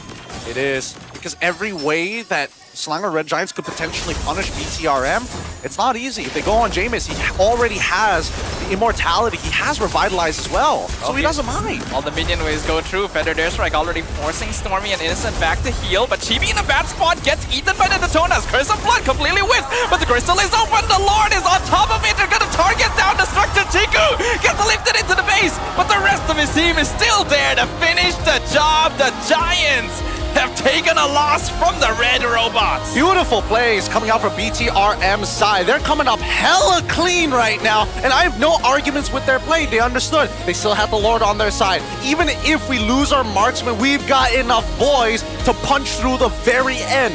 Great decisions from start to finish from BTRM. Have no need to take any risks there. They know that SRG doesn't have damage to deal with the Lord. Just focus on the crystal. And they've got their eyes set on the prize. A total snowball and utter domination from Bigatron Malaysia as they sweep the early game and never let go of the raids. They just got to keep on adding to the gas as much as they can, but it's tough. I feel like this is planned from start to finish, from battle spells all the way down to the item builds as well. They had all the counters necessary to close out this game, and that's what you need to see in a meta like right now, where every moment of the game is planned out so that you understand, hey, now we can start with this item. You have more options in the middle of the fight. It definitely felt like even from the draft itself, there was already a better idea from BTR of what they wanted to do here. Well, they did. Felt like SRG was just like putting things together. Well, I think they were trying to be flexible, but if it wasn't because of Jameis willing to take the sacrifice and said, you know what, I'm sick on Camilla, I will make it work, knowing that Barats is on the opposite side, he has done a phenomenal job. And not to mention that he's allowed to throw these Cursed Bloods at people for fun. He doesn't mind whiffing it, but as long as it's targeted around 2 to 3 people and forces them to disperse, he has done his job well. Yeah, I really don't like the Rafaela roam here. Only one frontline in an early game-centric meta is super risky, and then you don't even have particularly strong mid lane wave clear to help your side lanes leave lane early and participate. All of that comes to a heel here. James on the Carmilla, showing why teams are looking at this hero and playing it to its maximum effect. Now, let's go a little bit deeper into what actually happened in this game, starting off with the item builds, right? Because unfortunately for Innocent, he had to kind of go out of his way to get some pretty expensive items. Berserker's Fury being easily #1 when it comes to that department. He even opted to give up on things like a BOD. He didn't opt to go for a Malefic gun at any point. I think he was trying to go for it at the very end there, but unfortunately, it's just not enough with how much force is coming out from the side of BTRM. They made sure, hey, GR Boy, you just gotta survive. Go straight for the Dom Ice. Make sure that he has partially completed items for the Radiant Armor, but doesn't need to commit to it, because honestly, Yums and Stormy were just not doing enough to really make him feel nervous. Yeah, we've already talked about how like Marcel Zusin as a duo lane is hard to deal with as like later in the game because there's not enough damage. It's kind of a similar situation here, right? The Rafaela doesn't even offer as much scouting that a Marcel is able to do as well. So I don't know if SRG was planning to go Raf Roam, or like you predicted, maybe they were forced into it because heroes were stolen from them, but I'm not a fan. Well, I'm not the biggest fan in the world either, but like considering that this is what they ended up with in the draft, we'll talk a little bit about what exactly could have been changed alternating between red side and blue side. But since this was the final picks, I think that unfortunately you kind of just have to like create those small advantages for that first turtle. And unfortunately for SRG, they couldn't find it in the mid or even in the EXP. A lot of it just came down to like how you actually utilize your jungler, and in this case is calling to actually help out in the mid in case Hirara shows up. Now, when we look at the goal graph, right, it is a very small incline as we see building up into the early phase before first turtle. As soon as that first turtle came through, it is just total control. Complete and utter total control. Cracking open mid-tier 1 past 5 minutes is already pretty impressive, but from that point onwards, you can only go up. There is no wrong move for BTRM. It's just a slow and steady rise. This is exactly what you want your gold graph to look like. And there's just a small dip at the end because they're throwing bodies to take that crystal. And at that point, it doesn't really matter too much anymore. BTR had a game plan. They executed on it well. It was able to perfectly answer what SRG's biggest issues were. And honestly, just no mistakes being made by the BTR players. The communication was clean. The communication was clean. Even the item bills getting early immortalities, making sure you have the right chastised pauldron. Even though Clint doesn't really use quote-unquote attack speed, it's just great to have to ensure that you last those extra 2 to 3 seconds in the middle of the fight. Now, when we start looking at the item progression, things get a lot more interesting here, right? Because immediately BTRM are like, how do we deal with our laters? How do we get the advantages that we're looking for? T2 boots. Warrior boots or tough boots, your choice depending on the game. But in this particular case, Chiku guys is like, I don't wanna die to Clint, who naturally has more damage in the single trade that we have. So as soon as he gets the warrior boots, he's in perfect position to start taking longer and longer trades, because Clint is very ability based. His regular auto attacks without his abilities to be able to cancel it to get the empowered ones really don't do much. He's willing to commit instantly for that Sky Piercer as well. He knows that he's going to be joining a lot of fights. He knows his team is well positioned to get him those stacks. And it's already proven by how quickly after the Sky Piercer he's able to pick up that Malefic gun. There's like barely a gap there. Yep, barely a gap, right? Again, he made sure everything was quick, snappy, and designed exactly how they wanted to play the game. He knew that he was going to leave that lane very, very soon. And when he did, he found his first stack straight away, which again, most people don't even get that. They usually get the kill and then the stack after. But now let's talk about the draft. I think this is the hardest part overall, because I think that Coach Arcadia initially had the plan of, once we get this Barats, we know that we can basically try and secure these neutral objectives more often than not, and making sure that you have the Rafaela and as well as the Hirara in that first phase to set up for second was a good idea initially. I think the mistake was locking in the Clint on Red 4. That should have been Farsa on Red 4. I don't know. I'm still really wondering if SRG was actually planning to go Rafaela Rome, because if they were going to lock Farsa 4, that means Farsa made Raf Rome, which, like, yeah, sure, that would solve your wave clear issue, but not really your opening the map problem. I guess there's a possibility, because yeah, if they had it, they could have cleared way faster. Maybe they could have helped Cram in his lane. I also don't feel like Skies was moving around fast enough on the Hirara to take advantage of the Rafaela. Well, I don't think it's because he wasn't moving around a lot. It's just that there's no clean opportunity to go anywhere, right? Because notice that BTRM, prior to the turtle, where did they go, right? First turtle, they went down to EXP side. They left the gold on an island, and then all of a sudden, Chiku hard shoved, healed on his way down to the mid lane, and joined the turtle fight to find that very first stack. After that, all the resources ended up going towards Chiku's lane. And I think that was the hard part for SRG, because you could see that even for them, they were trying to make a read on the situation. They're sending members in the river to cut them off from Tribrush to make sure that the rest of BTRM don't throw resources over there anymore. But he was already unlocked from the lane. Yeah, it's honestly surprising that BTR was able to completely avoid that initial play. Like, you could tell, they're positioning, they're expecting Chiku to rotate. A kill there would have been huge for them. Yep. And he just decided, no, I'm not going to do that. Like, he was considering it. You saw him from his movement on the map that, like, yeah, it looks like he's gonna go down there, but then he senses something's off. And then he changes his mind, just goes back to lane. Exactly. So a lot of those moments in those games is basically if you have vision or not, which brings us to the very first turtle fight. Now, you brought up the fact that, like, Cram didn't hit level 4 in time because he was, delayed a little bit, but eventually the wave pushed in, they cleared it up, and then he walks out of it. If you look at his health right now, he's still pretty healthy, right? He's got a bit of a top up from Yums, but Yums is at level 4, and GR Boy is actually way below the threshold to actually compete, and he doesn't have level 4. So what is he expecting to do here in these moments, right? Now, we start playing the clip and it starts to break out.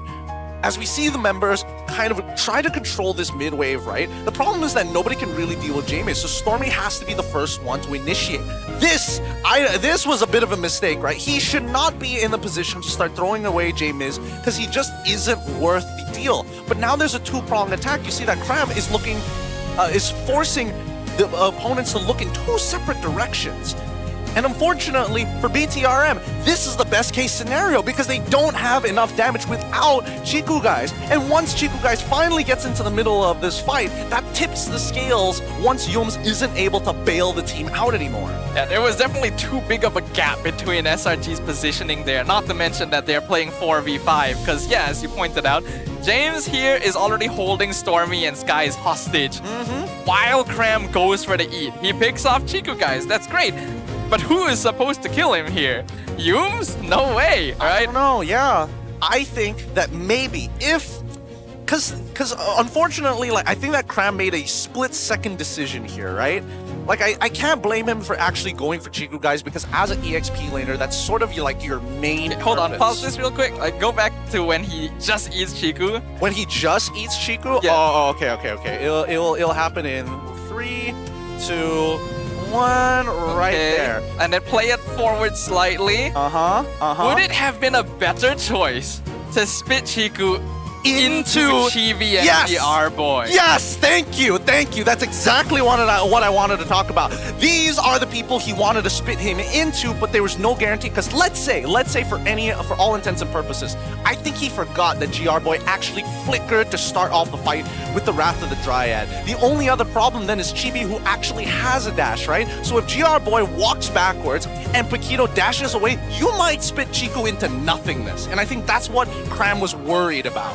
Maybe, but it really felt like they were just walking forward normally for quite a while there. That's why I didn't want Stormy to actually use the ult to move forward to actually pick up James early on. I think he should have held it. He knew he had Purify as well and was trying to separate the angle for everybody else. If he still had his ult, you separate the angle, cleanse yourself, purify yourself from the Cursed Blood. It's Cursed Blood, guys. Come on. Cursed Blood. Then you hop on over to the opposite side to try and pick Chiku up. Then you have an opportunity. Because by then, you're hoping, and I'm praying, the Feather Airstrike ran out of shots. Maybe. I mean, that's why you needed a second front line, right? Because you're saving Cram to pick someone off. So who else can start, right? We'll think about this for now. We'll throw it over to Rose. I think she's got something going on over there. Hey guys, selamat kembali ke Courtside Report bersama dengan Rose. Dan sekarang ni kita actually nak borak dengan CEO Chiku daripada BTRM by Vitality. Hello CEO. Hello. Let's talk about the first game. You guys baru kalahkan SRG dan ini adalah kekalahan pertama mereka and you know throughout this season. So, apa yang you guys buat terbaik you rasa di game pertama?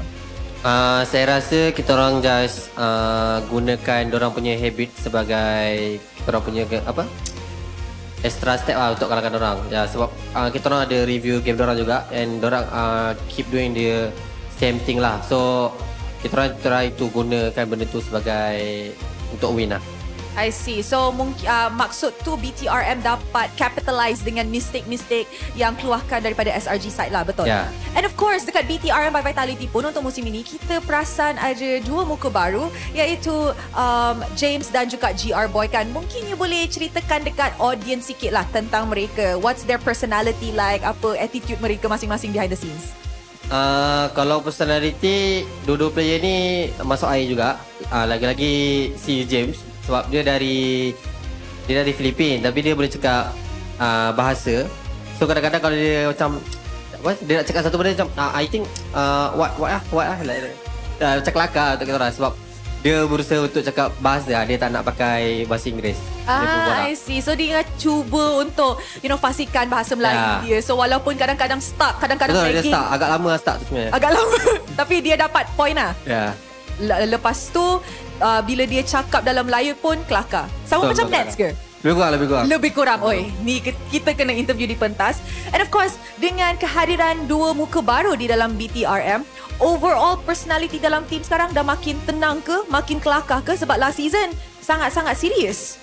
Saya rasa season ni more enjoy and kita tahu lah apa yang kita orang nak kena buat. Sebab bagi saya, even kita orang sekarang tengah mendahului, kita orang kena chill sebab benda ni pernah berlaku dekat season lepas kat playoff bila kita orang dah leading. So untuk kali ni kita orang kena main macam biasa je, menang atau kalah tak kisah. Janji yang pentingnya result dekat playoff nanti lah, bukan yang kat regular.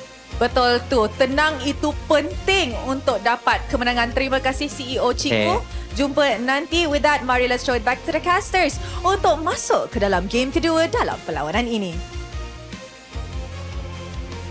Thank you so much, Rose. There you have it, the words from the CEO, Chiku Guys himself. It's not about the regular season. Last season, we had issues because we started to get a lead and got in our heads. Now they know it's all about the playoffs. He's got to do what other CEOs do and give a TED Talk, man.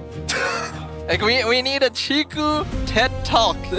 Imagine the information he could share. I don't know. It feels like the information he shared would be so simple to most people that it would just go over their heads. That's what I feel. A lot of Feeks fans out here coming in droves to show their support to their favorite streamer, or should I say re-streamer, if he's checking out the stream right now. No! Stay on, sir! Wait! No laptop! He's got the poster! Well, that's an insane poster. Yeah!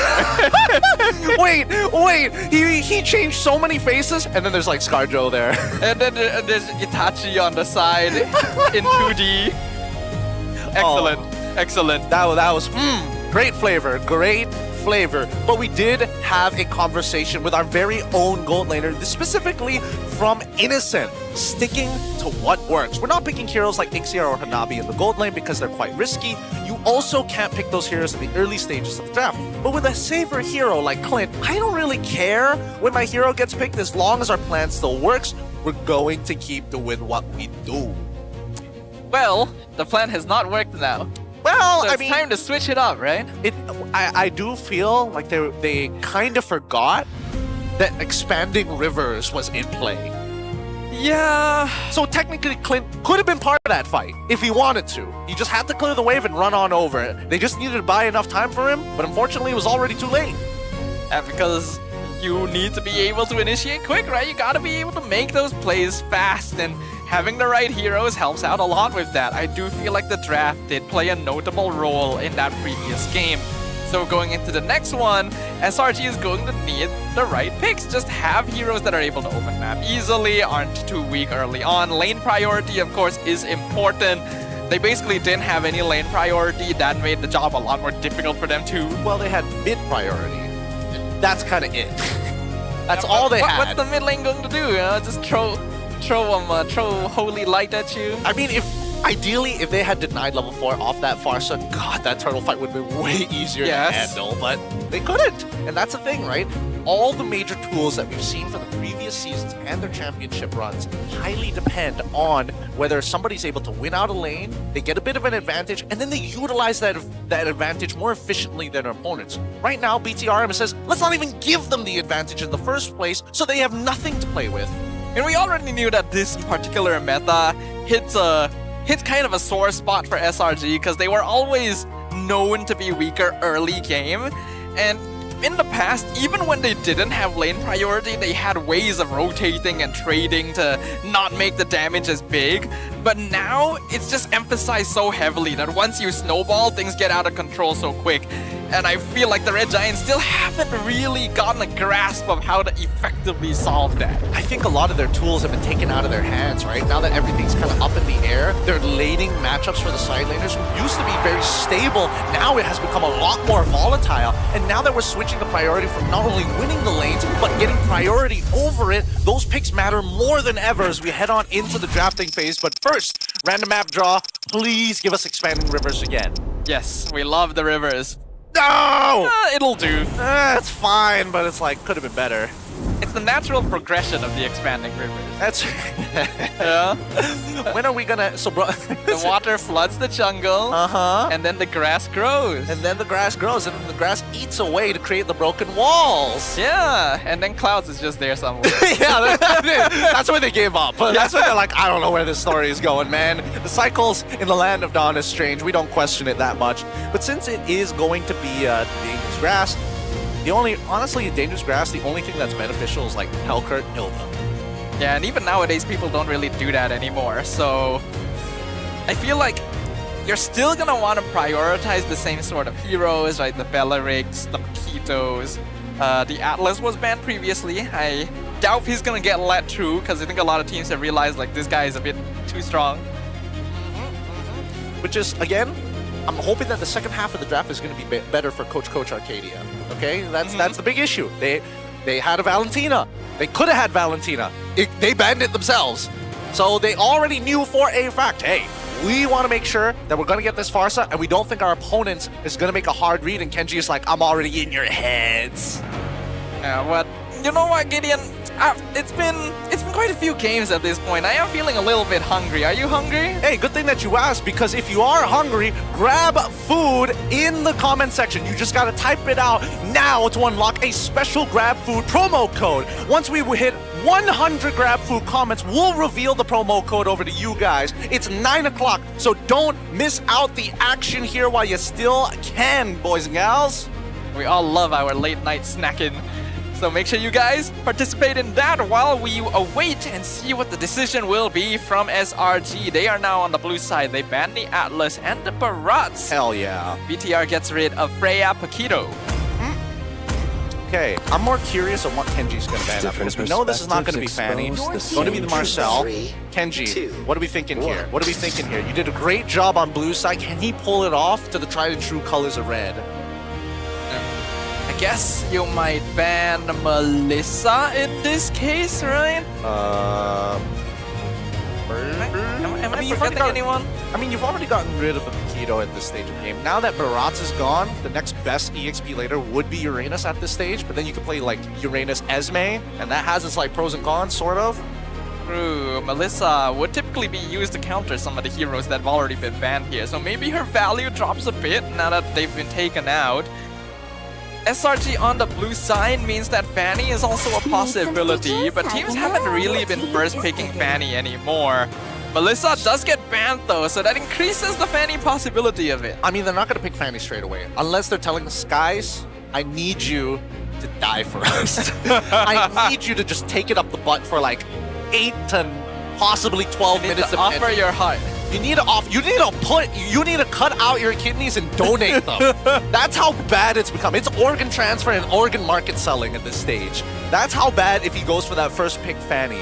And I think that, unfortunately for BTRM, with the way that they're playing right now, it then becomes a true test of mechanics if it's going to be first pick. Well, there's certainly plenty of options still. Bellaric is also going to be up there. But if you go Bellaric, you do open up the Raph Uranus option on the red side.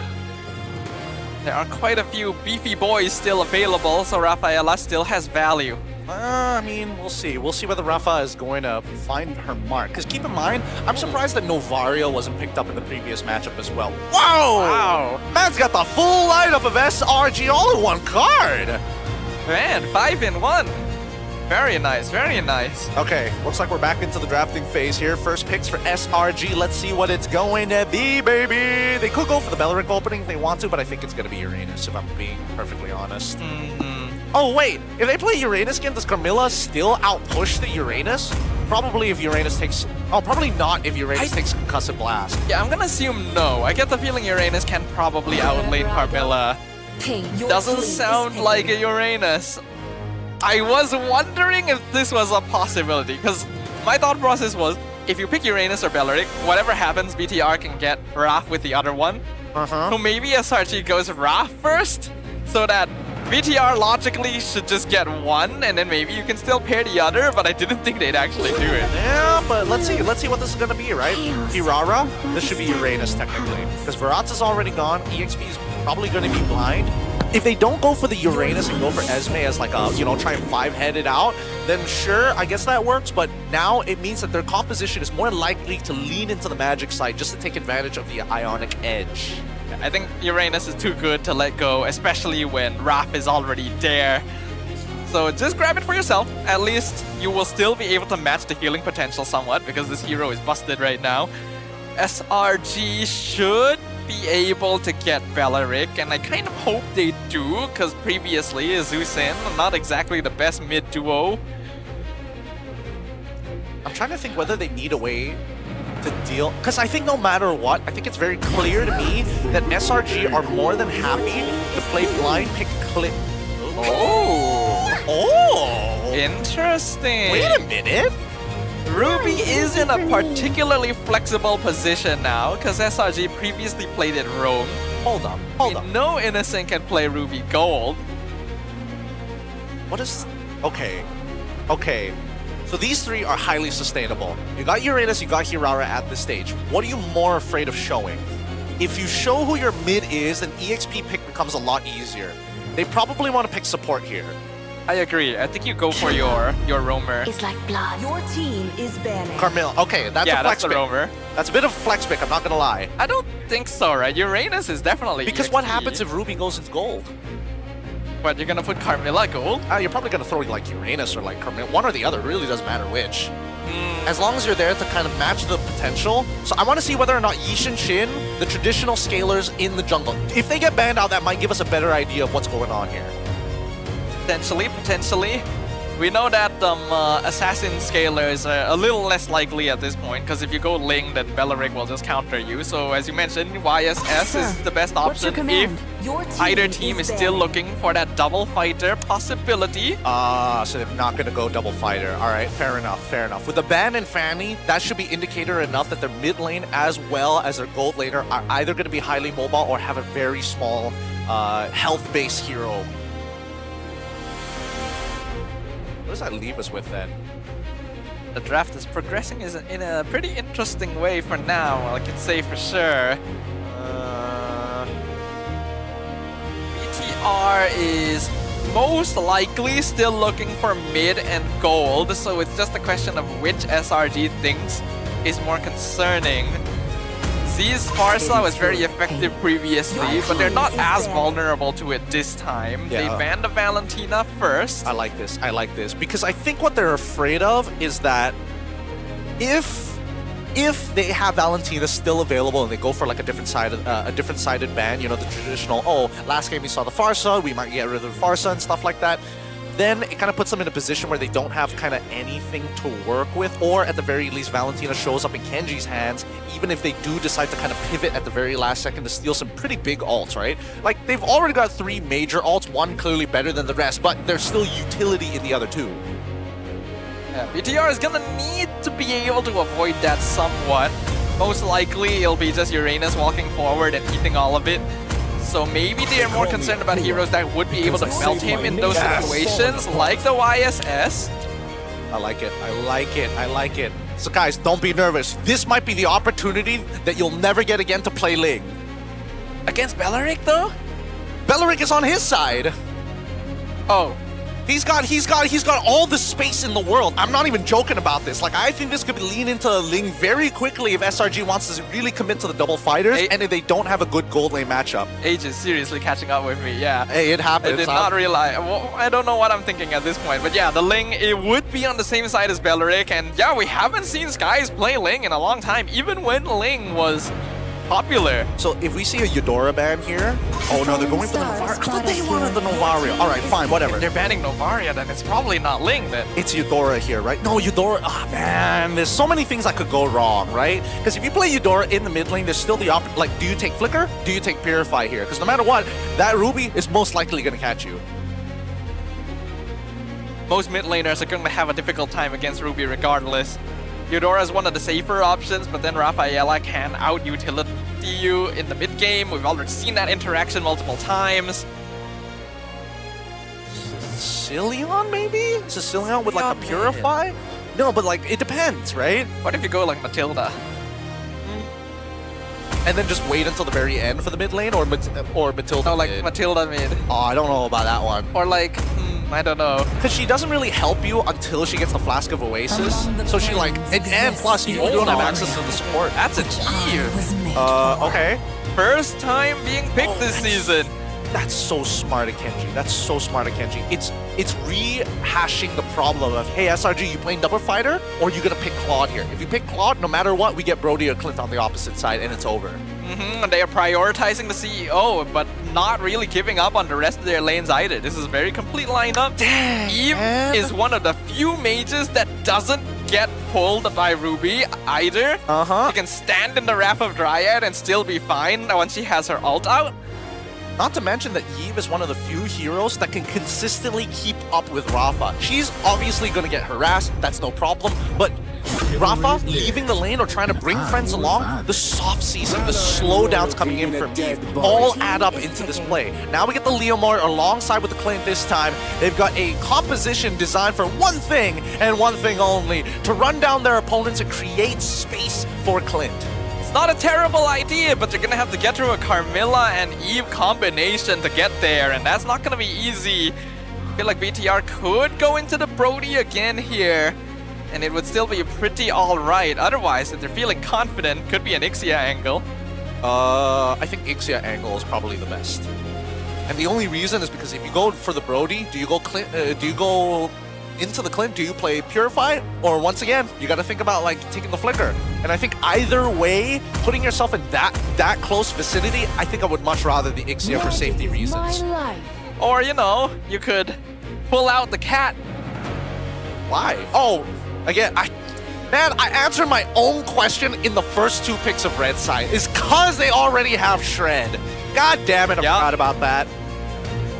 It is still a pretty strong goal laner, even though we don't see as much Harif nowadays. Can win lane if played properly against the Clint. Does well when you have zone control, like the real world manipulation, but could be risky since you're gonna have to avoid the Ruby and Leomord.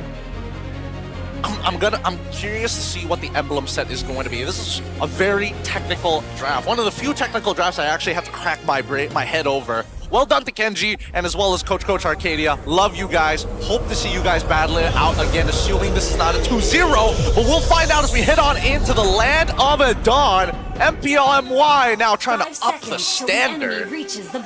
So do you think that if SRG were to lose here, that Coach Arcadia would have to give back the coach title? Yeah, he just goes back to Arcadia at that point. Arcadia now? It was because of the lower third. That's why they got my name wrong, man. My name isn't Coach Arcadia, it's just Coach Arcadia.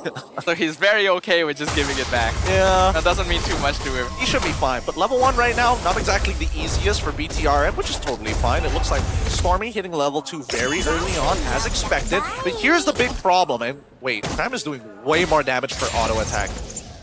Right after this redeem code, I need to see the emblems. Something's up! Ruby just hits really fudging hard. No, that one was... Okay, that was, to be fair, first skill, that's fine. But the auto attack is doing like way more than it probably should. You think he has Master Assassin? I think he might, but it wouldn't make sense, right? Does that mean that he just has abnormally high base damage? I guess. I don't know, because I know Ruby's skill 1 does a lot of damage. Yeah, it's just normal. It's standard build, I think. Oh wait, why does James... okay. Tenacity for James. I would have thought that... Actually, it doesn't really matter at the end of the day. You out-sustain no matter what. Kill spree on both sides. Impure Rage for both mid lanes. Concussive Blast is both want to contest for it. And then there's Quantum Charge and Impure Rage coming down to the gold lane. Fairly standard, I would say, overall, when it comes down to the emblems here. I think EXP lane is still going to be fairly even. I think James is just weaker at level 1 since Uranus doesn't actually have the highest base HP overall. You will still win out just in trading. Gold lane should also be somewhat even.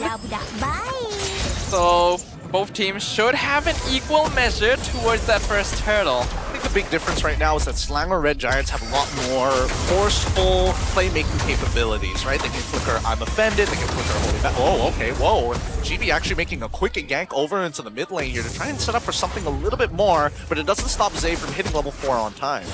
That does mean Chibi has been poked down just a little bit though. Gonna make it hard to contest against Skies who's full HP. They go in Holy Baptism, find GR Boy, and they hook Z as well. He's got to flicker out, and they're just not gonna let him go. Skies on horseback finds the double kill. That's the way to play. It's not about those neutral objectives, it's what you can get off of the fight, and they found exactly what they were looking for. If they force the retry out, Grab of Dryad, locks down James, he purifies, walks into the tower, nearly dies to Cram, actually re-enters for a short moment.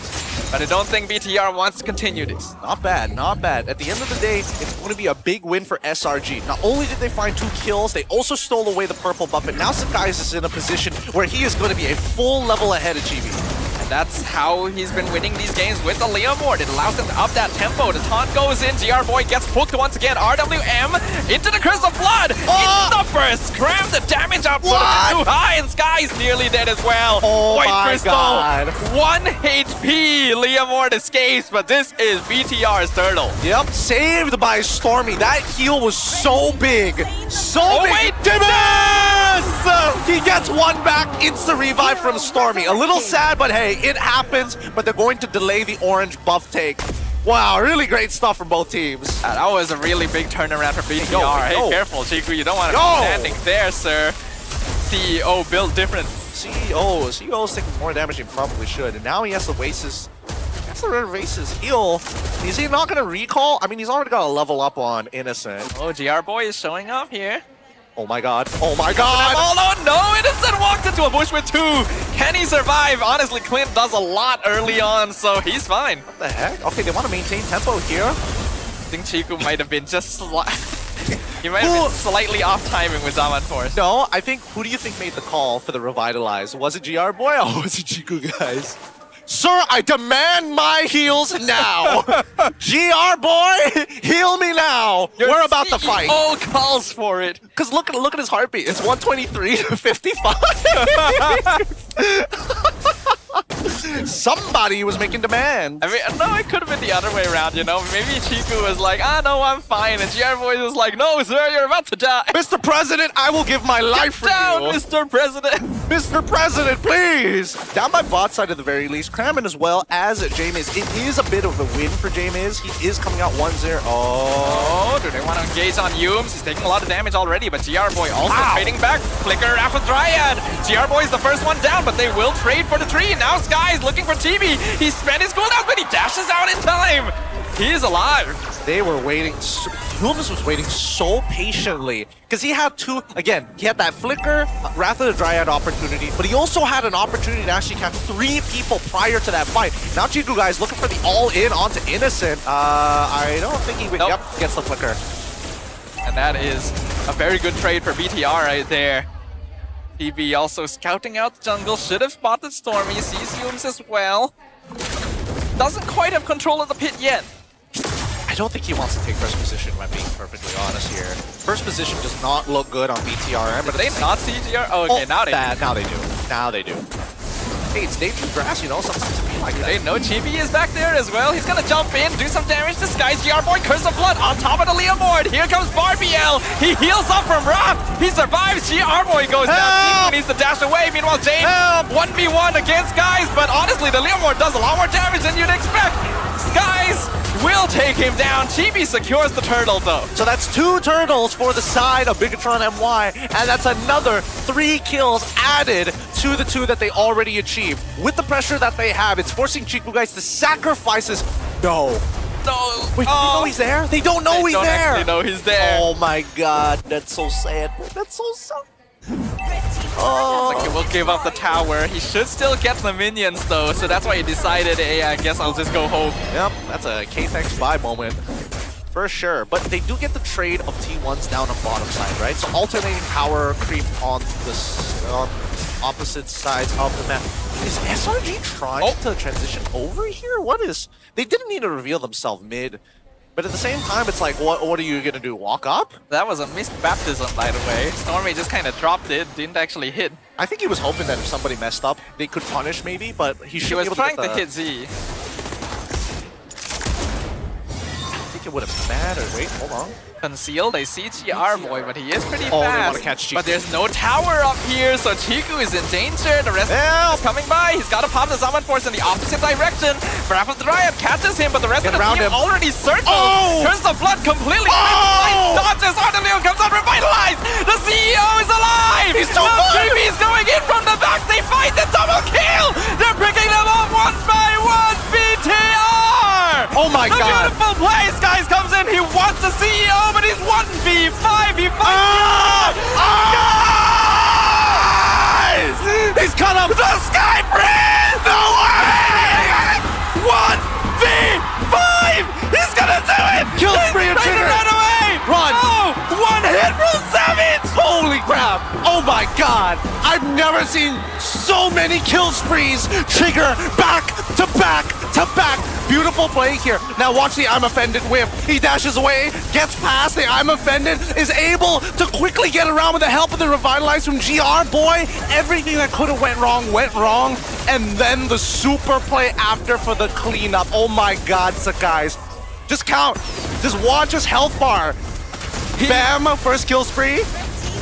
Jumps, second kill spree. Third kill spree.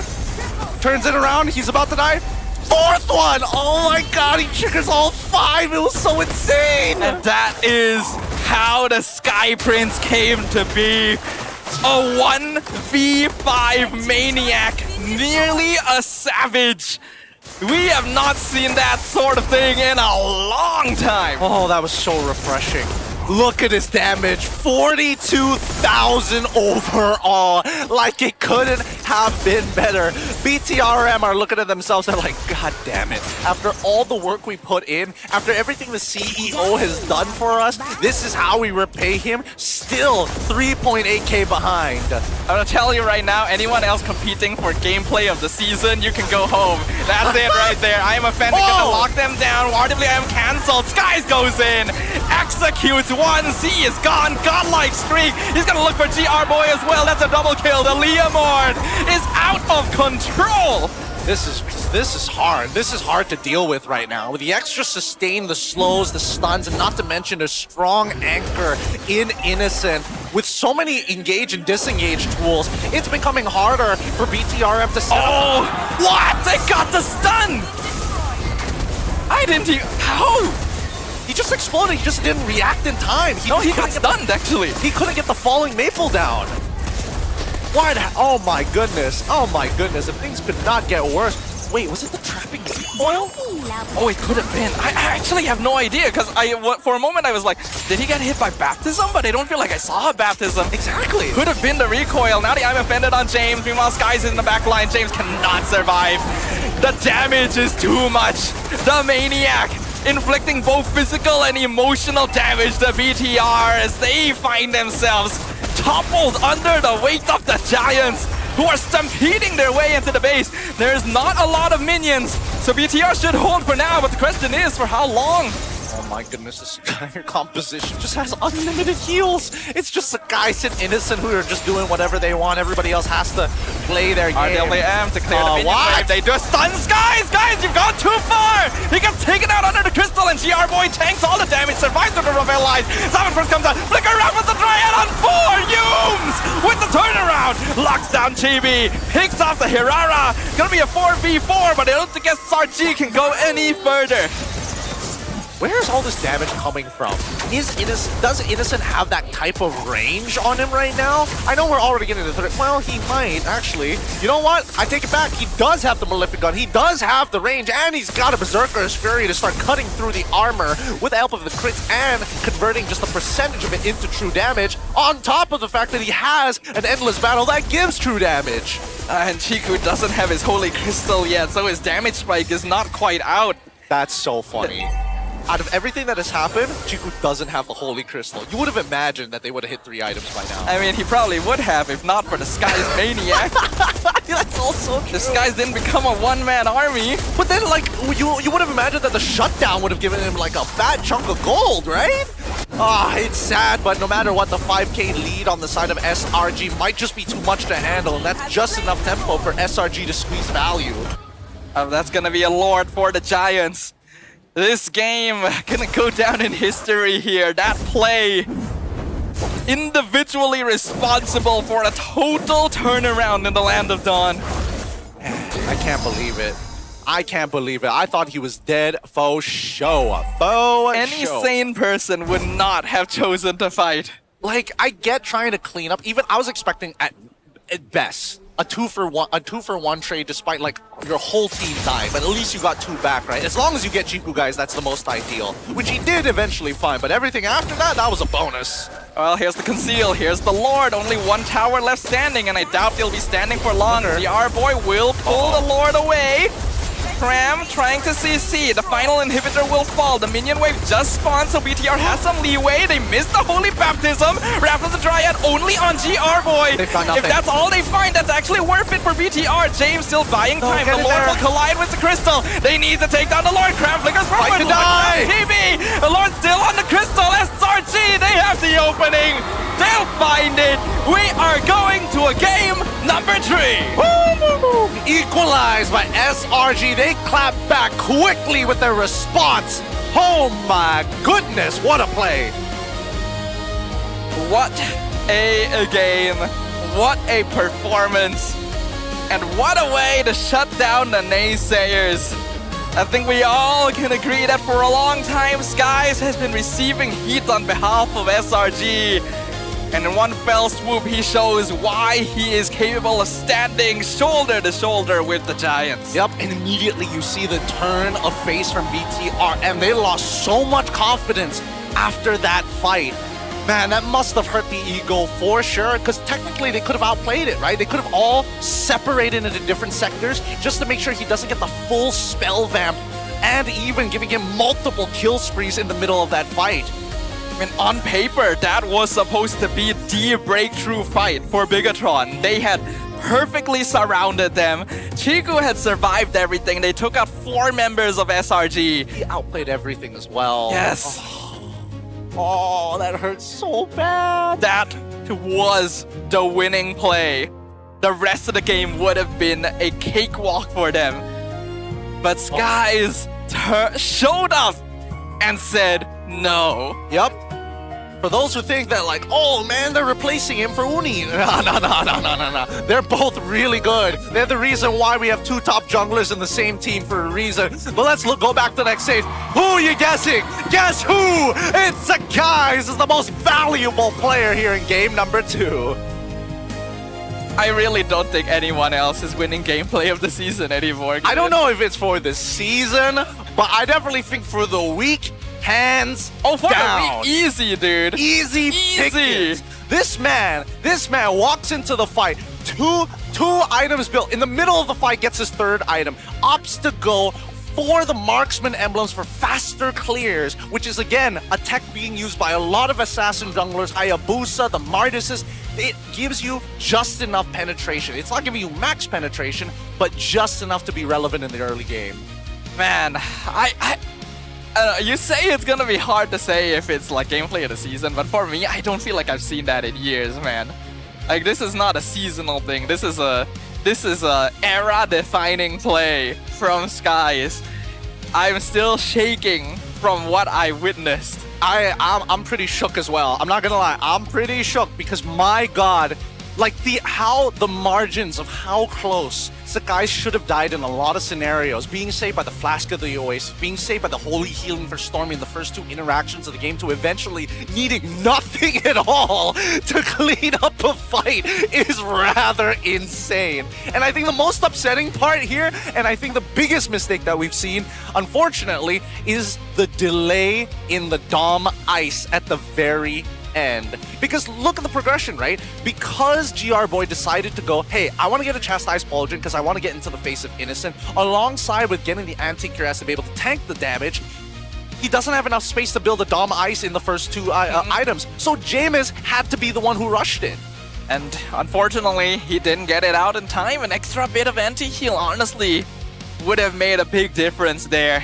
I don't know if it would have necessarily guaranteed the kill, but it certainly would have gotten them a lot closer to it, because this is unprecedented, really. It is unprecedented, dude. Oh my god. 83.7k damage in comparison to 97.8k. If there was a second MVP for initiating, Yums would be that guy. He has caught multiple people with the Flicker, Wrath of the Dryads, and that's something that unfortunately BTRM just did not have a direct answer to, because Zay just wasn't strong enough to just harass him, keep poking him down. Because it doesn't matter, no matter how much damage you apply on him, Stormy and Yums will naturally heal themselves back up.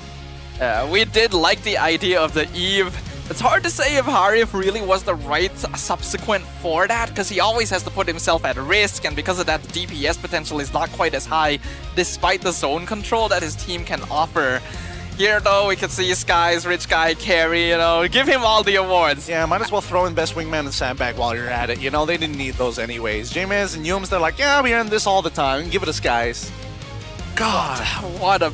Dude, we are going to see that clip everywhere. Oh, I swear to God, if Clippers aren't taking advantage of this right now, you are just wasting effort. That was such a crazy play. Now, let's look at the item progression bill. Now, let's double check actually whether or not we were correct on the analysis earlier about getting the dominance ice later down the line. Because if it looks to me, second item in that mid phase was the Dom ice. And now in comparison to where was Guys when the fight broke out, that was roughly around... Where was that actually? I have the play...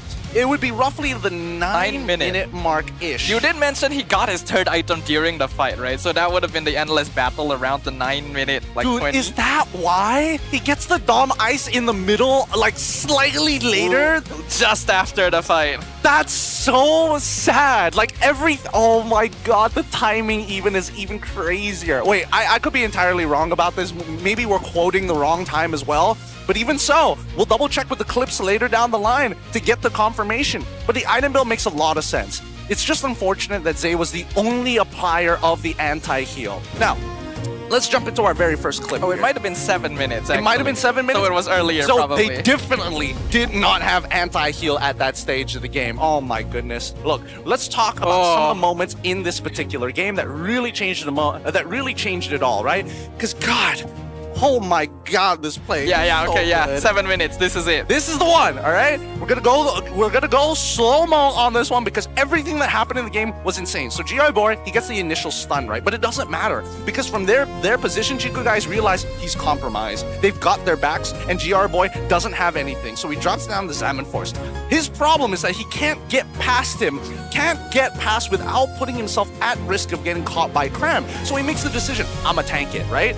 I'ma tank it. He still doesn't have his Purify at this point of time. Cram comes in, he manages to Chrono Dash away from the I'm Offended. So 2 abilities already being thrown out straight away. Flicker forward, Zay drops the RWM. This is where things are supposed to actually go good for Chiku guys, but unfortunately Cram has dealt so much damage to him that he's basically out of the fight. While this is happening, Stormy and Innocent are working together as J-Mez continues to zone them out, and Chibi is able to actually pick off a kill onto Innocent because they were too closely grouped together. This entire time, it's been a 4v5. He's still not in the fight! Yep. Chiku actually managed to dodge everything. He's still alive. He's sustained thanks to the Revitalize. They go in, they finish off Cram. At this point, even with 2 low health members, you think, that's over. This fight is won. BTR have turned around the lead. There's absolutely no way Skies can fight 1v5, and yet he chooses to do so. At this point, we're thinking like, maybe he can kill Chiku, GR Boy at most, and then he'll die. But he does the impossible. Oh my God, I'm now realizing why he had the extra, why it feels like he has so much more sustain. He's actually fighting all 5 of the members in the middle of the wave. So if we're talking about like heal by proxy, he is getting the maximum value he could possibly get in a Mobile Legends game. A full wave on top of 5 members, on top of Zay actively applying anti-heal on this poor man. We have to know, this is not something anyone can just do. Skies is perfectly choosing which target to go for next. Who is the most likely death? Where his next burst of killing spree healing will come from. If he got any of those kills out of order, he would have died 100%. But here's the mistake, right? I think they disrespected him a little too much. All the low members were in the back. They jump past and they're like, oh no, what are we gonna do about this? We gotta do something. Chibi reacts a little slow to the situation, but still, you're expecting a minimum 1-for-1 trade. Their mistake was here when they all grouped up together. Zay, he's trying to stay out of this fight for as long as possible, and not to mention that the damage that was being applied specifically from Hirara, once you drop the Kaison, is that the name of it? The Kaisen, right? Yeah. There's the second delay that actually comes up. He puts it in the wrong direction, and that's when you see Leomore turn the opposite way. So the second half of it doesn't even come through. So technically, they're like slight miscalculations in the middle of that fight. I have to note, like when he killed Chibi as well, he actually got that last hit right before the iframe. Yeah, right before the fallen maple as well. Yeah, like if Chibi had iframe there, he might have survived long enough to get a bit more damage out, but that's just fate at work. It is fate at work. And from that point onwards, this game all of a sudden became unplayable because all the 3 item power spikes came simultaneously from the side of SRG. As they continue to play like a majority of their fights, if we fast forward just a little bit, the ult comes up, they are battling for resources. They are trying to get as many ultimates as possible from BTRM because once they don't have their ult, they can start pushing into mid. They can start attacking the bottom lane if necessary. They have many different options because if they trade 1 for 1, they will always win the trade because of their Rafaela, which is all the difference they need in these moments. And even if they don't exactly trade, at this point, there's no one can actually take Skies down. We just see how much damage he dealt once the Barbiel came out, like the 2 people in the backline just exploded in an instant. You know at that point, it's like, what do you even do, right? Look at that. They're just gone. Just gone. I mean, Cram explodes at the very least, but then after that, it's immediately taking Zay out. Yeah, you're absolutely right. And I think the person who was supposed to take him down was Chiku, guys, but he couldn't get the Holy Crystal in time as well. So it's just like all the little things adding up that came into one momentous push from SRG to close out the game. Man, Giants making a splash here. We've already had 1 Savage previously from Innocent, now Skies. He didn't get a Savage, but I'd argue this is way more impressive than any regular Savage we have seen. Yeah, I'm even tempted to go back to watch that clip one more time. I won't blame you, dude. Oh, it's too good. It's too good.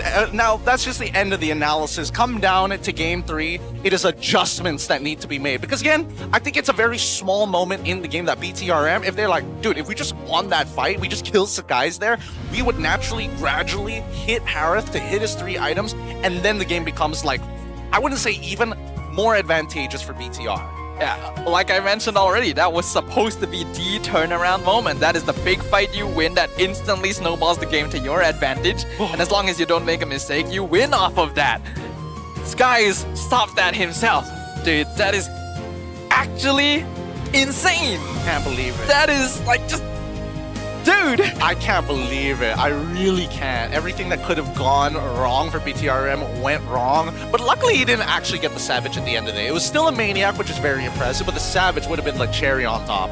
Dude, if he got a Savage, that is actually Hall of Fame play. Hall of Fame play? Next to the Coach Gimme Roger pick and the Moskov of M6? Yeah. M7? No, M6. Innocence had too many, you know? He's got too many, you know? You need to start adding the rest of the SRG. Time to give someone else a chance. Oh man, I mean, Highlight Maker Yums, he also had a pretty sick play in MSC as well, you know, 2024. Ultimate show, quote unquote, the ultimate show play. True, yeah, I remember that. That was a good one too. They've had some good ones. I think at this point though, it's pretty, we can kind of see Rafaela for SRG is actually scarier because they can pull out Fighter Jungler. I mean, technically GB can play Fighter He can, Jungler. But can he do that? I mean, if we swap the roles, I think it's definitely possible, right? It's possible. It's possible. But until he does it. I think, admittedly, it is going to be a little bit hard, especially with Rafaela. I wouldn't necessarily agree that, like, because Stormy is on Rafaela, it is scarier on SRG side. I think that they've got some interesting combinations with it. So again, keep in mind, the Leomord, pretty good combination with it for SRG. It's pretty unique to them. Haven't really seen too many other teams actually do that. We've seen Leomord, not necessarily in combination with Rafa. I mean, healers are always good with any sort of fighter. As a fighter player myself, I think we can all agree with that. For now though, we need a break. We seriously need some time after that one. When we come back, we'll find out who wins in Game 3.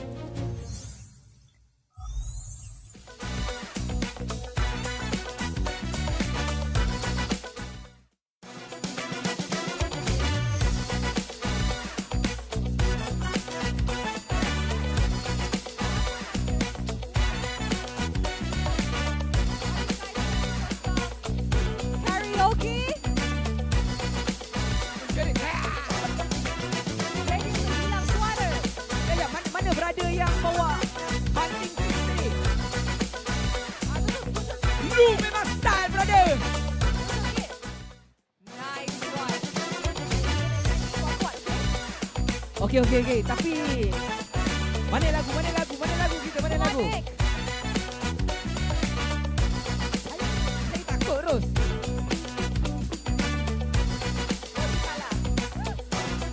Alright, siapa tahu lagu ni?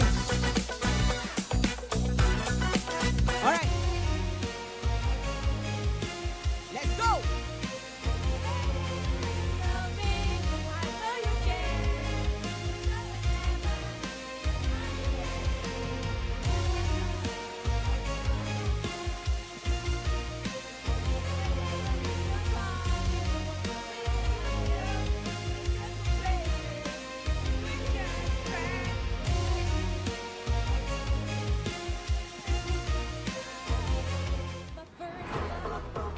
Nak lebih power? Jom.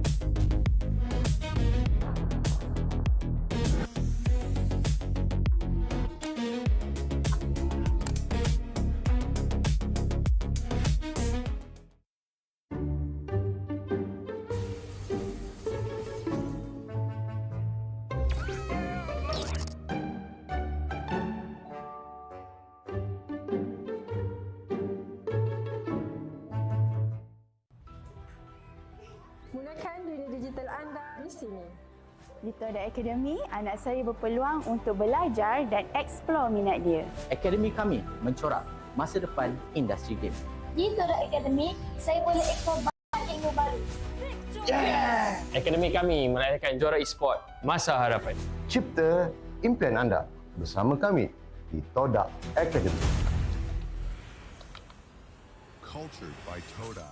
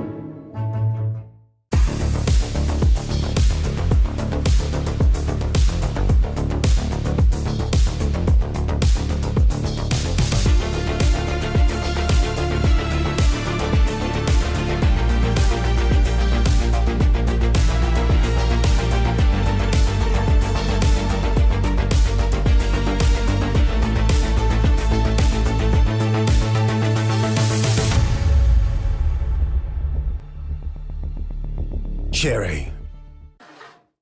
Exotic vibe like power on, wangi tune, tiada lawan aura, boom, boom, boom, boom, boom, beraksi dengan penuh keyakinan.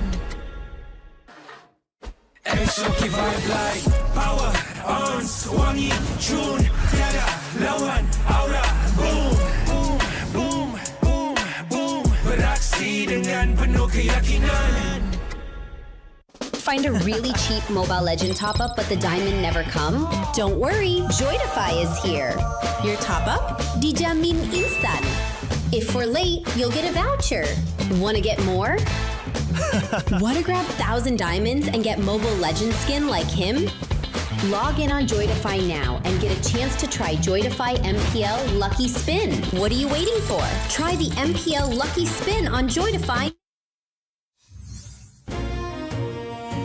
Welcome to all the viewers from all across the world. MPL MOY continues with the conclusion of a series 1-1. It's BTRM by Vitality facing up against SRG. And boy, did we not expect this game to go the way that it went. Holy! I don't think 5 minutes was enough, Gideon. It wasn't. I'm still reeling. I know. I'm still taking it all in the single best of 3. We have seen some clean gameplay for BTRM, absolutely shutting down SRG in game number 1, for SRG to come back with a super play from the one and only Sky Prince himself on a Leomore to get a Maniac to turn the game around for SRG, pulling it to 1-1. Where we're here right now, we need to think about adaptations. Dear God, I think second phase, they might have to get rid of this Leomore. Yeah, I think especially if SRG is already setting up for like a Rafa Bellary comp, then I think you don't want to give this Leomord over. These fighter junglers are already enabled heavily by healers. In the hands of Skies, it is just built different. He is still 100% win rate on the hero so far. It's clear something needs to shift, right? Yep. Even though BTR honestly played a good game up until then. It was solid. Like, man, it's depressing because of how well they were playing up until that very point. Like, all the mistakes that they avoided to make happened in one moment, and it really blew the wind out of their sail, which is sad to say the least, but it doesn't mean that they can't come back. Because again, game 1 was a very good example of how to completely shut down a team like SRG, but it all comes through the draft, and there will be points in the game where you have to contest your opponents. I just think that BTRM, they came in with a very clean plan, and I think if it went exactly the way they were hoping for in game number 2, we wouldn't be having this game 3. Yeah, it could have been a clean sweep. It really could have been just a little bit of something. If it went differently, BTRM would have won that game. That's how close it was. That's how impactful that play from Skies became. And now we get to see the series go the full way. Anything can happen now, really. Yep. I can't stop thinking about it, man. I'm trying to figure out, is Chico guys really analyzing the game where he's looking back at that like 5v1 and was just like, how? What do you mean? It's not even really a mistake from BTRM. They responded to that fight perfectly. It was Skies. It's all that man alone. No. That is untrue. You think so? Yeah, it's all the abilities needed to hit. The fact that some people were whiffing abilities in the middle of one man? Like, let's be real here. Some of them got cancelled out admittedly, but you could still wait out the distance. Perhaps so, perhaps so. Well, no point crying about spilt milk right now for BTRM. They're gonna have to move forward if they want to clinch victory. Remember, both these teams still so far undefeated this season. Who will be able to hold on to that title and be the only remaining win streak in Season 18? We shall find out as Badang brings us into the arena and gets us ready for the draft in game number 3. Here's the drafting phase, but first, our random map draw. Please give us something good. Broken walls or something. Broken walls, expanding rivers. Ah, not that one! There it is. The clouds emerge. There's nowhere for the evil to hide. Yes! God bless you, Kenji! Yes! Oh my God! We need her gone. Oh, we do not need Raph, especially on Flying Cloud. Dude, that was such necessary, man. However, this does open up for another really OP pick to start coming through. It really depends on what Coach Arcadia is not willing to give up. He's forced to ban out the Freya. This time, he also made sure to get rid of the Marcel, which I think is okay. But at the same time, he's now realizing that something must be let through and they need to talk about what gets let through to BTRM as their first pick. There's a lot of decisions to be made here, but at the very least, Raph Bellaric no longer has to be a big concern. Now things like the Paquito, like the Melissa, still going to be in the pool. So Paquito will be the first one removed for now. Also, Freya is still open. Somebody has to ban this. Or maybe that's Coach Arcadia's plan. Maybe he's like, no matter what, maybe are they more comfortable with dealing with the Freya? I mean, there's still Esme, so we see Esme get banned out anywhere. That means it's going to be an insta Freya setup. Well, there's the Freya ban. What? Why on blue side though? What do they want instead? Do they want Fanny? Are they not confident that Chico can play Freya? It could be. I don't think it's that. It's usually because they have a different hero they want the first pick. No, so there's no excuse for this. Freya is by far the most busted hero in the game as of right now. Is there something they would rather prioritize? That's the thing. Melissa? I mean, sure, you could go for Melissa. I think that this is an admission. If we get first pick Melissa here, it's an admission of guilt that he's like, I don't like the Freya. The CEO is like, oh, super broken, ultra meta? Hell no, I'm different. Maybe. Honestly, as funny as that sounds, it actually sounds like something he might say. Matilda does get banned though. What the heck? Okay, so Fanny, Hirara, wide open. Belleric, Melissa, strong opening picks. Uranus as well, and alongside with the Barats. This is interesting. Matilda has not been banned in, well, quite a few matches. There has to be something that SRG is thinking about here. Okay, I'm all for it because red side is looking real snazzy right now. Real snazzy. Need some stitches? Okay, there we go. That's the Melissa as expected. Let's see what Coach Arcadia is going to do. Because Coach Genji on the opposite side is more than happy to take this Melissa. Considering Chico's previous performance, why not? Keto is already banned. Fanny is open. We don't know if SRG will want to go for Fanny this early on. Belleric is probably one of the safer fallbacks. You also have Uranus. You just can't pair them with Rafaela anymore. Man, I can't read Arcadia's lips to save my life. It's okay, I can't read in general. I mean, usually like Innocent, you can kind of make out what he's saying, but Arcadia, I cannot for the life of me. Don't even get me started on Azora Vecchi, but that's because of the way that he speaks more than anything else. He speaks very like, he speaks like a true gamer, dude. Okay, I don't know what that means. But... have a conversation with him. Have a conversation, you'll know straight away. Alright. He really simplifies everything he says. Hirara Moskov. Alright. SRG setting up for the Innocent Moskov gameplay. Yeah, because what's Chibi gonna do? Lock in Fanny? I believe. I don't think he's going to. Probably not. But you can believe anyway. I guess at this point, jungle is probably Nolan, right? You could go Nolan, but then the problem is that Moskov is already on the opposite side, so you could lean into the Lear mode if you wanted to. But you know what? They're not going to touch it. They're going to leave it up to SRG to target Bandit because they're getting the Novaria and the Uranus who work very, very well together. Yeah, so far, the drafts are pretty solid. SRG definitely doing a little bit differently with the Moskov this early on, but considering it is Innocent, it makes sense as well. They want to secure their chances here. A third pick, gonna be an important one. I wonder if we might get to see a Selena. We could see a Selena. That wouldn't be too bad of an idea. Honestly, I think that if they just want priority, sure, that's one way of doing it. But they do need somebody to actually block the shots from Novaria if they want to maintain tempo, right? Like, everybody thinks about the early stages of the game, but eventually Novaria can start, like, double waving for fun. You know, just out of the blue. Like, she clears one wave and semi-clears the next. And it looks like it's going to be Ruby as an answer to this Uranus. Interesting. Ruby seems to be a comfortable pocket pick for SRG. Again, it is a very flexible hero, so picking it early on, they can still kind of switch things around, decide where they want it to go into both side lanes, really. And Yums has already played at Rome once this season. So they're gonna lean towards that for now as we enter the second ban phase. Yeah, I don't think Leomord is worth banning. What else can Chibi play at this stage of the game? Guinevere? Oh wait, what if they just go... No. Uranus is already there, so they can't go for like Harlot, Fredrin, or any of those types of nonsense. So they're just left with their jungle and support. It's not a lot of options. Hanzo, good call from SRG side, trying to stay ahead of the metagame. Just in case, BTRM has been cooking up similar things to Vamos. Right now, SRG doesn't really have a lot of good ways of getting rid of Hanekage, so better to just take that off the board for now. Do they want to continue focusing junglers, I wonder? I don't know. That's the thing, right? Because again, there's not like too many jungle picks that they're worried about now that they've got Ruby on their side, right? BTRM, they get rid of the Farsa. I'm all for that. What else do they want to get rid of? Because this Novaria should be able to kind of handle the rest. I think if it's a Selena ban, then we're totally in the clear.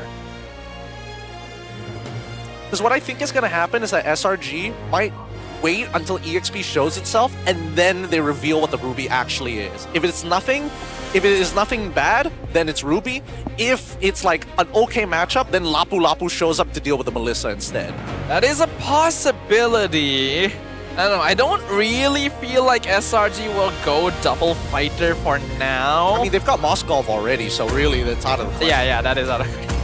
Dude, too much has happened today already. Katakacha is going to be their second ban, so no more focus on jungle. Nice. BTRM, if they want to go for a safe option, Nolan is still there, but as you mentioned, Ruby does match up fairly well into most assassins. And yep, they will ban the Selena.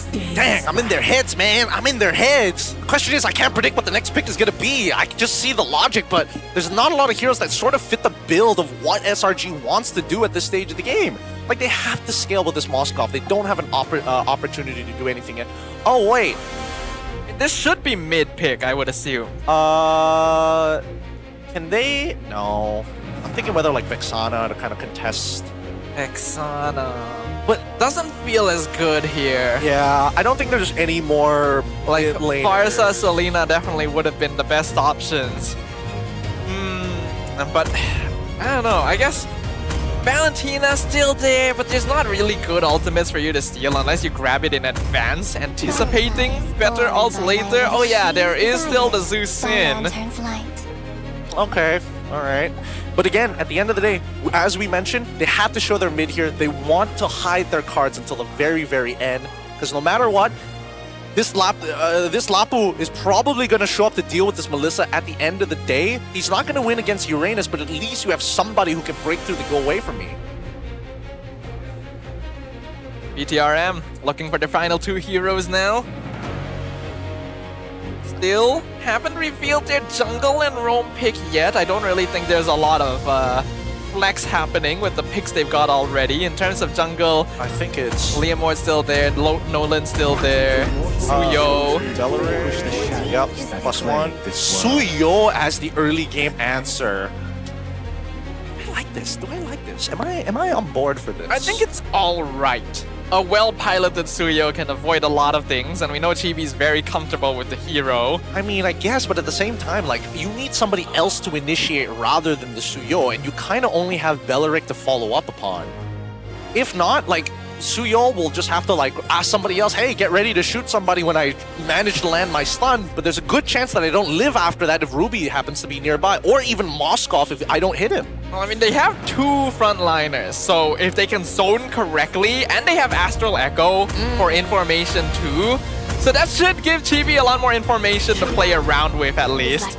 SRG, they steal the Carmilla. Time to give him a taste of their own medicine. I'm all for it because they've got a lot of CC to work with, whether it be like, whether it be just picking people up, whether it just be the Falling Maple here from Hirara, natural stun coming in from Carmilla, and a lot of CC from the I'm Offended.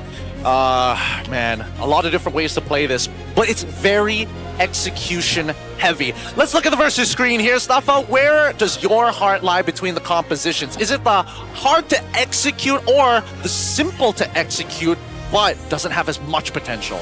I'd say that honestly, this is a pretty balanced draft, right? And there's no notable flaws overall. I'd say maybe the biggest one would be maybe SRG is not quite as tanky, but then they do have a Zeus in to kind of make up for that as well. So overall, I think that these compositions will give us the game tree that we expect, hope for, and deserve.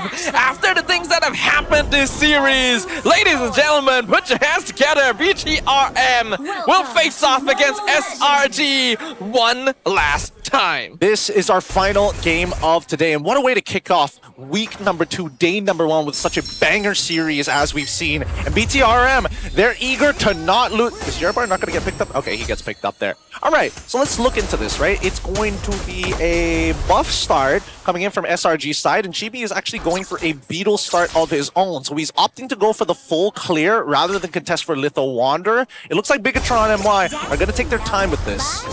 No, I would not have expected Ruby to be so consistently winning early lane against Uranus, but I suppose before he gets that scaling and healing in, he's actually squishier than you'd expect. Actually, Uranus is extremely squishy. If we're talking about his sustain, it comes through his passive, but he needs 20 stacks before it's actually like relevant in like long, prolonged fights.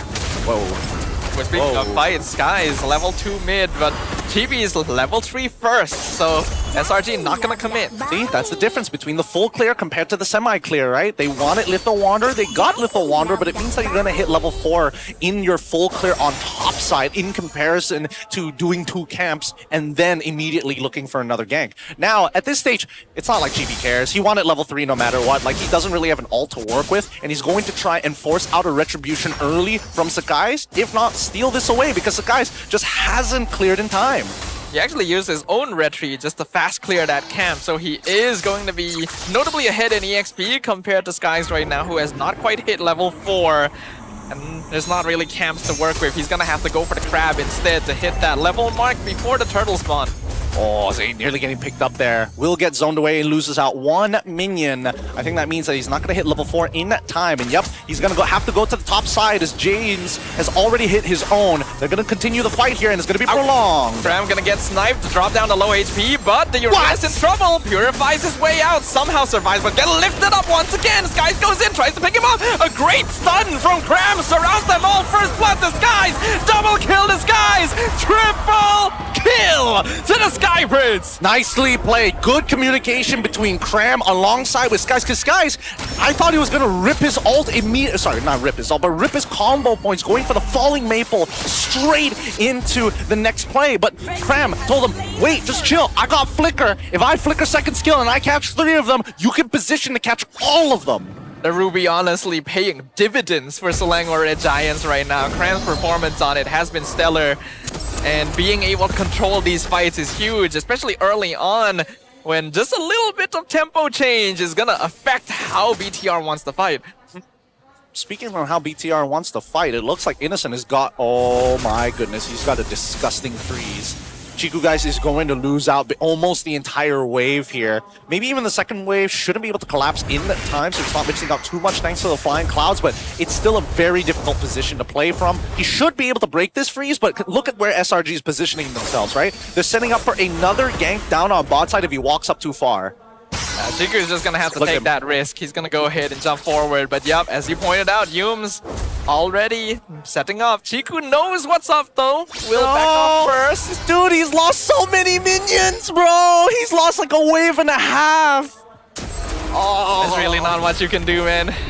Freezes are rough. You need someone to come by and help you break them, and right now BTR just doesn't have the map presence to do it.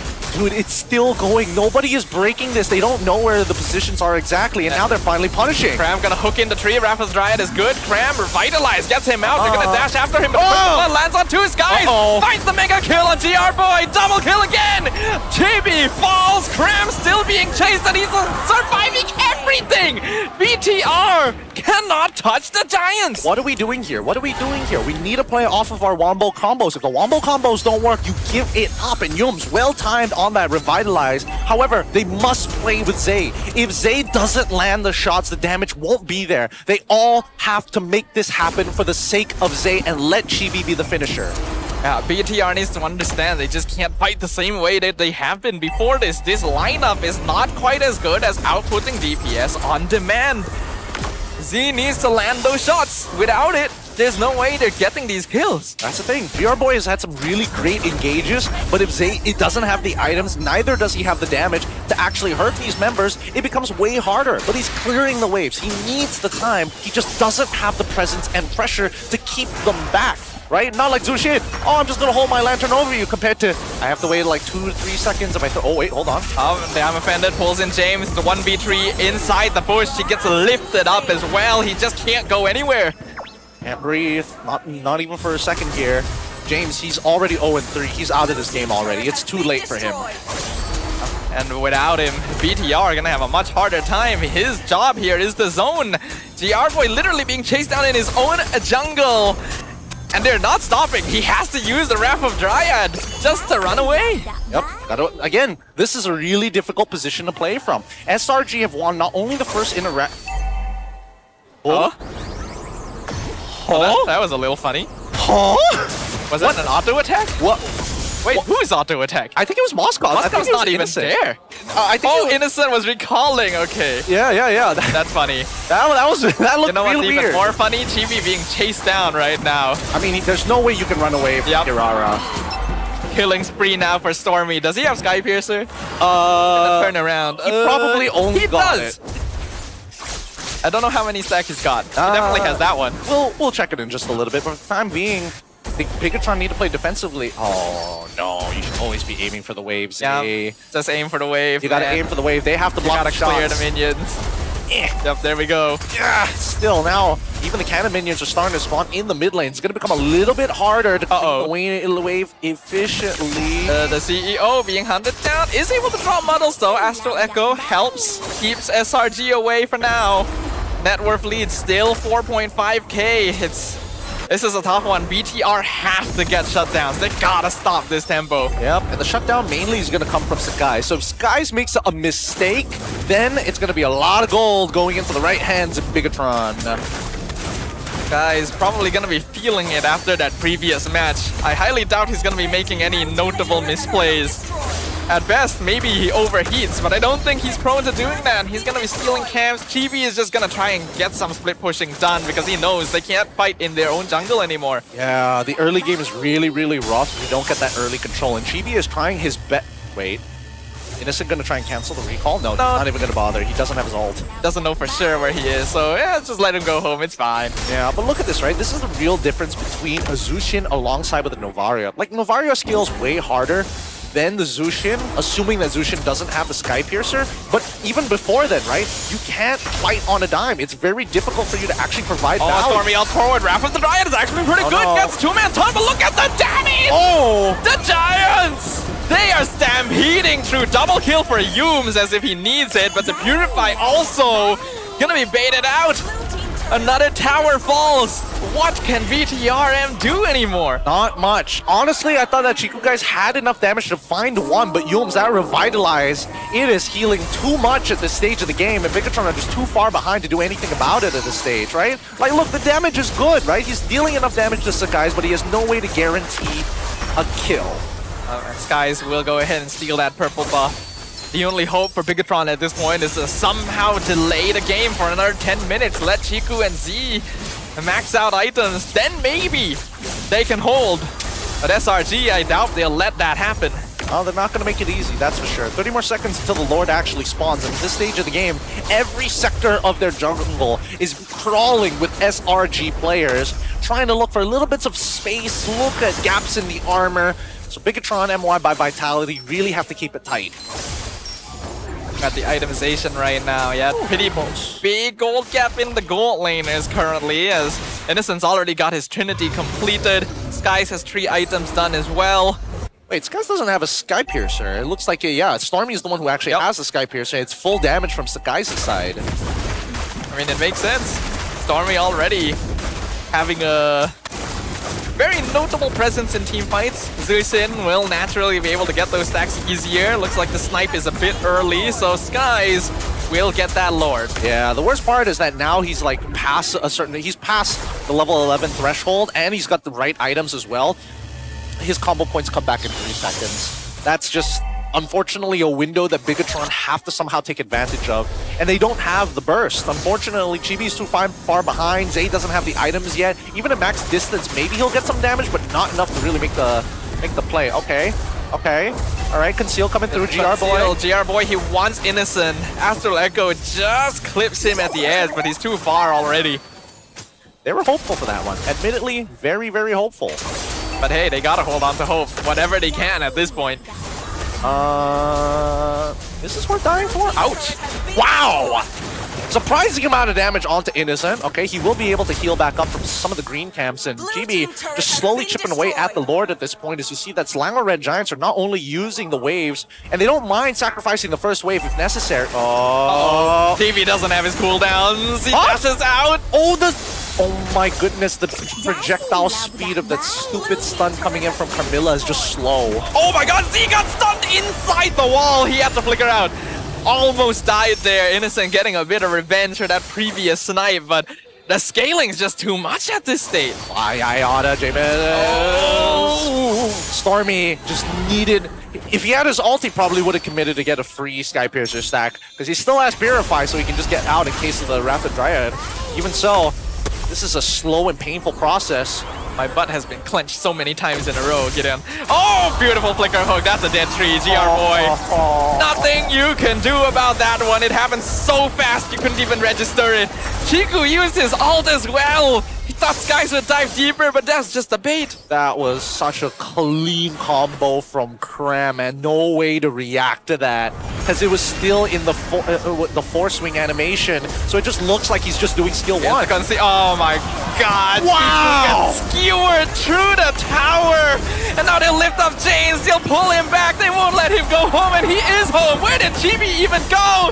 The red giant. Oh, the Spear of Destruction connects. I wouldn't even be surprised if he decided to go for that, but at this point, SRG knows this is the end game. This is victory on their screen. Only 1 minion, so it'll take a little longer to do so, but it's a 5v2. Rapid Drag comes out. Our boy gets the shutdown. Just a little consolation prize. But I think SRG are happy with that. Just a nice little taunt at the very end here. Cram will be able to heal up to full because honestly, he's got more than enough to stay healthy. He did use the I'm offended though, so he probably needs to back away at this point in time. Very sad for Sakai. Gets clipped by the Ancient Seed at the very end. Gets punished for it underneath the tower. But giving up his shutdown to GR Boy also isn't too bad of a thing here. Oh, not at all. Like, dying there is like a nothing burger for Megatron. You know, it's like, well, it sucks because we don't even get like much of the goal. Like, the rest of his team gets a little bit of goal, but not as much as if it was given to Chiku, guys. Mind you, that's their one and only kill the entire game. Oh, you're right. It's 1 in 15 right now. I wasn't paying attention to the kill KDAs score. on BTR are so sad. It is a very difficult position to come back from. I don't necessarily, like, their wave clear isn't the greatest. They can only clear one wave at a time, and eventually once they have the Lord empowered minions, they can't one-shot the wave anymore. This is gonna be tough.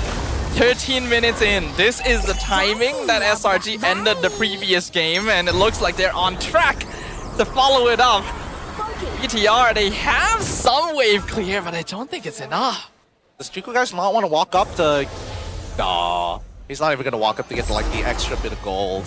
He's not even interested. He wants to just deny complete information from his team to sit underneath Crystal. BTR has the whole 3 waves and a Lord without GR Boy, by the way, because he just disappeared. Curse of Blood does whiff. The Lord's being pulled away by James. He'll survive for now. Wind of Nature also used maybe a little bit early. The Lord is being controlled, but they'll go straight in, and Stormy finds the unstoppable streak. Chiku guys falls, and with that, the final hopes of BTR flicker away as the Red Giants trample them underfoot and secure victory in the series, maintaining their position as the only team with an undefeated streak. As per usual, nothing too surprising here for SRG, especially if you're just tuning in. But God, you gotta check out game 1 and 2 just to kind of set the stage for why SRG are so adamant on giving nothing back over to BTRM here in game number 3. This is SRG adaptation at its finest. They found the correct recipe this time, a draft that left no gaps. And while BTR did try their best to respond, it required a shift in gameplay that I don't think they were quite mentally ready for after everything else. I don't know, because it felt like at the very last moments there, like Chiku guys didn't even use his ult. I think he knew that he was dead. He just couldn't react to Ruby flickering on top of him fast enough. There's no way to anticipate it as well. It's tough. I mean, I'm sure you have a lot to say in the upcoming time. We're going to be throwing it over to our winners up on stage. It's going to be Stormy and Yums having a conversation with Rose. Satu lagi reverse sweep di hari pertama minggu kedua. SRG comes out on top, going up against BTRM by Vitality. And of course, di atas pentas bersama dengan Rose, kita ada duo favorite you guys untuk interview, iaitu Yubs dan juga Stormy. Hello, boys. Hello. Hello. How are you? Yeah, good. Awesome. Awesome. Alright, mungkin kita boleh start dulu dengan Stormy Code. Let's talk about game 1. Apa jadi di game pertama? Sebab kalau kita ingat balik, BTRM had the lead. It was a total dominance daripada dorang. 10k gold lead plus. What was wrong with you guys? What was going on? Warm up kot. Baru bangun. Yeah. Game pertama tadi terlalu lama lah. So, lama sangat. Lama sangat. So you guys baru bangun, perlu panaskan diri. Yeah. Okay, now kita nampak kan hari ini di mana kita nampak lebih banyak hero yang kita tak nampak last week. In your opinion, kenapa hari ni and minggu kedua baru start kita nampak all these new heroes keluar? Example, hari ni kita dapat tengok Hanzo, kita ada Alice, kita pun ada Rafa, kita pun ada Carmilla. So, kenapa hari ni? I think the teams now is trying to improve and try to get their own strength dari segi hero. So it really depends on their play style juga. So that's why we're seeing a lot of different heroes right now. Bagi SRG, you guys suka ke lawan hero-hero unorthodox macam ni? Suka sebab it's really different, right? Kalau macam season lepas, dia macam meta sama je. So you guys won't get bored lah basically. Adakah kita akan nampak lebih banyak hero menarik daripada side SRG? InsyaAllah boleh. Alright, we like that. And of course, Yums. Hi Yums. Hi. Okay, game kedua tadi, adik ada buat satu moment di mana dia dapat maniac, betul tak? And bila Rose tengok community kita, ramai tengah tanya siapa yang buat shot call untuk teruskan war itu walaupun it's a very high risk war actually. Sebenarnya saya yang main. Hah? Saya yang pakai phone. Faham? So you lah yang buat keputusan untuk masuk. Yes. Kenapa you rasa you boleh menang war tu dan dapat maniac? Sebab time tu ada 2 jungle merasuki saya. Wow! Siapa? Sekais dengan Uni? Yes. Wow. So actually tadi adik tak main pun? Dia yang main Dia tu? main untuk farm je. Oh, lepas tu kalau war you cakap bagi iPhone macam tu? Betul. So itulah comms nanti kalau kita dengar mic check? Yes, absolutely. Absolutely. Okay, we like that. Nanti kita dengar ya guys. Now, Yums, tadi pun sebelum kita masuk game kedua, Rose pun borak dengan Chico. And dia cakap salah satu faktor atas kemenangan BTRM di game pertama adalah dorang dah dapat baca kelemahan SRG. Adakah you guys dapat fix the problem sebelum kita masuk game kedua? Maybe dia dapat baca sikit je kot. Sikit je? Biasa lah Chico kan, dia selalu buat kerja setengah jalan kan. So, you rasa sebenarnya ada lagi problem lah, tapi dia just tak dapat tangkap the full thing? Betul. Oh, okay. Okay, menarik. Chico, kena buat kerja keras sikit lah untuk dapat tangkap CEO kan? CEO. Okay guys, kita pun sudah nampak perlawanan reverse sweep. Tapi hanya seorang yang boleh menjadi MVP. I nak tanya audience dulu, korang rasa siapa yang sepatutnya layak dapat MVP untuk perlawanan ini? Alright, you rasa guys? Mari kita tengok MVP perlawanan ini in 3, 2, 1. MVP jatuh kepada Jeng.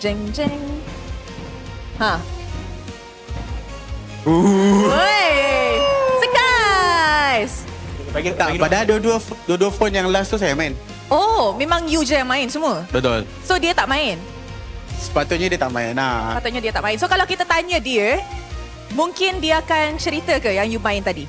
Maybe dia akan cerita. Maybe dia akan cerita. Sebab kat screen pun saya selalu dia yang bagi saya phone. Oh, serius? Adik, kenapa Yums cakap yang maniac tu tadi dia yang dapat, bukan awak? Claimers lah. Okay, so, ramai orang nak tahu apa comms sebenarnya masa you masuk game kedua tu dengan Leomord dapat maniac. What was going through your mind? Apa yang comms tengah berlaku? During that situation Yes. Time tu dia macam, ingat tak yang macam Innocent punya yang dia on lebih kurang macam tu lah kot. Dia macam boleh masuk ke tak tim dia cakap tak payah dah rata. Dia cakap tak payah? Abang, santai. Kau relax abang kerja. Wow. Abang, adik. Alright, kita boleh nampak hasil waktu tadi. And of course, adik mungkin tadi Yums cakap problems not fully solved yet, tapi you rasa cukup masa ke untuk solve semua masalah dalam SRG sebelum menentang dengan Team Flash this Sunday? InsyaAllah kita dapat solve benda tu lah before next match. Okay, I rasa semua fan akan tunggu untuk perlawanan itu. Any words kepada fans-fans SRG yang datang hari ini dan sokong you guys? Untuk fans, thank you so much yang datang hari ini. Saya harap korang enjoy dengan match hari ini. Buat 3 game kan. So thank you so much. Jumpa korang Ahad ni. Yep. Alright, terima kasih dan tahniah sekali lagi kepada SRG. And with that, mari let's throw it back to the casters to break down apa yang terjadi dalam perlawanan reverse sweep ini. Terima kasih banyak. Tapi itulah, ini kena tukar lah. Bukan Sky, sepatutnya Yums. Sebab Yums yang mainkan kan game Betul. dengan game ketiga. Dia kata dia yang mainkan dua-dua apa? Dua-dua fight. Tangan kiri main roam, tangan kanan main jungle. Betul, sebab tu dia bunuh diri aku rasa, Pel.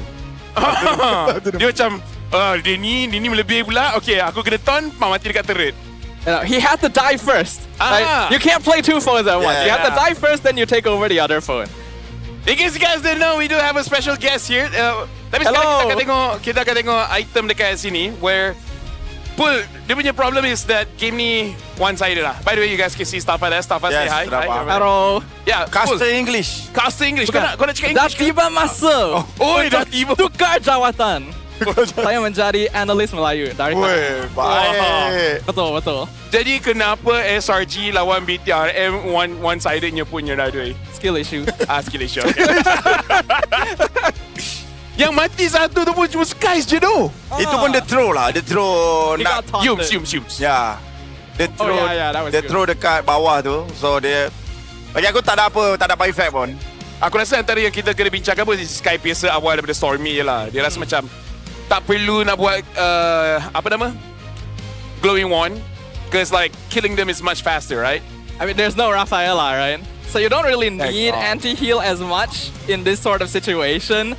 It's just that I feel like BTR probably lost a little bit of mental after game 2, right? Because who wouldn't after what happened? They were still trying to play the game the same way they did before, but the draft is different, right? It's not as bursty. They need to take their time with the Astral Echo, then kind of bait them out with the sniping, because they don't have enough burst damage otherwise.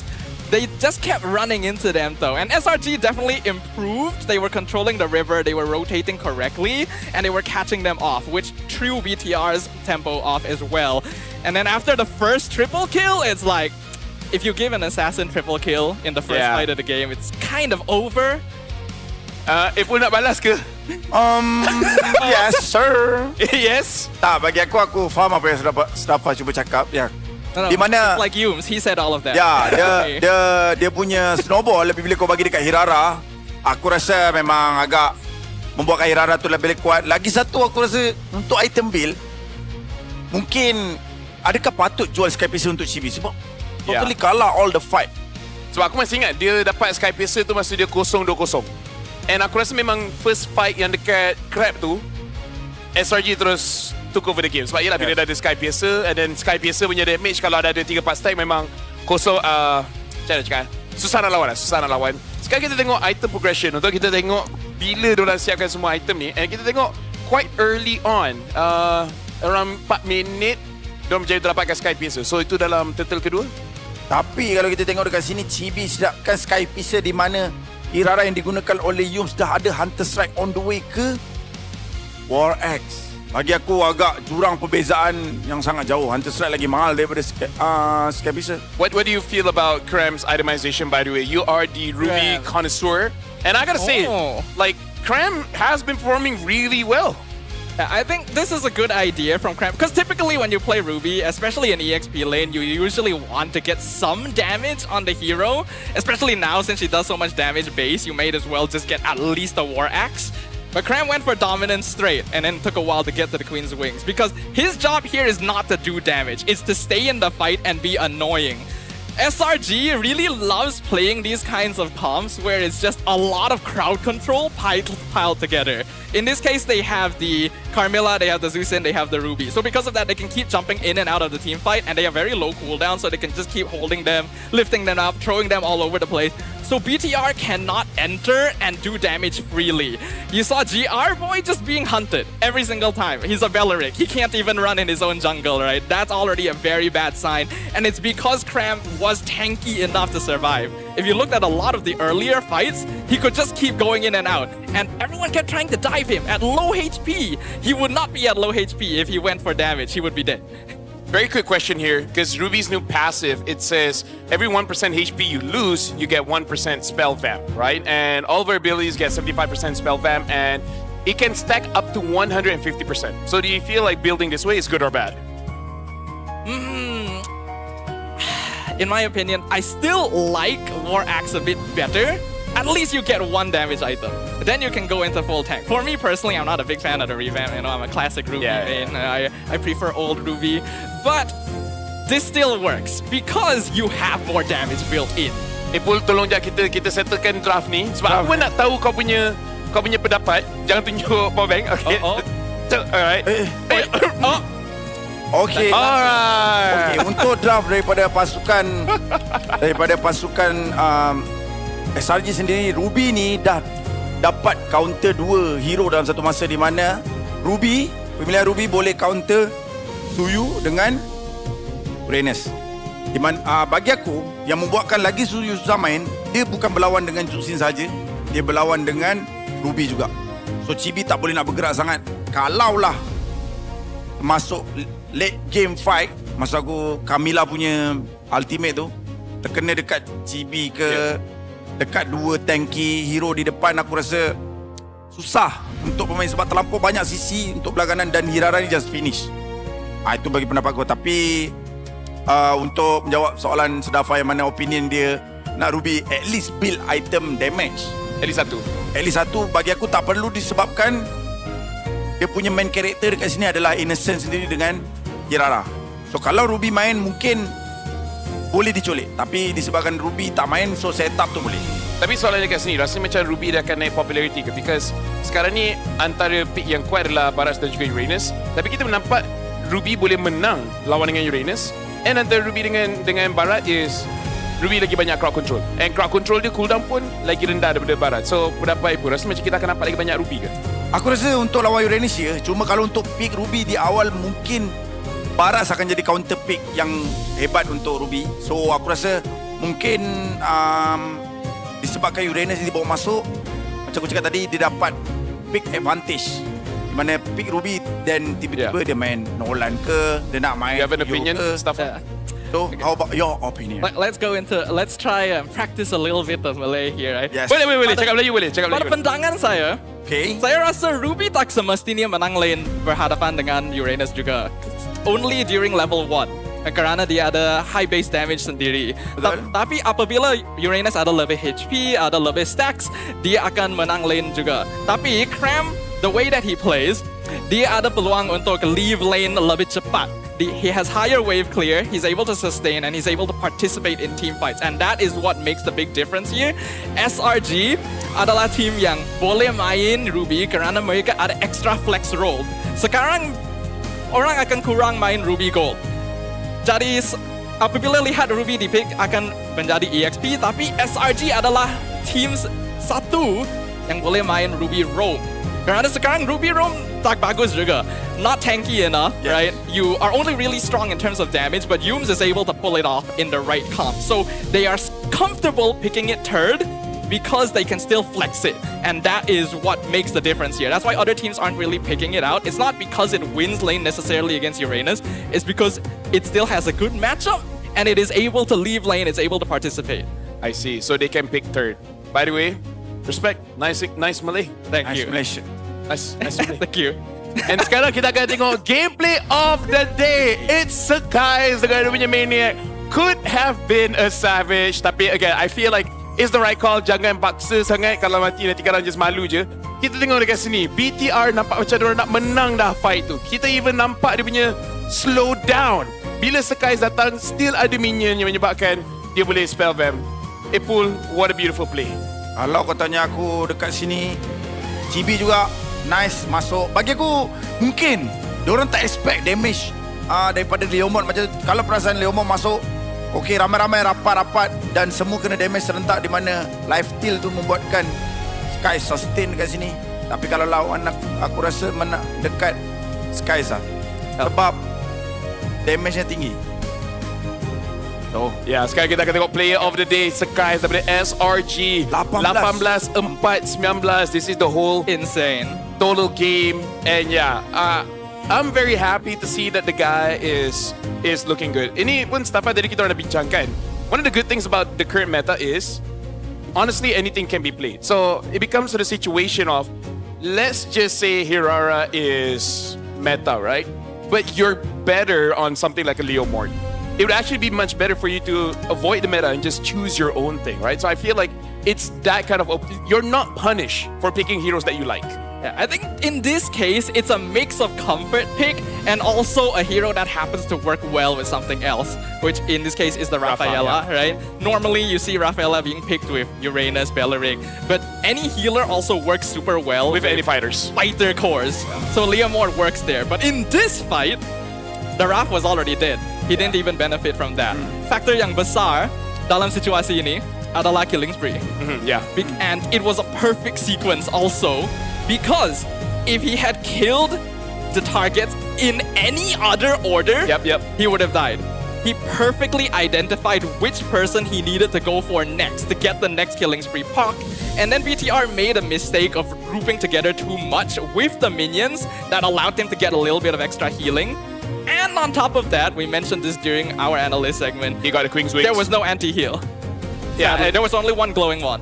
Yeah, and then after the second kill, he got the Queen's Wings, instantly proc the Queen's Wings, makes it almost impossible to take him down. And now kita tengok standings di mana minggu kedua hari pertama, SRG is on top, 3-0. BTR following very closely sama dengan IG 2-1.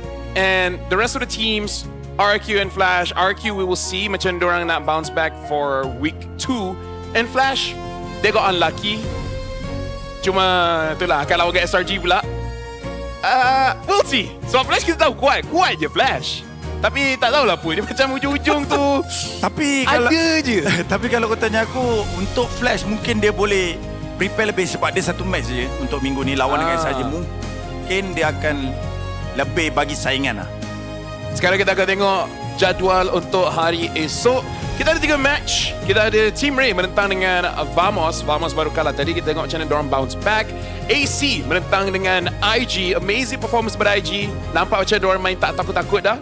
Dan kita akan tutupkan dengan BTRM menentang dengan RRQ.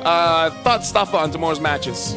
I think the first 2 matches are going to be very interesting because Vamos is a team that I think a lot of us were expecting to perform well, but they just lost to IG, who has quite a few rookies on their roster. So will they face the same issues against Team Ray, who is also trying some new stuff? And then IG looks to have improved a lot since last week compared to AC, who should on paper be a better team. They have more experienced players and yet their gameplay didn't look as good. Will there be enough improvement in that regards? I think these 2 matches will really tell us like what is the current state of MPL. Pun rasa macam memang kita kena simpan doh coach Bam ni. Coach Bam ni nampak macam bagi player baru ke apa ke dia boleh build up. Dia macam aku ada cakap dengan dia, aku ada nampak bakat Atan ni dan aku cakap dengan dia, Coach Bam tolong asal bakat Atan ni. Nampak yang macam dah nampak dah sikit-sikit Atan. For me, kalau lah Sky tak buat play tadi, aku rasa Atan adalah salah satu player of the day untuk hari ni. Agreed. Sekarang kita akan tengok Road to MA. Kita akan tengok di mana MAL punya team, because MAL diorang ada peluang nak pergi ke MA, tapi dia bukan a single punya road. Diorang ada banyak cabang juga kerana MPL first 2 teams, senang cerita siapa pergi grand final akan terus qualify kepada MA main stage. Tapi untuk MAL champion boleh masuk kepada C Championship Tour, di mana itu adalah open qualifier group. Dekat situ MDL Philippines, MDL Indonesia dan semua tim lain akan bertanding. And then once you win, then kau akan first and second place pergi kepada main stage. Tempat ketiga keempat akan pergi ke wild card. It's going to be quite difficult. Ada lagi satu yang kat tengah-tengah tapi dia tak cukup. But it's okay. Kita akan discuss tu nanti. Sekali kita tengok siapakah team MAL yang ada dekat sini. Invited team, kita ada Selangor Red Giants Academy, Team Ray X BTRM Esport. Diorang datang siap bawa van. Aku yang takut. Pixel Esport, Games My Kelantan, RF Esports, Borneo Arcanist Fusion Esport, Outcast dan juga On Point Esport. Dan qualifier team adalah Star Origin, DX Kings, HGX Origin dan juga Khan Esport. Khan Esport. Bayangkan kasut Khan Esport. I think you could just say Khan.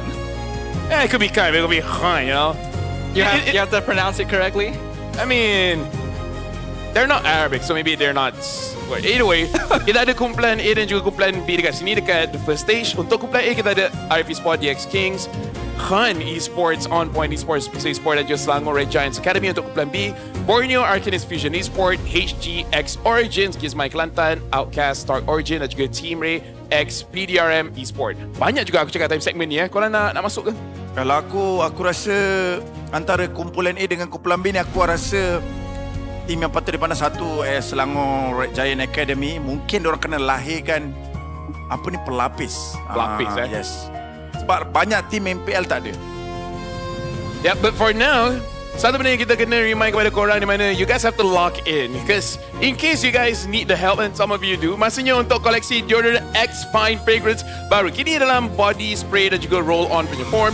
Pilih, there's quite a few options, blue lavender, black vanilla ataupun aqua bergamot. So depend pada korang punya style, korang boleh try the new X Fine Fragrance, di mana this is a new fragrance, premium ciptaan pencipta wangian yang bertaraf dunia with a new technology, 2 kali melawan bau untuk kekal wangi dan segar selama 72 jam. Wow. Jadi lama tu, hantar kat sini, kita kerja lama. Yeah. Kita kerja hari ni memang lama. So we need that. Thank you very much, X. I think we definitely need that. It's been a long day. A lot has happened. Kita lagi satu shout out. Okay, make sure korang one more. join the Land of Dawn. Dekat sini korang boleh redeem the code kat bawah untuk korang dapat double EXP dan juga Battle Point card. So in case korang new players, ini antara cara untuk korang dapatkan like the emblems cepat, and korang boleh beli hero dengan cepat. Korang just claim, redeem. Ingat tak time kau perlukan Battle Point untuk beli hero? Ingat doh, zaman tu orang cakap struggle. Has been a long nak time. nak spend kan. Oi, macam ni kalau beli ni nanti keluar hero baru ni. Time tu Magic Dust okay, best.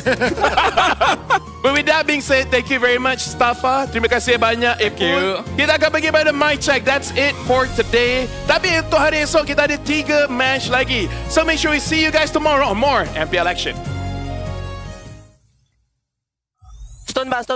Bang dekat dah, bang dekat dah. Let's go. Go. Aman. Boleh main dia. Hey, go start ni. Dah ada clean dah guys. Gua bisa clean ya. Gua kat fasa ni aman. Bisa tower. Gua bikin. Tower guys, tower. Guys. Ada lagi game sana guys. Aman. Just main depan bang. Ya aku ni. Aman. Tengok. Dorang takut tincok. Dia kan nobody ah. Nanti ya, boleh kan aku boleh? Ada. Boleh deh. Itu akram. Tower. Aman deh. Aman banget. Ya aku boleh ada akram. Play yum. Tengok Suyun skill guys. Tu. Nice, yum. Lagi. Goreng lagi. Let's go bang. Go. Oh, jangan mati. Alamak. Aman, just back. Bayar. Atas semua sampai ya. Saya Rampak. Stand. Tengok, tidur. Kill. Fokus kill. Ini. Ira. Ayah. Nice, 2 boy.